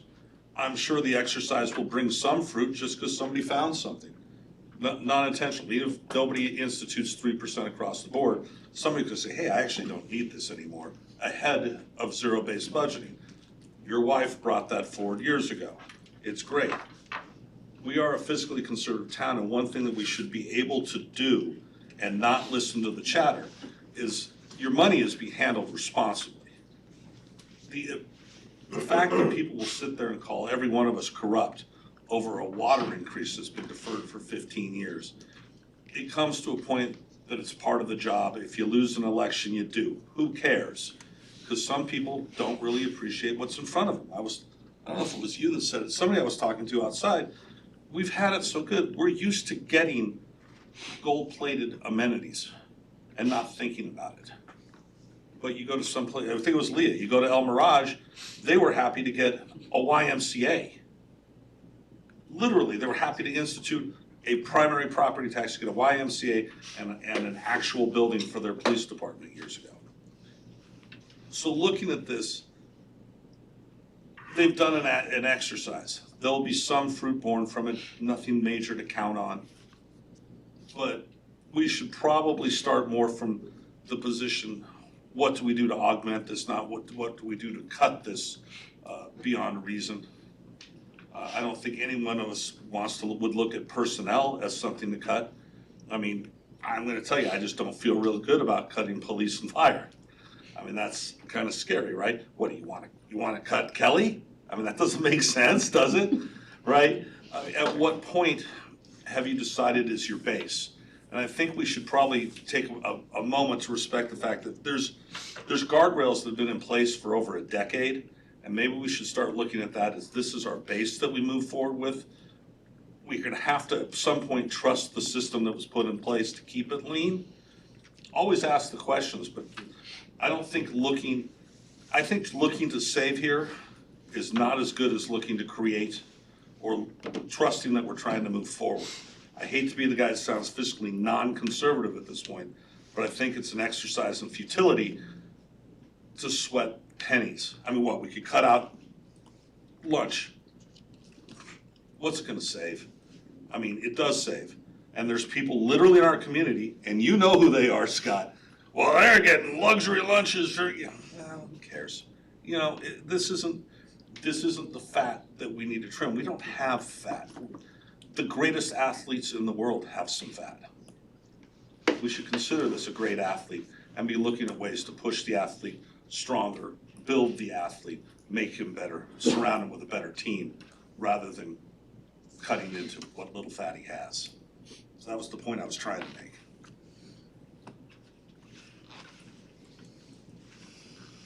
Council members, before we move on to the other items here, I could use some clarity from you, staff could use some clarity from you in terms of what direction you'd like to give them about these first three items, your level of enthusiasm for looking for those, what? If you need clarity, No, thank you.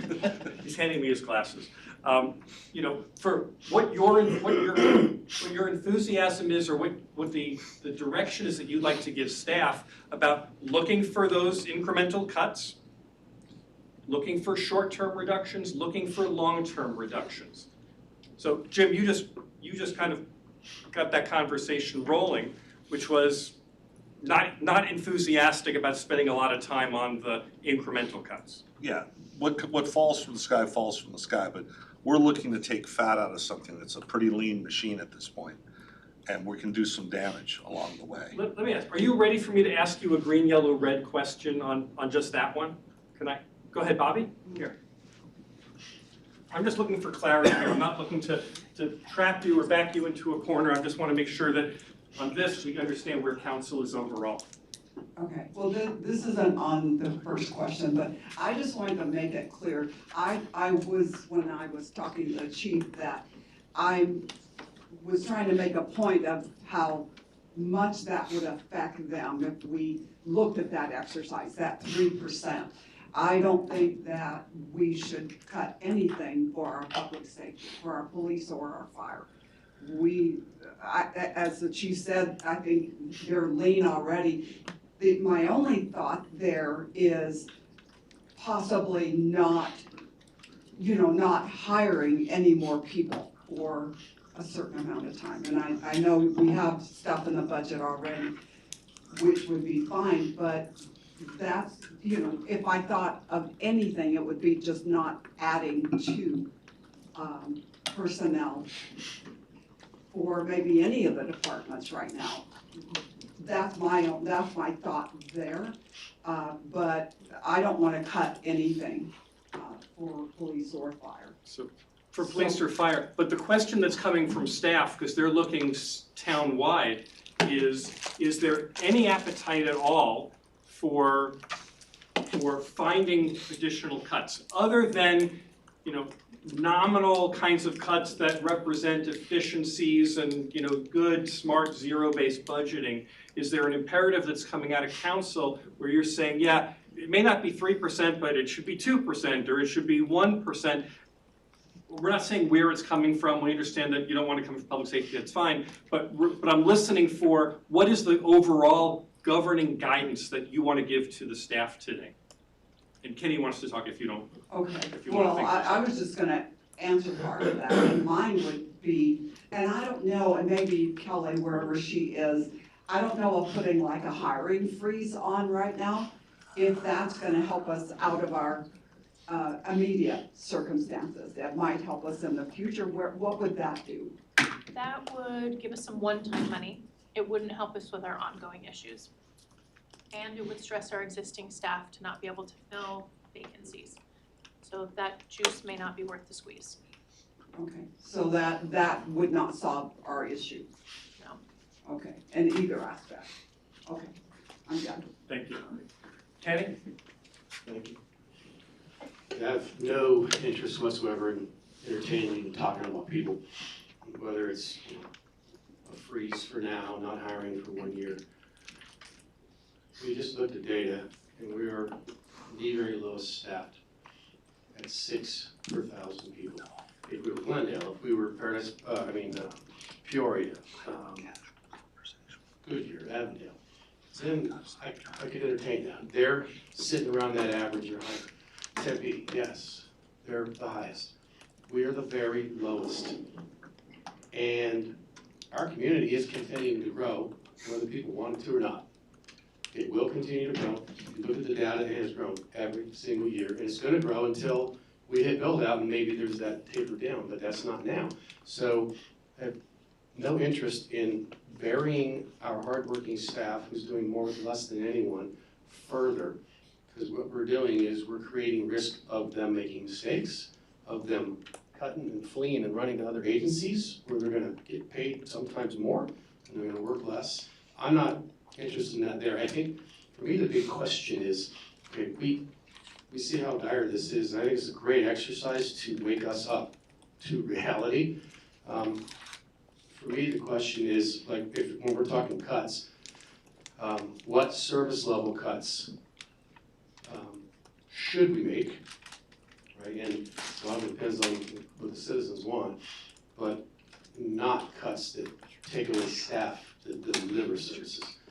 Rather, what, like the mayor had said, do we need to cut programs? Do we need to shut down the library week? It's gonna really ruffle some feathers in some of our community. But at the same time, ruffles their feathers when we raise taxes or, so you can't have it all.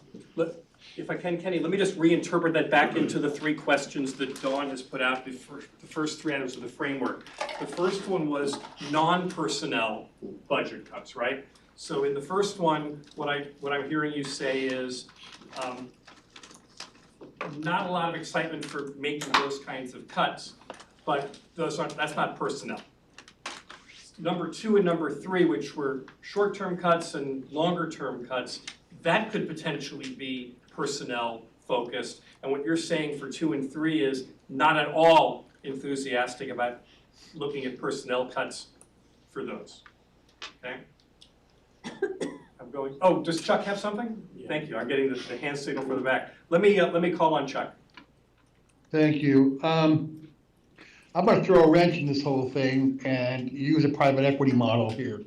A lot of private equity firms buy their way out of debt, which basically means invest in economic development, invest in Dan's team. Let's hire some more people there so we can bring more businesses in, bring more private partnerships in, and just, see what we can do. I know Monty had a group that was really interested in working with us. I think that sometimes this is horrible to say, but it works. I've seen it work. Sometimes you have to spend your way out of debt. Thank you, Chuck. Jim wants to comment on that. Yeah, in the group that Monty brought forward, I happened to bump into one of them the other night, and in speaking about the Southeast Regional Park, they were very interested in a public-private partnership. That public-private partnership brings money, whereas opposed to costing $14,000 an acre or whatever it is on parks every year.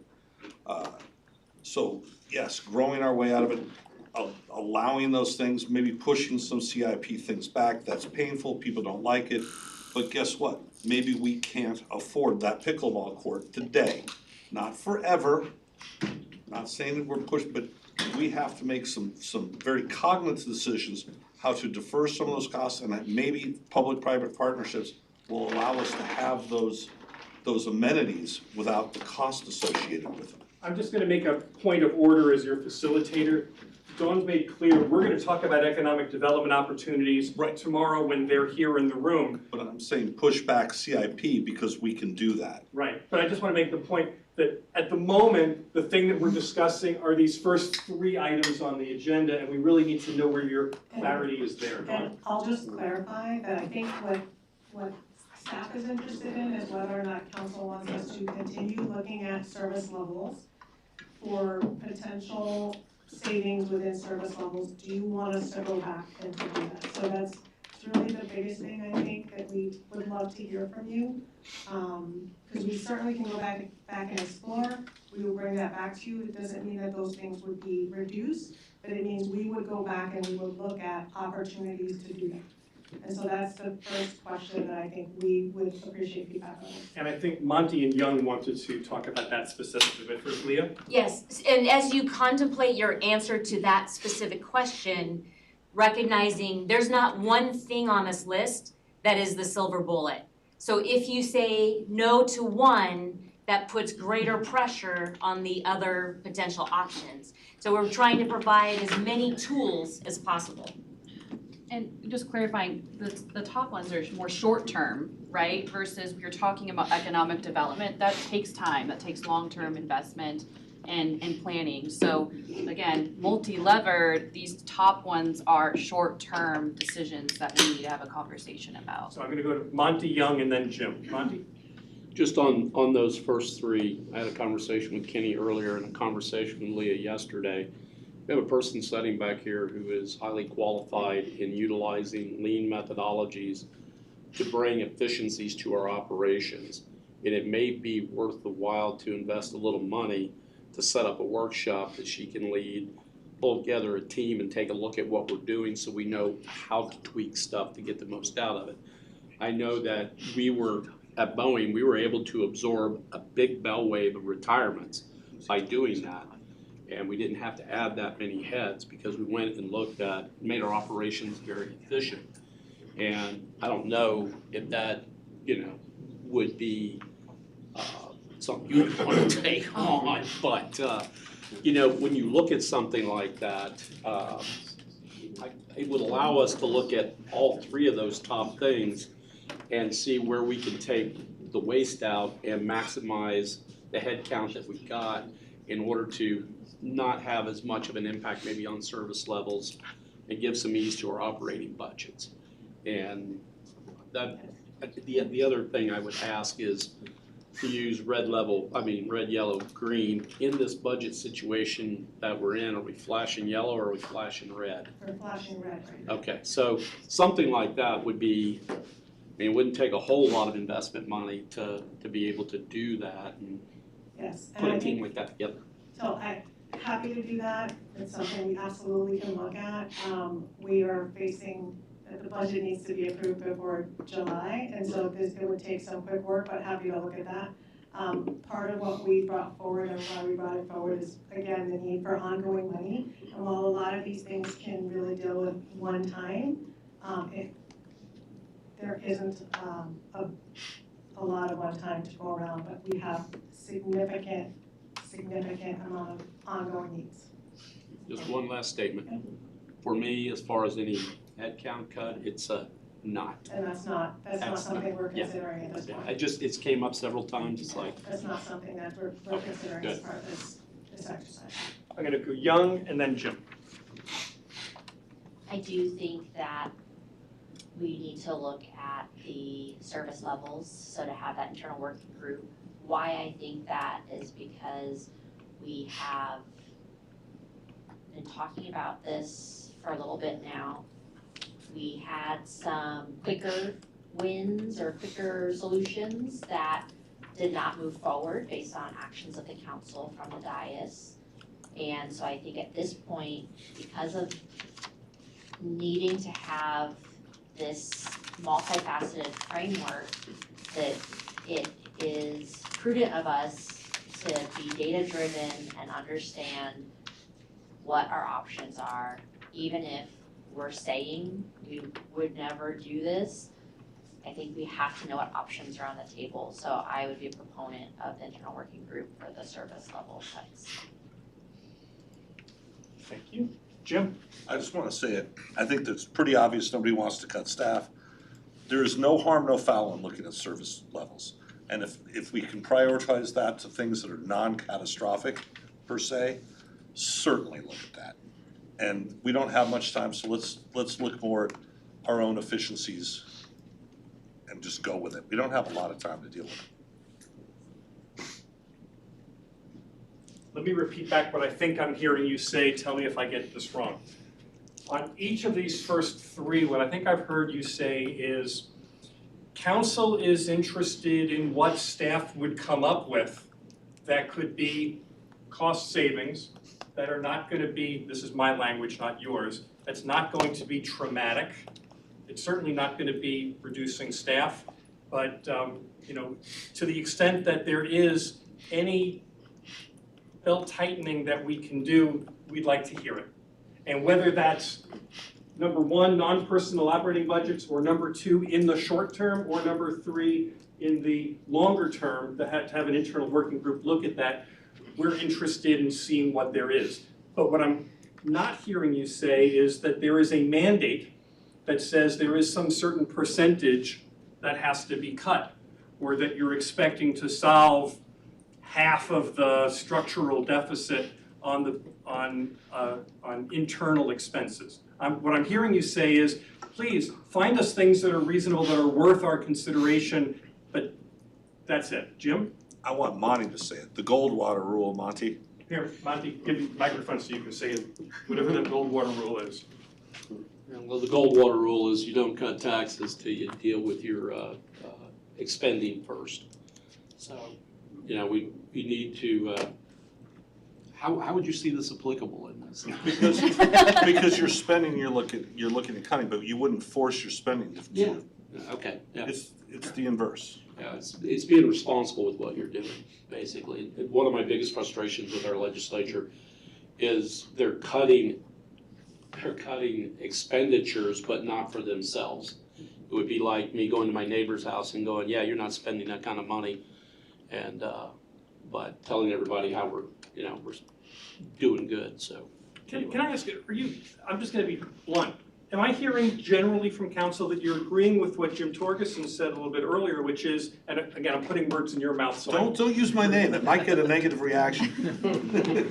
but the idea that as a council, we actually have a fairly high level of confidence that that the budget that we have is conservative and well-managed, and while we're always looking for economies within that, we are not looking deeper to reduce that budget even more. Is that what, pretty much what you said? Well, the budget, as far as this goes, I think with some CIP can be budgeted further out. But no, I'm not looking at the operating expenses, the 800 million that's generally people, that's trucks, that's cars, that's things we use. Yeah, I mean, maybe get rid of Kyle or something, I mean, that, but. No. Sorry, I had to do it. No. But, there we go, Hard no. no. I got a little look under my truck when I get in it, don't I? But I think that there's a great deal of confidence that the organization is run well, it's run lean. And that's not the problem we're facing. The problem we're facing is the tax money that would come to us, or let's just say the revenue, isn't existent. We've done it out of order. We, meaning the state, has cut our revenue. Now we're scrambling, how do we cut services? We don't have many services to cut, what are our options? The little we can cut, great, but I'm very confident that everybody's done their job. Does that make sense? 100%. You look confused. Maybe I'm just not wearing I'm my just glasses. looking for a way to ask this to you in a green, yellow, red framework so staff can receive it cleanly. And here's what I think it is, and I could do them individually, but I think I could do this as a group, which is on 1, 2, and 3. If the question is, we have a fairly high confidence that the way we're operating is necessary and appropriate for our community, and we'll take efficiencies where we can get it, we will consider choices when it makes sense to present them, but by and large, we're pretty good with where we are. Green, yellow, red. That's a green? I'm agreeing. Green? So I just need clarification. So is green mean? Green means you're not going back and saying to You're the not looking at staff, service levels. we're not looking at 1, 2, and 3 for dramatic changes. We are open to creative ideas that make sense, but we're not driving you to come back with major priorities. No, I'm not green, I'm more with young, I think. Would you be yellow? Would you be red? What if you ask it this way, because I like what she said, I think that gave good direction. Please. What if you ask us if we are comfortable directing them to go look at service levels with an internal working group and bring back solutions to us? Is that a way to say it? Mm-hmm. And I think if we approach it that way, with that language, I'm green with that, because I think that's the right approach. Well, and the why matters. And the why is, we have a big enough problem that we are at risk, after having just raised utility rates pretty good, Yeah. of now having to raise different, or pull different tax levers, which the citizens are not gonna like. Before that ever happens, we owe the public to look at everything service level wise. What can they do without? Because even, and I realize, I get it. I don't wanna, chase nickels when we need to be chasing dollars. But at the same time, if we find 15%, and that's not a lot, but we can find 15% of that total picture, that's 15% less we have to take from the citizens' pockets in taxes, and I think we owe that to them. That's your Goldwater rule. Yeah. I understand. Chuck wants to say something. Yeah, I don't know how to say this, but I think, okay, I don't know if I'm gonna say this correctly, but we need to get rid of sacred cows, which basically means just because it's a CIP project in that book, doesn't mean we can't cut it or delay it. Is CIP included in 1, 2, or 3 now? It comes up. So It's later. Yeah. it's later on. It'll come later on? Okay. So then, Monty, was it you who just restated this for us? And to be clear, there has been conversation about what could be delayed, but later on, we will talk more about exploration of CIP projects and what that looks like in terms of citizen engagement. I put my clipboard down, so I normally would keep notes as who said what, and I've lost the thread on this. I thought it was Monty who had a pretty good description of what you would be green on if I was gonna ask you the question concisely. I want to ask if you would ask it again. And Young, keep me honest here, but I think what we're saying is have an internal working group, go take a look at these service levels and bring us back recommendations that move us toward the direction we need to go. Thoughtful recommendations, creative recommendations, but what I'm listening for is, but it's not coming back and saying, but you have to solve X% of the overall problem by doing that. It's tell us the things that make sense given our expectations of service. Yeah, because you've got another, what do you call it, 7 items up Yeah. there that we're going to be approaching. This is just the first 3. Does So- that seem? Yes. Yeah. We're good there? So I'll ask you the question again, green, yellow, red. The combination of these first 3 things is we want staff to continue to look internally at the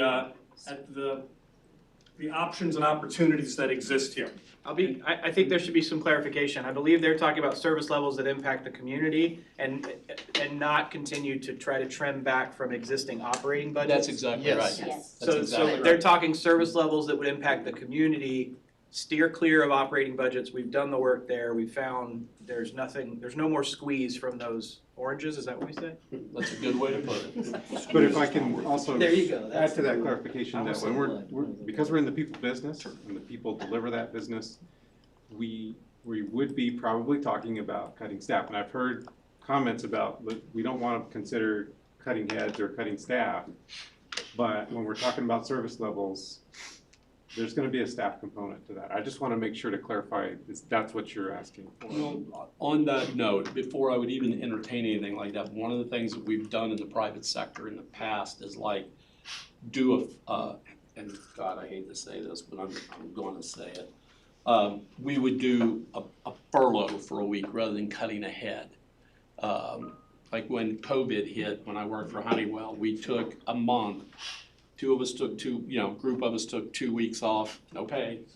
Next 2 weeks off, no pay, and we didn't have to cut any head count. So it was tough, but it kept us from cutting any heads.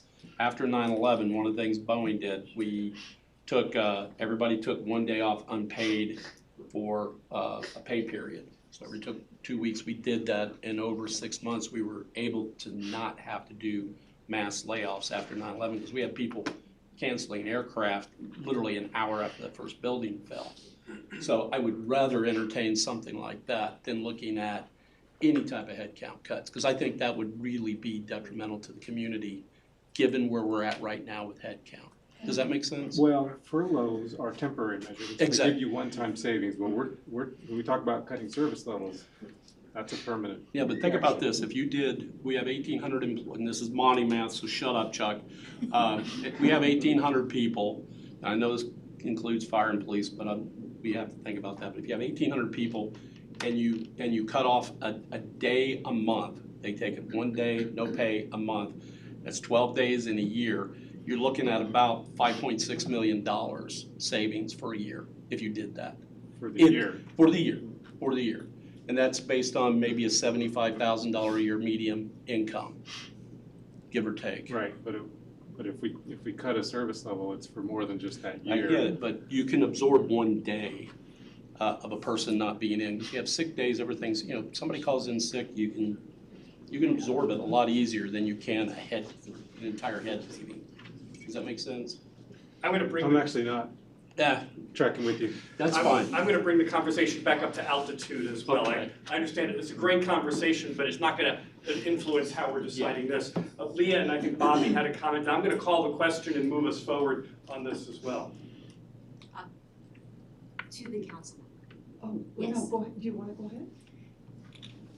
Just make the observation that, as Kenny's pointed out, 6 FTEs per 1,000-ish. In most every line of service in the town, we are 1 deep. A furlough would be devastating on multiple fronts. But we hear loud and clear the desire from council to explore every opportunity for efficiencies and in a way that doesn't harm staffing and ultimately doesn't harm service delivery. And I think there's things we can continue to explore in 1, 2, and 3 that would be in alignment with what we're hearing from you all. With that, I'll pass it to Bobby. Well, I was gonna say a little bit of what she just said. I don't think by having an employee be off for an entire month with no pay, I just don't see that as an option. I mean, everybody's on a budget nowadays. And, you cut a month out of their pay. I don't know, I'm beginning to think we should just wait and see what we find out from the others before we do a red, green, or yellow on this, because right now, I'm kind of a yellow, I'm right in the middle.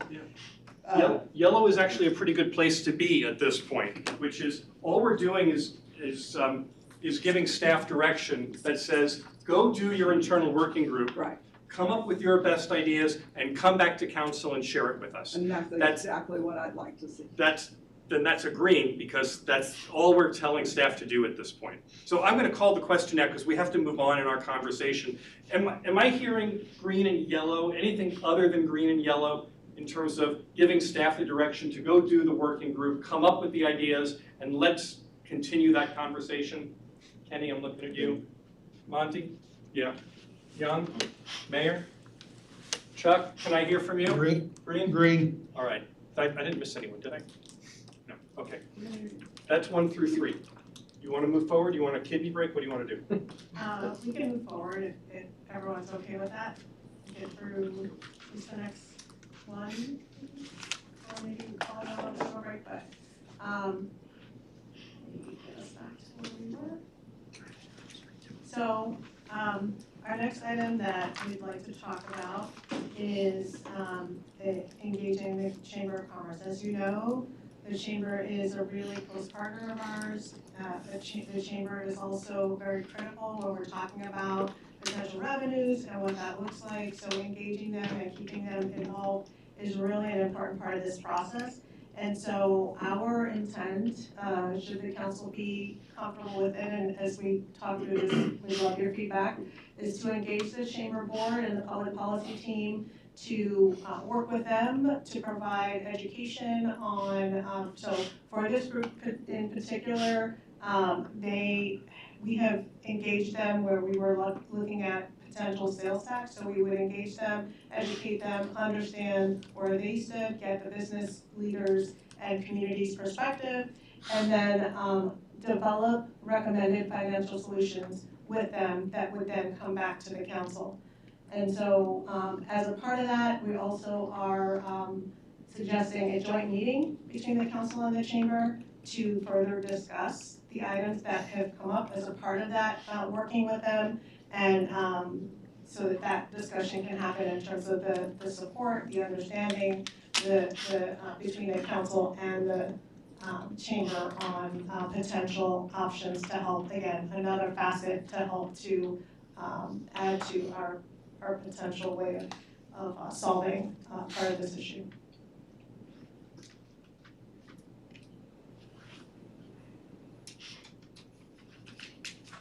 So I wanna just move on just to mention, as we're talking about going to the chamber and talking about having these conversations, want to circle back, and I know we've seen this already, but want to circle back on, just the revenue sources that the town has. So sales tax is a huge part of that, and so that's what I mentioned as in, what we would look to have conversations with the chamber on. We also have the urban revenue sharing and the state shared license, which would also be a part of the state shared privilege license tax, which would also be a part of that. So want to make sure that you understand and that we circle back on the 4 options that we have for revenue. So we don't have a whole lot of options for revenues, and so really looking at sales tax is a critical piece of that because it's such a large piece of the pie.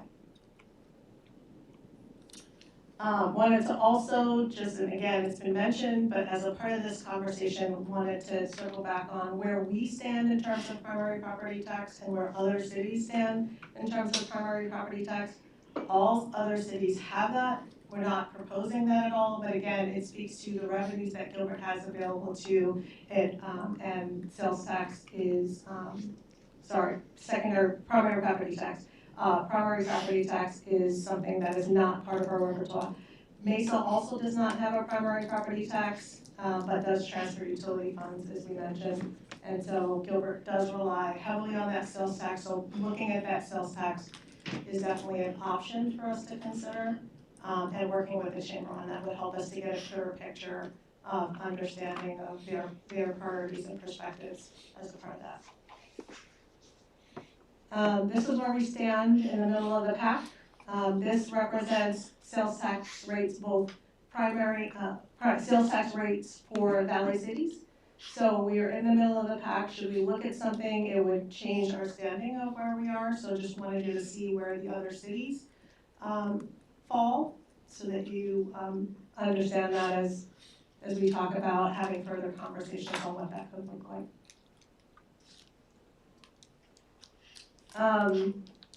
As was mentioned, we have had lots of conversations with the council, so this slide really is a reminder as well in terms of the things that we looked at as immediate, short-term options that we could look at, and some of those we did bring to you in January. There are also some things which we are going to talk about as a part of this retreat, so Parks and Rec fees is on there. We will talk about a potential path forward on what that would look like and get your feedback on that. There are other things which we will talk about as a part of our economic development in terms of that long term, and then some other conversations that we will likely have further on in the year. So this is on our radar. These are things that we've discussed. These are potentials that can help us either add to immediate revenues and or look at some long-term or medium-term solutions for how we move forward.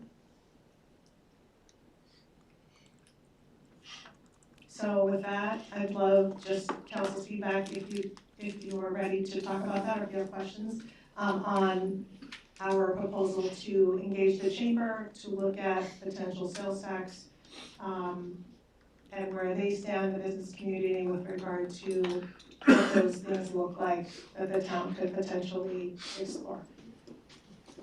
Can you go back to the last slide and maybe leave that up just a little bit? Thank you.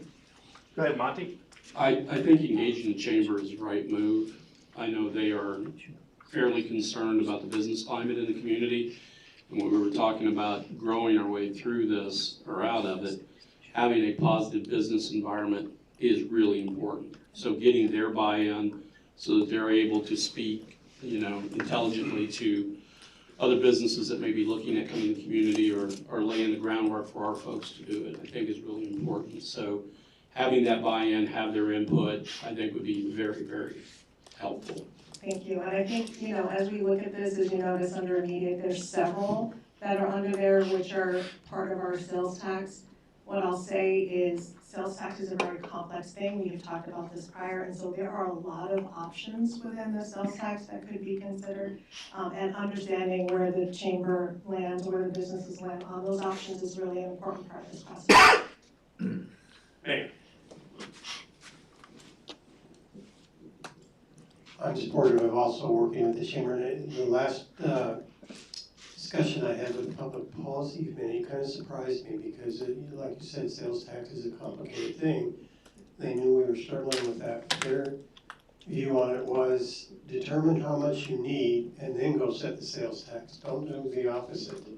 So I think they're willing to support whatever it takes to close that gap, but we need to know what that is before we set the sales tax.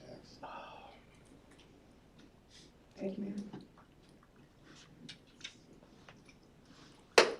Other comments, Kenny?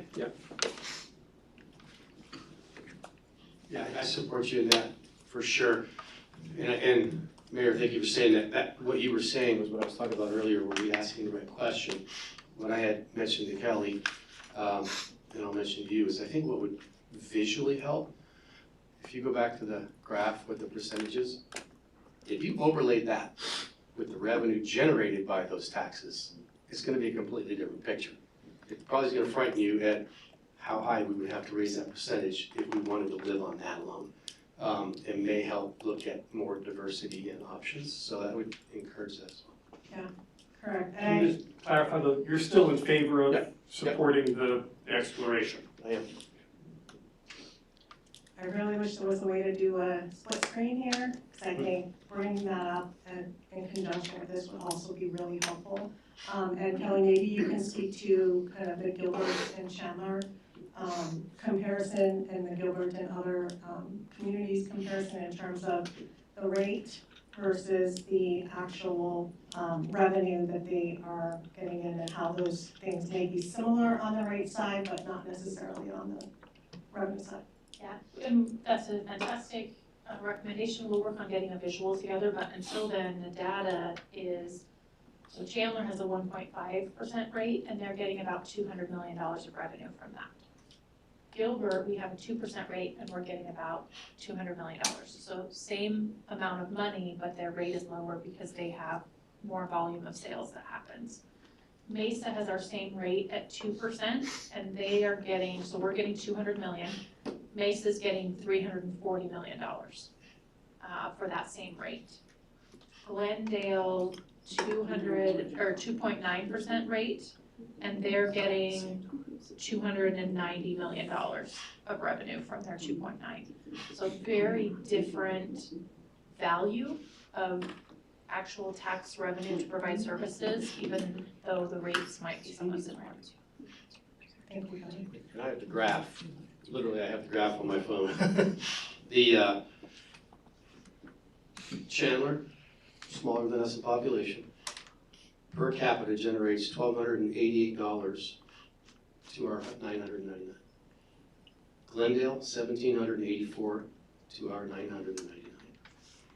Tempe, $1,780 to our $999. We are the lowest.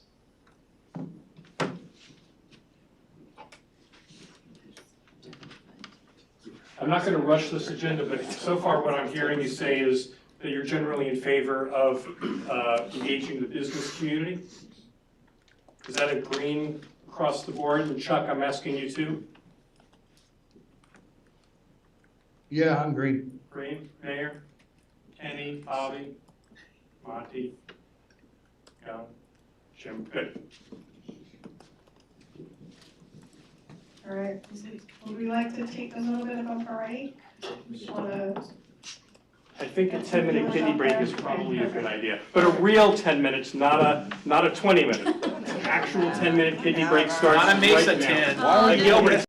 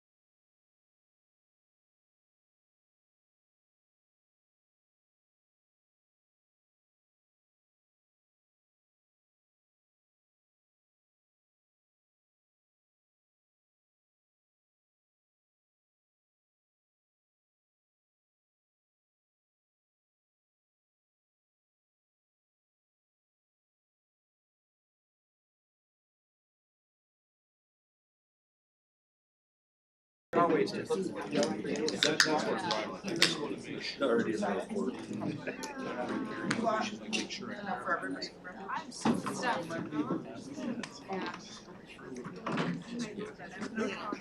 Good job. Thank you. You guys understand this? Yeah. I agree, and I do think I would.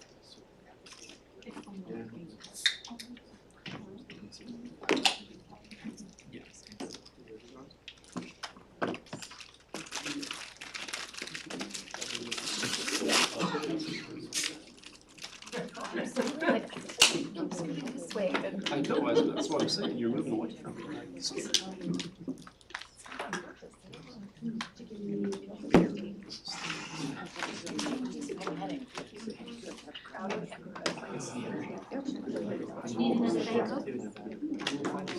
Yeah, I'll message him and I'll get it in the Teams as soon as I'm starting to throw it out.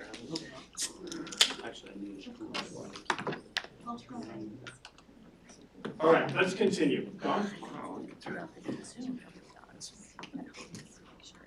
Okay. Item number 5 on our list of our ways that we're looking at this item is to look at our quality of life CIP projects. As was mentioned, these CIP projects are currently being paid for with our sales tax. That is an ongoing source. The bulk of these projects, and we'll go through them, are one-time projects. They will have some operating costs to them as well. Those will be ongoing, but the projects themselves really are one-time costs. And so as a part of that, what we've also heard is that council is interested in us looking at alternative options to perhaps look at some movement of projects from the quality of life into a one-time source. And so we will talk through the potential of a public safety bond and give you an example of what that could look like. And Susanna and Kelly are going to help me do that piece of it, to walk through that, also to walk through the potential amounts, the timing, and what the rate could look like and how that could be structured. So the council has some information. Now, it does not have to be what we selected. That is open to council to select or determine projects. This is just to give you an idea of what this could look like. And then also to get some feedback from you as to whether or not there's things you want to see differently or places where you don't want to go and that type of thing, so we can get your feedback as we go through this. So I'm going to pass this off to Susanna, who's going to walk us through our quality of life projects and go through the different groups, what's in those groups, the timing on those groups, and other items related to quality of life. Thank you, Dawn, and thank you for allowing me to come up here and speak about these important projects. So just from a historic perspective, we started with, I think, over 50 projects at one time back in January of 23, December of 23. You actually went through that list with us and prioritized in March down to about 23 projects and put them into 3 or 4 separate buckets, of which bucket A, bucket B, and bucket C, or group A, B, and C as they're labeled here, we're going to be funded with this sales tax increase as a part of that. So this is basically the schedule for those projects, and as they sit right now today, and I know it's not been too long ago where we did move 2 of these projects out of Group A into Group B. We'll talk about that in a minute. It affected those 2 projects by 2 years in the time frame of them. But generally, we are currently working on all of the projects that are in here at this point in time that you're seeing on this list, which include the Advocacy Center phases 2 and 3. I think you saw earlier that we've got the RFP to select our consultants on that and working then into the CMAR and the design to move forward with that. Gilbert Regional Park Phase 2 is nearing the end of its design, and I believe we got a groundbreaking setup coming up here. Look at my notes here, I guess I don't have it on here.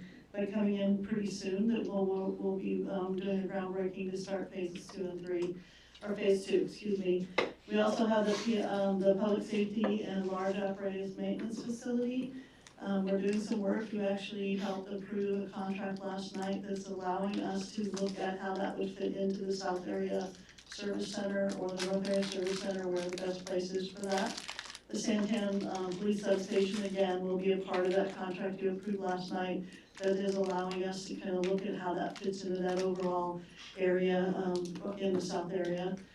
Fire admin building, we have done some initial work on that and continue to work through that as well. We have been working also on some planning efforts already for that, to basically say, where does that fire admin actually fit over here in the public safety site across the road here. The Desert Sky Park Phase 2, hopefully you recognize we did a groundbreaking, so we're underway and moving forward with that Phase 2 right now in construction. And then the Freestone splash pad and Freestone pickleball courts are underway in design.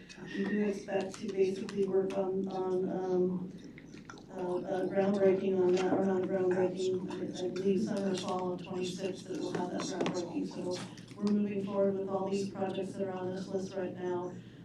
Hopefully we'll be able to see some in use by the time we get into mid part of 2027 on some of those and show the activities that we're already, that we've been working on. So for Group B, that moves to Fire Station number 4, the Red Crane Education Center, South Gilbert Regional Center, some trail lighting, the crime lab, and the public safety expansion. So these 2 bottom ones, we had come to you before, and we have moved those out by about 2 years and moved them into Group B. So they've already been adjusted from a scheduling time thing by 2 years. One of those is so that with the crime lab, so we can do a little more investigation, get a little bit deeper into that, and then the public safety expansion was how does it fit in with all the other work that's going in across the street, just making sure that we're able to get everybody in different places as we are upsetting areas of the area across there. So we are moving forward in some respects. I know you're going to see that Red Crane Education Center, we've been under some review and look at that in since 24. South Gilbert Regional Center, we really have not moved forward with that one in any way right now. I know it says it's initiating a project this year. We have not moved forward with that. And then Group C, which is the last group, Marathon Trail improvements. We have several improvements there, and then several improvements to our fire stations. Again, those are going to be out there a little bit farther in the listing of doing projects. But these are the 23 projects you guys have come up with, the prioritization that we've been talking about for almost 2 years here, with that tax in place to help fund that capital. And, you know, I need to say, what a brave moment that you guys did with these projects. You looked at your community and you said, we need to make sure that we're safe. We need to know that we've got a healthy community that has a quality of life, that our citizens are going to want to live here, and our businesses are going to want to be here too, because there's an opportunity for us to see that we're a growing community with holding a high level of standard. And I want to bring up, you know, this last hour and a half that you guys have been talking a lot about value. And I very much appreciate that, because as we listen to this initiative to build a city of the future, listening to the work that you guys have done, we've said, we in CIP and in our engineering group cannot just deliver projects because they're in a book. You know, we need to be looking at each one of those projects and saying, how do they develop our community? We are utilizing what we consider a value management process to do that, and we've been instituting portions of that since 2019 when we did the public safety training facility, where we sat down and said, what does that mean, and what is it that this community values, and what should we be building into that? We've done that with several of our projects at this point in time. I think with the North Water Treatment Plant, one of those, that one, basically resulted in a $30 million savings. You know, we looked at the bridge when all of a sudden escalation went to 100% of what we were expecting to do there. Took about $9–10 million off of the cost of that bridge after that escalation had been applied. So we've been looking at this from not only a perspective of we're just delivering a project that's in the book for whatever reason, but to say we're filling out this community to be that city of the future that you guys vision and that you guys are putting together. We're continuing to refine that process, And you're gonna start seeing that more effectively applied across the board. What we recognize with each and every one of these projects, and I think the quality of life is a good example of that, is the fact that we have taken one project and looked at how it now interrelates with many projects from different types of places. How does the funding apply to it? How can we use this funding to basically be beneficial? We have 2 parks that are under design at the same time. How do we take advantage of the fact that one park needs to lose dirt and the other park needs to have dirt? If we time those appropriately and we schedule those appropriately, we get some cost savings, we get some efficiencies. So your CIP team is working really, really hard, along with your stakeholders and your shareholders, to basically say, what is it you need? How can we deliver that at the best cost that we can give you? So, and truly, we're utilizing a value methodology to do that, and value is defined. What must it do?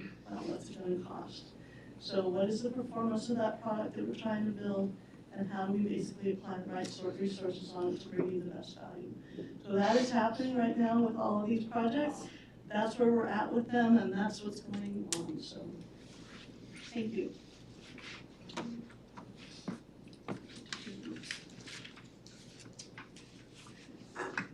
Thank you, Susanna, I appreciate that, and appreciate the work that you're doing. It has resulted in some really good results for us, and I'm on my tippy toes, so I'm just gonna roll this down a little bit.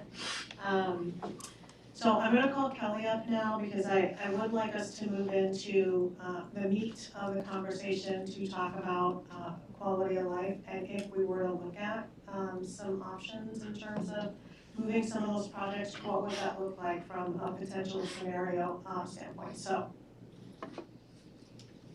Thank you. So a lot of the quality of life projects are one-time money, and the sales tax money that we're using to fund those is ongoing money.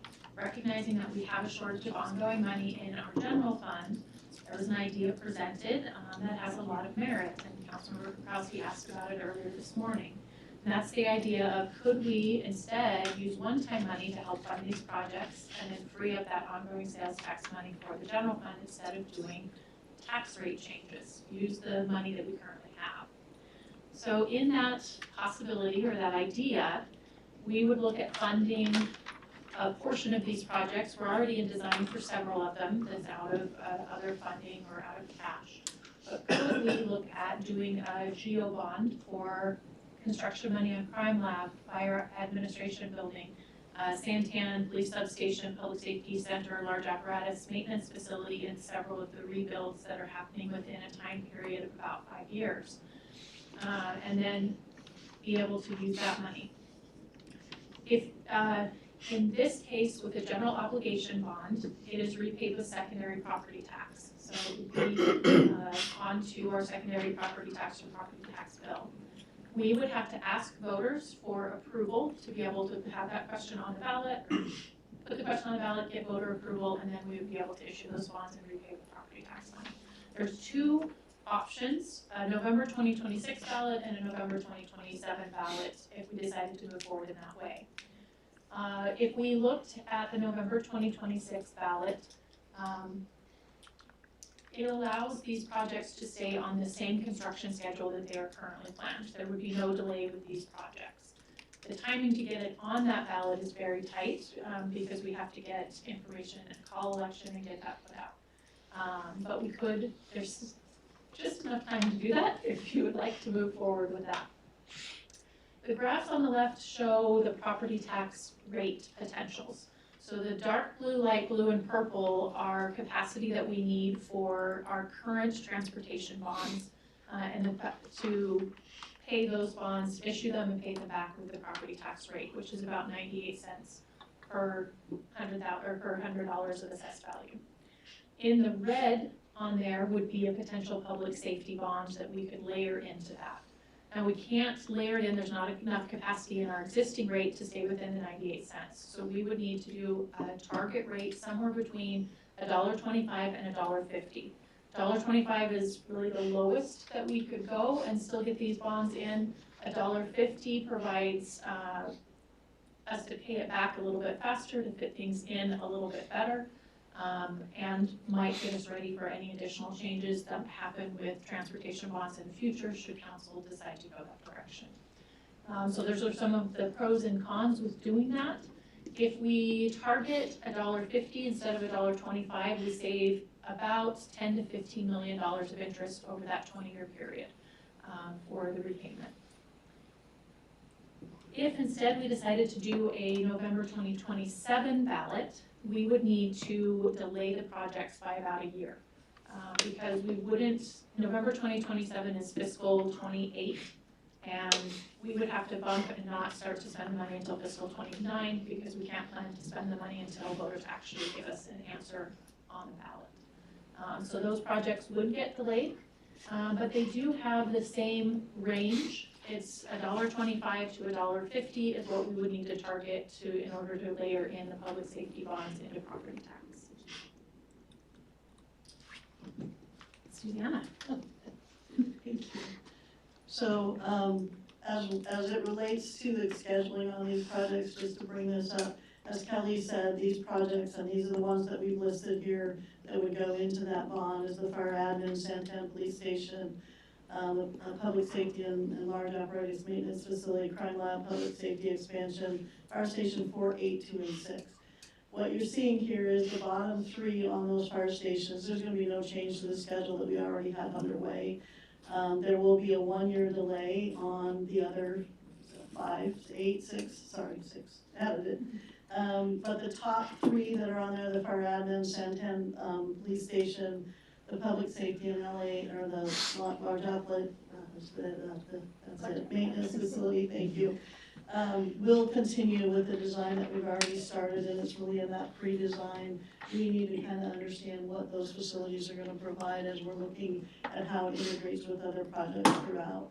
So there will be, from an operational perspective, about a year delay in getting those done. And don't forget that the crime lab and the public safety expansion, both of those have already been delayed by 2 years. So this would put it down to a 3-year from what we originally talked about when we started on this. But that's where we're at this point in time with that part, so. All right, so if we did that, we can look at the property tax rate. This is the comparison of the combined primary and secondary property tax for our surrounding communities. And I'm gonna go ahead and put in here an orange bar for the 1.25 and the 1.5, so you can see where that would compare with our surrounding communities. We would still be very much in the middle of the pack compared to those communities. Timing and impacts, so if we decide to move forward with this, it has November 2026 ballot or 2027 ballot. We would issue either in the spring of 27 or spring of 28, depending on which ballot. And then the projects would start either in fiscal 28, where they're currently planned to start, or we would have to delay the ones that Susanna mentioned by a year, and they would start in fiscal 29. If voters did approve about 315 million ish of GO bonds for these public safety projects, it would create about $15 million of ongoing capacity in the general fund. And again, that would be ongoing capacity that we wouldn't have to look at other rates, options. It would close that much of the gap that we are looking at, and then it would use the one-time money from the secondary property tax rate to construct those projects instead. Questions on that? Could you go back to the chart that you created to show the property tax rates? So right now, we're third from the bottom, correct? Yes. And so it keeps us, either way, keeps us in the center, or the lower part of center, no matter what. Okay, understood. Thanks. Yeah. Kelly, what would that gap makeup look like if the Group A projects were not delayed to be placed into a bond? If it was just the Group B projects?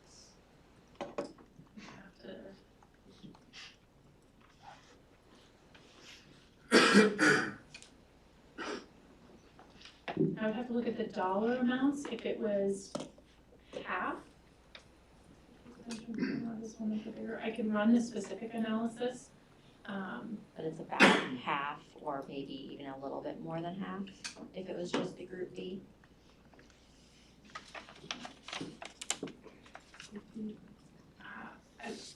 I would have to take a minute to look, but it would be a portion. We wouldn't be able to, our part is we have to have projects in or out. We can't start a project, like do half of the construction, not knowing if there's gonna be a bond, because then we are not really sure what money we're using to finish it. Right. I just don't support the Group A projects being delayed as part of the bond, so that's why I wanted to ask if there was, what it would be if it was just Group B. Did you get? So, what I was gonna ask Kelly to give is an order of magnitude, yeah, I'm on my tiptoes again, sorry. Order of magnitude of for every $100 million of bond, how much that is roughly from a second, I mean, I know you can run the numbers, but just if you know it, that may be helpful for context. And the question is twofold for Kelly, which maybe not necessarily for you to do here on the fly, is what would it look like if it was only the Group B projects? The second part of that is what available ongoing dollars does that free up? Because it wouldn't be 15 million, it would be a smaller portion of that, and what would that look like? Correct. Yeah, so about, the analysis that I've got here is about 315 million of capital projects.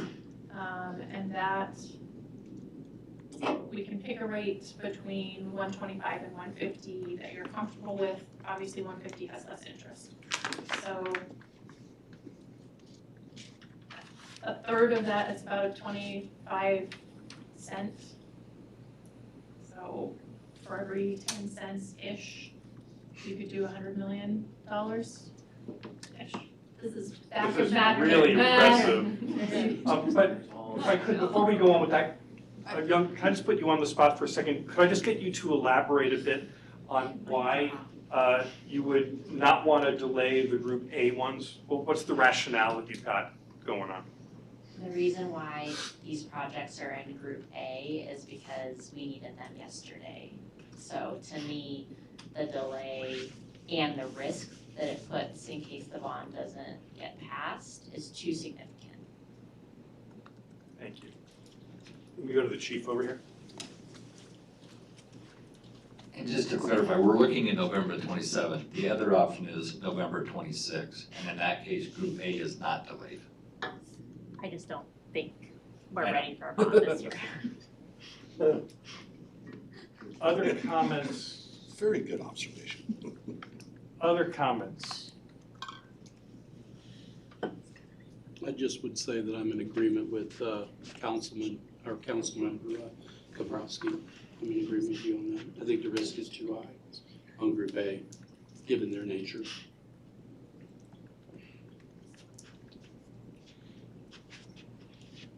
Looking at you. Looking at me? Anything you want to say? So I understand what both are saying. And, yeah, I question that we'd be able to get it done this year. I would like to, then there is no delay. That's ripping the Band-Aid off, the quickest thing gives us that, 3/4 of the revenue we need, so we can pull a lot less levers and not beat our residents up. But, it comes down to we can't, then I would rather, the cop in me hates to say this, but I would rather go with this plan, ensure we get all of that money. And I don't like the delays, but it is what it is. I guess, Dawn and Kelly, I'm looking at you. The question for council is not just the mechanics within this, but the overall question of how do you feel about the overall question of moving some of these out of the current funding mechanism and putting it into this kind of bond election? Monty? To answer that question, I think that it's the smartest and I think the most expedient way to help us close our budget gap. I think it's clean to me and it makes sense. And just add to that, her observation that trying to make this fly in 26, I think it'll be dead on arrival.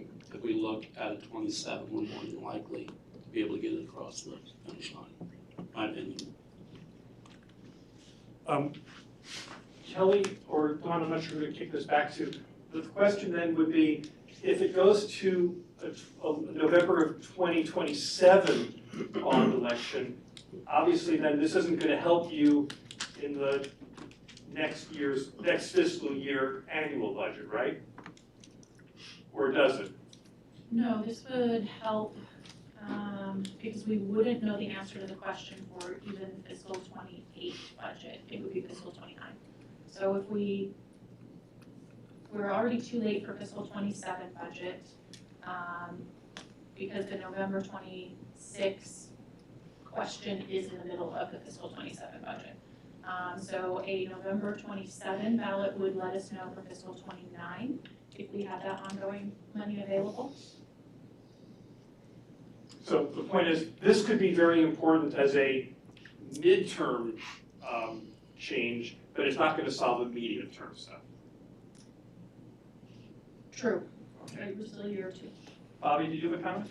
Just Here. a quick question. Go right ahead. First of all, what is PSNLA? I know I should know that probably, but.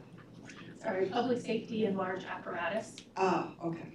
Should have known that was you. That big garage thing? Yes. Where they're working on the facility, the vehicle's outside of it right now? I remember this from last year, yeah.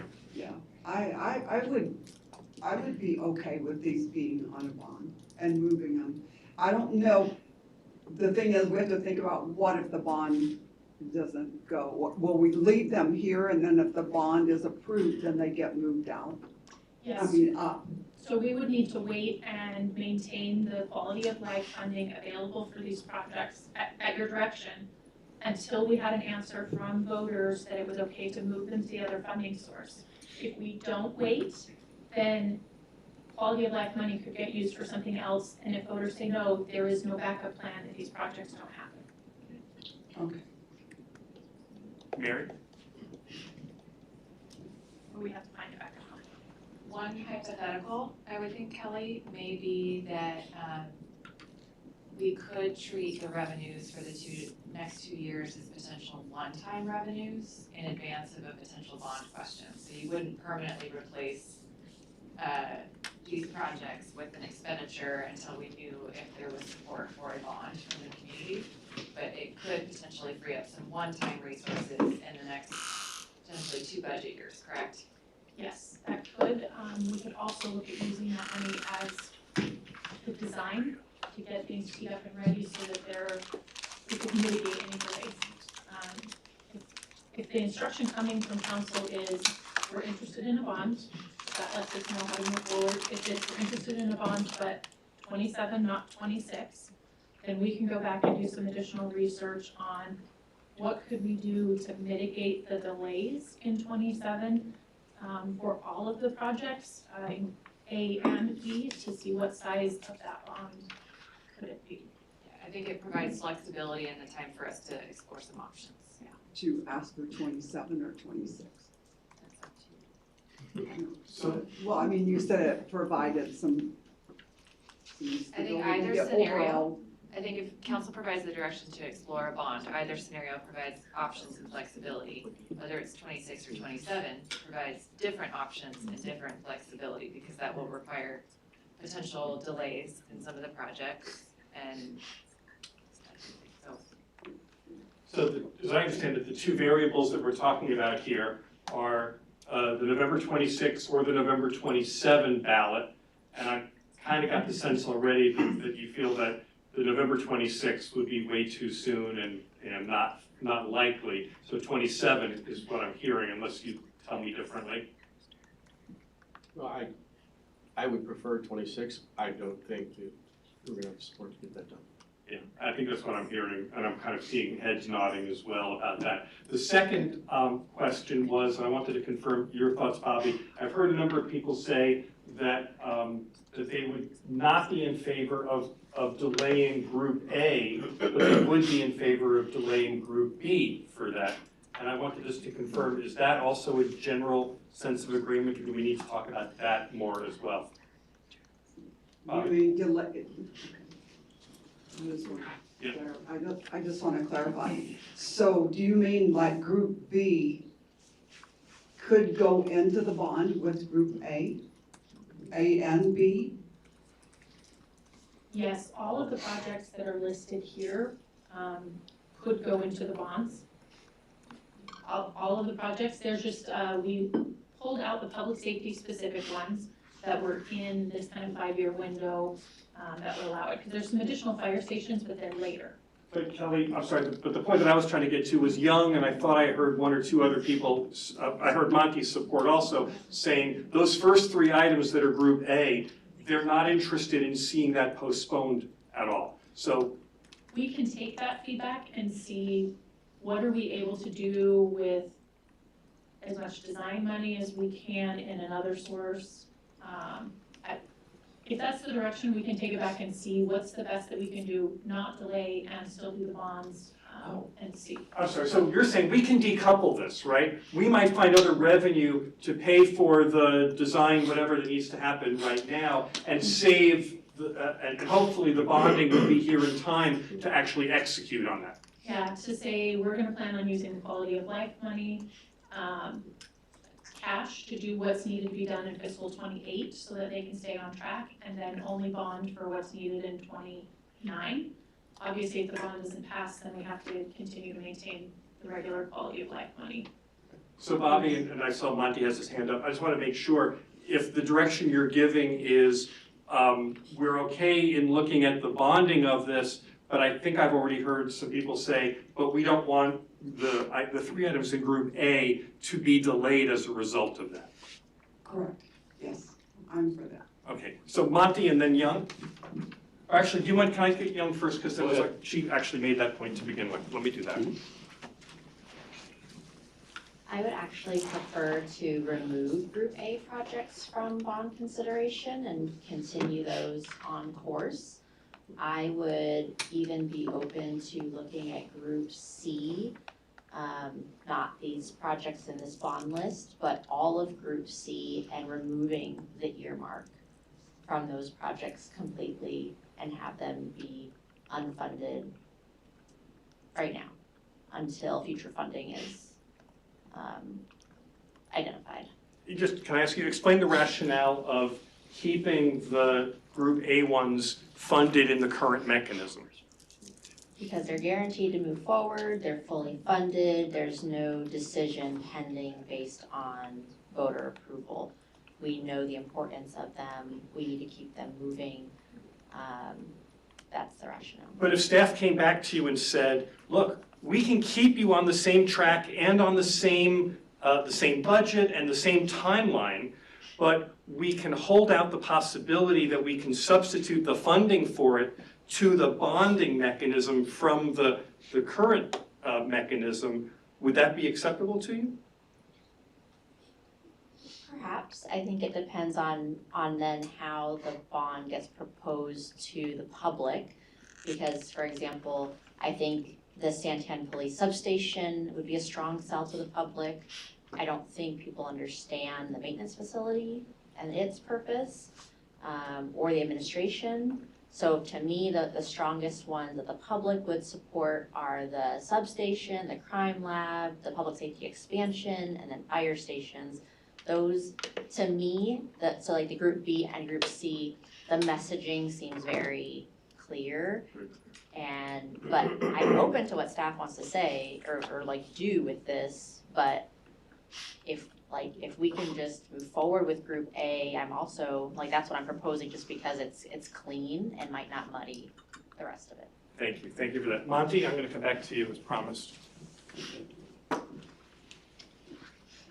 I would agree with you what you're saying, it makes sense.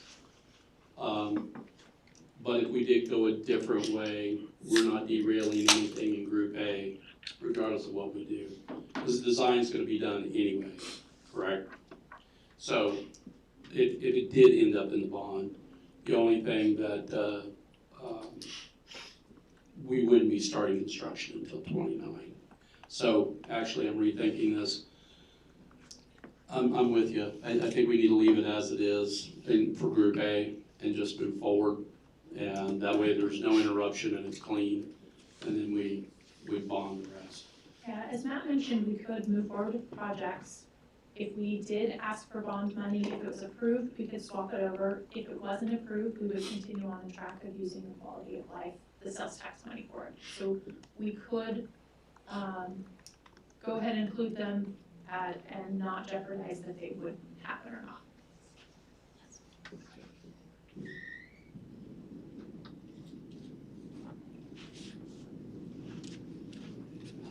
That seems to be a distinction, I'll be careful how I say it.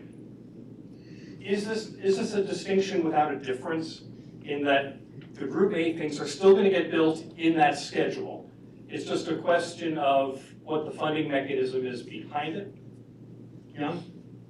Another rationale I have regarding maybe seeing what this looks like without Group A is because what you're saying is that if this all can get passed with the bond, then we have solved 15 million of the $20 million in ongoing revenue.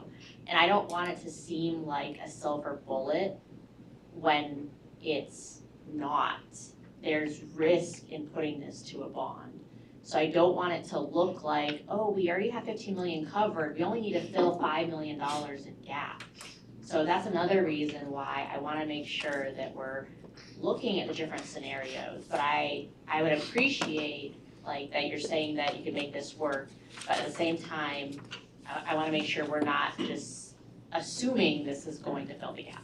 Can I ask you one more thing then? I really don't want to put words in your mouth, but I think what I'm also hearing you say is, we've already made a public promise to take care of these first things here through the sales tax increase that was approved, and, you know, we should just go ahead and deliver on that promise, because these are the things that are foremost and first on that list. Yes, that applies as well. Okay. And I would make the distinction, $20 million is the loss of revenue. That is not the gap in what it will take to fund our services. So there is a bigger gap than $20 million.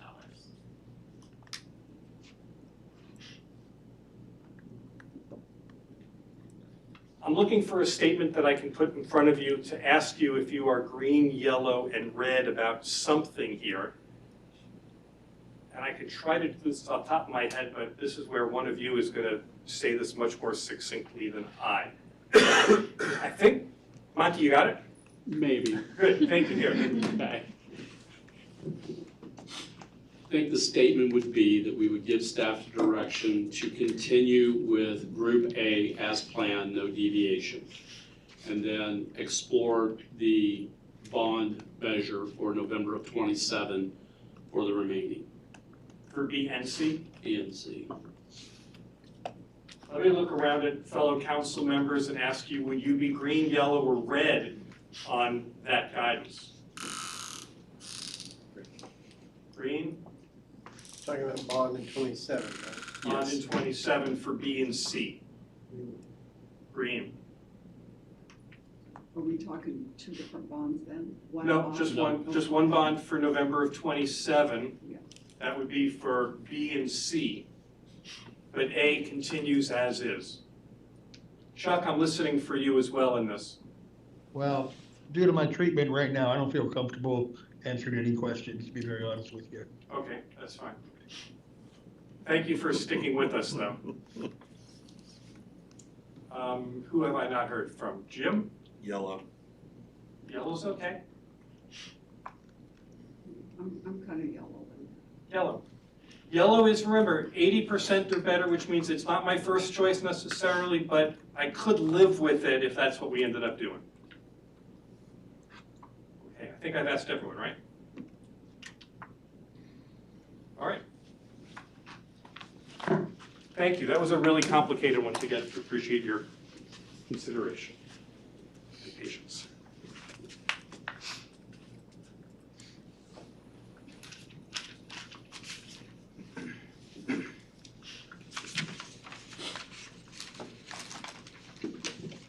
Okay, item number 6, you'll see him 6 on the list of ways that we're going to work through this is leveraging citizen input.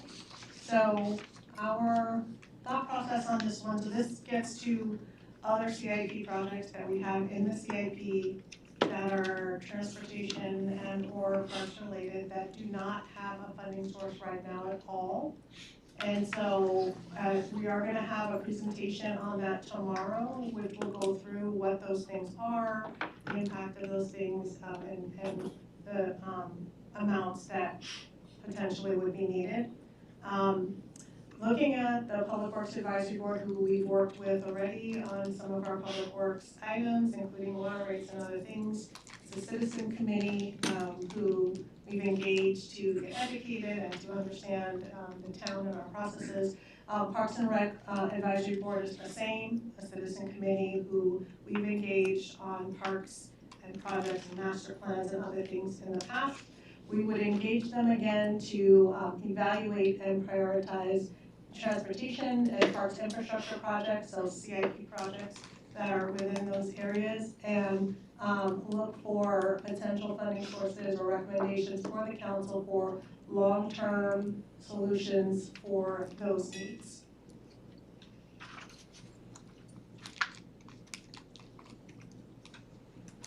Okay, so I'll pause here. I don't just want to leave this up here to give you a sense of just a little bit of time to think about that.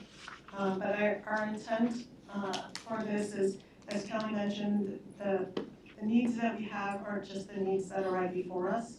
We have other needs, and as you all know, even in quality of life, there was a bucket D, which did have projects in it that did not have a funding source. And so there are other CIP projects which are necessary for us to keep top of mind as we look to funding and options and the things that we plan for future-wise. Monty? I think this is a wise thing to do as far as engaging the public works and parks and recreation advisory boards to assist with that. The only thing I might add, and I don't know if you're gonna bring this up later, is citizen input. These are our advisory boards, but we had those listening sessions, and I thought those were very effective. Maybe we have something similar to that to get people's input as well. And then the other thing, if I remember correctly, and you guys correct me if I'm wrong on this, but the benchmarks we had for parks, as far as how many parks we have versus other communities like Charlotte and Colorado, and did we do a benchmark of valley-wide communities to see where we were at there? I'd be curious what that looked like, so that's So I know we do that as a part of the BBC. We certainly can circle back with you on that information because that is valley-wide, but we also have the broader that we look at from the master planning perspective where we have communities that are similar to Gilbert that we benchmark against as well as, so I'm sure that Michael can help us with getting that information out to the council. Other comments, observations, anything about leveraging citizen input?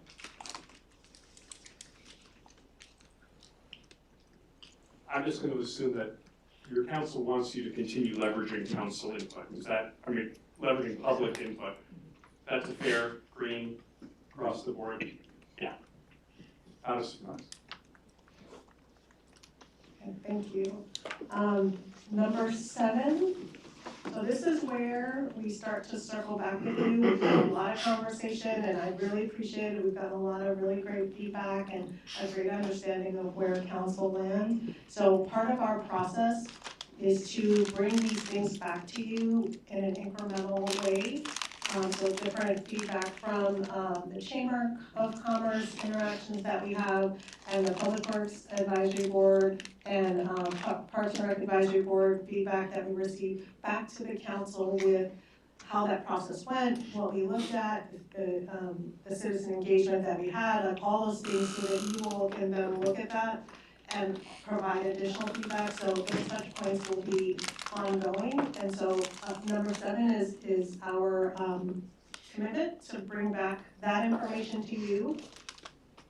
Number 8 is to explore, and so this is, let me back up, this is an intermittent feedback, so we have further down in the list a schedule of what we hope to bring back to you and when, not a schedule specifically, but that we intend to do that on a specific time frame, so that you are aware. So this would be the intermittent of, we met with them, here's what this looks like, more feedback from you, and then we would go back then and relook at based on your feedback. So that's why this is in here this way. And Dawn, do you think that's gonna happen like in the next 30, 60 days, something like that? Correct.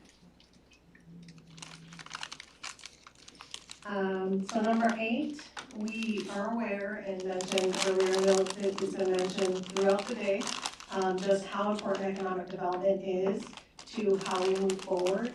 We will have that presentation, as was mentioned, tomorrow, but wanted to make sure, since this is a multi-pronged, we're looking at all the things, that there is a clear understanding that we know that this is a part of how we move forward with our revenue sources and how we continue to bring businesses to Gilbert, how those businesses play into kind of what our revenues look like. And so we'll talk more about hear more from Dan and his team about the things that they're doing, but also some impacts that we're already seeing from some developments, or we will be seeing from some developments, what that looks like from an economic impact standpoint. But as a part of this, our commitment is to continue to explore how we attract, retain, and expand businesses in Gilbert, because it's important, but also to be able to look at our development process and continue to look at that to make sure that we are business friendly, that we are working on our timelines, like all the things that we need to do to ensure that when those businesses do come, we are ready and, doors open and, Gilbert continues to be a business friendly environment. So I want to make sure that that's a part of the process. Here's where I want to talk through our intent in terms of follow-up for the council. So we've given you a lot of information today. But our intent is to come back to the council with bi-monthly progress updates. And so that would be on all the feedback that you've given us in terms of what you'd like us to explore. We will be back on a bi-monthly basis to say, here's where we are, here's what we've learned, here's what we put together, here's what our thoughts are, here's the feedback we received, all the things, so that you all can hear and see the progress on this. But also, we are also committed to doing specific briefings if there's interest in some specific projects or some specific items, or just items in general. We're happy to do those, and study sessions as needed, again, to show that we are continuing to work on this. We know that this is not going to be solved right away. This is going to take time. The intent of putting this together was to have something that would show ongoing progress of what we're looking at, how we are following council direction, and then what that is culminating into for how we move forward. And then ultimately, a follow-up at the council fall planning retreat, which is not scheduled yet, but will be, with a final proposal. And the goal would be to have, that is the wrong year, to have this back to the council with recommendations and thoughts that have been shaped throughout between the community and staff as we put things together, and council feedback with specific items, direction, and follow through that we would bring back before the end of this calendar year. So that's not correct. No, that is correct. That's the start of the process, the start of the budget process. So that we start the process in October. Okay, Next fiscal year, 27. Okay. So, You got it. scratch that. But yes, the start of the FY '28 process is at the end of this year, in '26. So that was my intent, is we wanted to make sure we got through this in a timely manner. You could see that we are having these regular touch-ins. We're gonna be moving on these items that you've given us direction on, And there is a path forward for us to start to address some of the challenges, and we'll work together on what that looks like. And with that. Which is the question then for council. That sound good to you? Is there anything more, less different that you wish that staff was doing to get you through this process?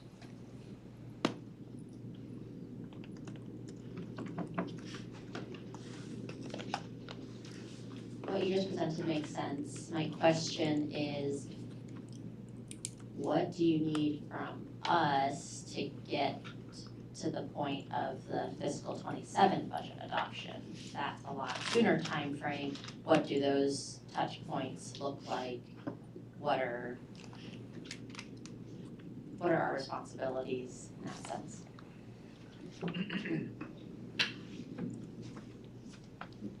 I'll take that one. So we are working right now with exec team and town manager's office to figure out a balanced budget that works with the revenues that we have now. There are some things that have helped with the budget, like earlier was mentioned in the presentation on Advocacy Center Phase 1, that $4 million of that budget has been given back to the general fund with one-time money. That helps. Town manager's office and exec team are looking at those 3% cuts. What are the ones that make sense? How can we use that for other ongoing needs? We're still working on balancing all of that. So we'll be bringing information to council in the one-on-ones that happen in April, so in a couple of weeks.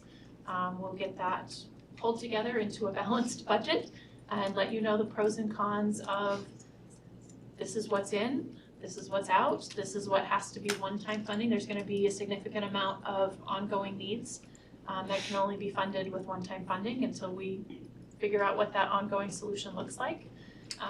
We'll look at utilizing the Advocacy Center money. We may look at utilizing some of the land sale money from the Heritage District to close some one-time gap as well. But we'll bring that information to you so that you can weigh in and hopefully nothing too bad in cuts or service levels. It won't be ideal, but hopefully it will be a good option to get us through next year. Thank you, Kelly. And just to add on to that, and I apologize, I wasn't fully listening, so I just wanna be upfront about that. Just wanna put a fine point on the fact that part of what we talked about when we started this conversation where we said the departments are looking at the 3% to identify ongoing was for that reason, because we were trying to free up ongoing for things that we know have a need, but do not have ongoing funding. And so we've been, and Kelly and team will attest to that, we have gone back and forth numerous times to identify how much funding we have, what we can put into that funding, what then falls into one time, and we'll continue that process. But it has been a very different process than prior processes because of the constraints that we have from a funding perspective. One thing I would just add to what was shared as far as Councilmember Kaprowski's question about what does staff need from council to get through FY27. There's a lot of good information that's been discussed today and a lot of great feedback provided by council and direction of steps that you're interested in staff exploring next. I would add to the list some patience in going through those scenarios and things that we want to explore, because right now the team is in the middle of trying to balance 27 and make sure that it's ready to go to bring to you, to present to you a balanced FY27 budget. So I would just offer that as we look at some of these different scenarios that we've discussed today, as much as we might wanna jump on them tomorrow to explore what the bond could look like and everything else, or any other items that was listed in here, that those things will take a little bit of time as we look to close out FY27. So I just wanna offer that up front so that the team can stay focused on delivering you a balanced FY27 budget and then set our sights on accomplishing some of these other items. Thank you. Good point. Mario?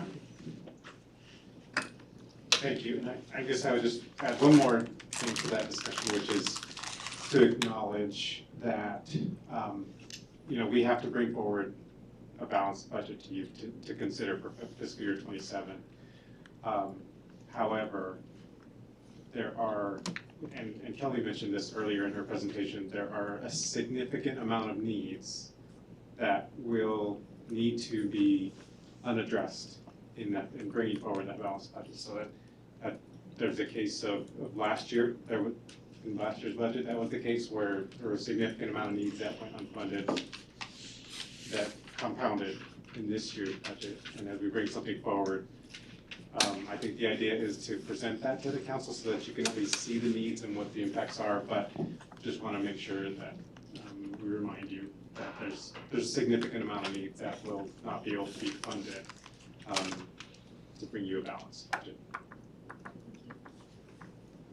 Thank you. I'm looking around the room for other questions or comments. Hearing none, seeing none. Dawn, is there anything that we haven't talked about today that you want to make sure we get direction on from council, even though we're coming back tomorrow? Anything else today that we need to be talking about? Nope. Okay. Is this the wrap up? This is the wrap up. This wrap up can be pretty quick.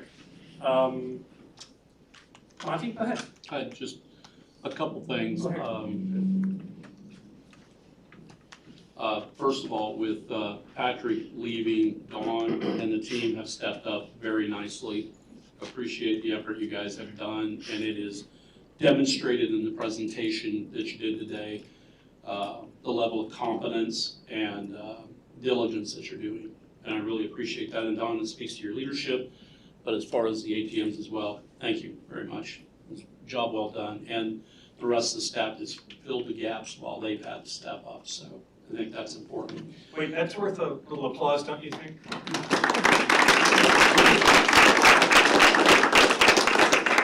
Makes our job a whole lot easier, so I'm kind of selfish there. Second thing, I just wanted to make sure I clarify, and we were talking about earlier some of the things that we were looking at. The thing that makes this happen is the fact that our entire staff from top to bottom is competent, and we need to protect that at all costs. We had that conversation earlier about, could this impact staffing levels? I want to make sure that we understand clearly that we're going to protect that at all costs. That competency level allows you guys to take on the extra load that you need to take on in order to accomplish what's with you. It's because of the work that they do day in and day out. And I want those listening to understand that is a commitment from all of us to protect that. So we'll figure out how to get through this. And the proof of that is the fact that the town that we have today as it exists is a direct reflection of the work that's been put into it. And that's how I know that you guys are going to be able to accomplish this. We wouldn't have a town that looked this beautiful with incompetent people. So thank you. That's all I got. Thank you, Monty. We hear you loud and clear.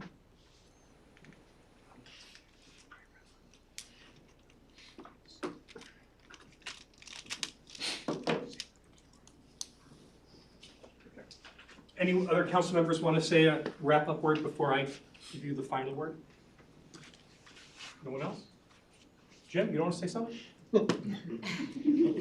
Monty, Kenny? I talked too much today. All right. What he said. You're good, you're good. Let me just wrap this up in 60 seconds. I'm just reflecting back on the vocabulary that you shared with me before we did this whole exercise this afternoon. You said that the values that should guide Gilbert's financial future, I won't read all of them, but some of them deserve to be repeated. Confidence. Looks terrible. Innovative, factual, courageous, fulfilling, forward-thinking, realistic, integrity, stewardship, trustworthy, balanced, return on investment. Understanding it from the resident's perspective. We're going to continue the retreat tomorrow. We're still going to talk about these things, but as you go home tonight and reflect on this, what I hope you will think about is the discussion we had today and how satisfied you are that we've delivered on those values in this conversation that we've had today and that we continue to build on them tomorrow. We still have plenty of opportunity. If we have fallen short anywhere, if there's any place where you're going, we missed a point, we forgot to examine something, we have all day tomorrow to be able to do that as well. And my commitment to you is to make sure that we're living up to the values that you've set for how you want council to advance this very important question. So I thank you so much for your efforts today. Matt, just one more thing before we go. Yeah. I just want to thank everyone for the great conversation and feedback today. I know that these were really complex and important conversations to have, but really appreciate the feedback and all the information that council's provided, and we will move forward with your direction. But this was set up for conversation, the conversation happened, and just really grateful for all the leadership in the room. Thanks, Dawn. Well said. That's it. Thank you all very much.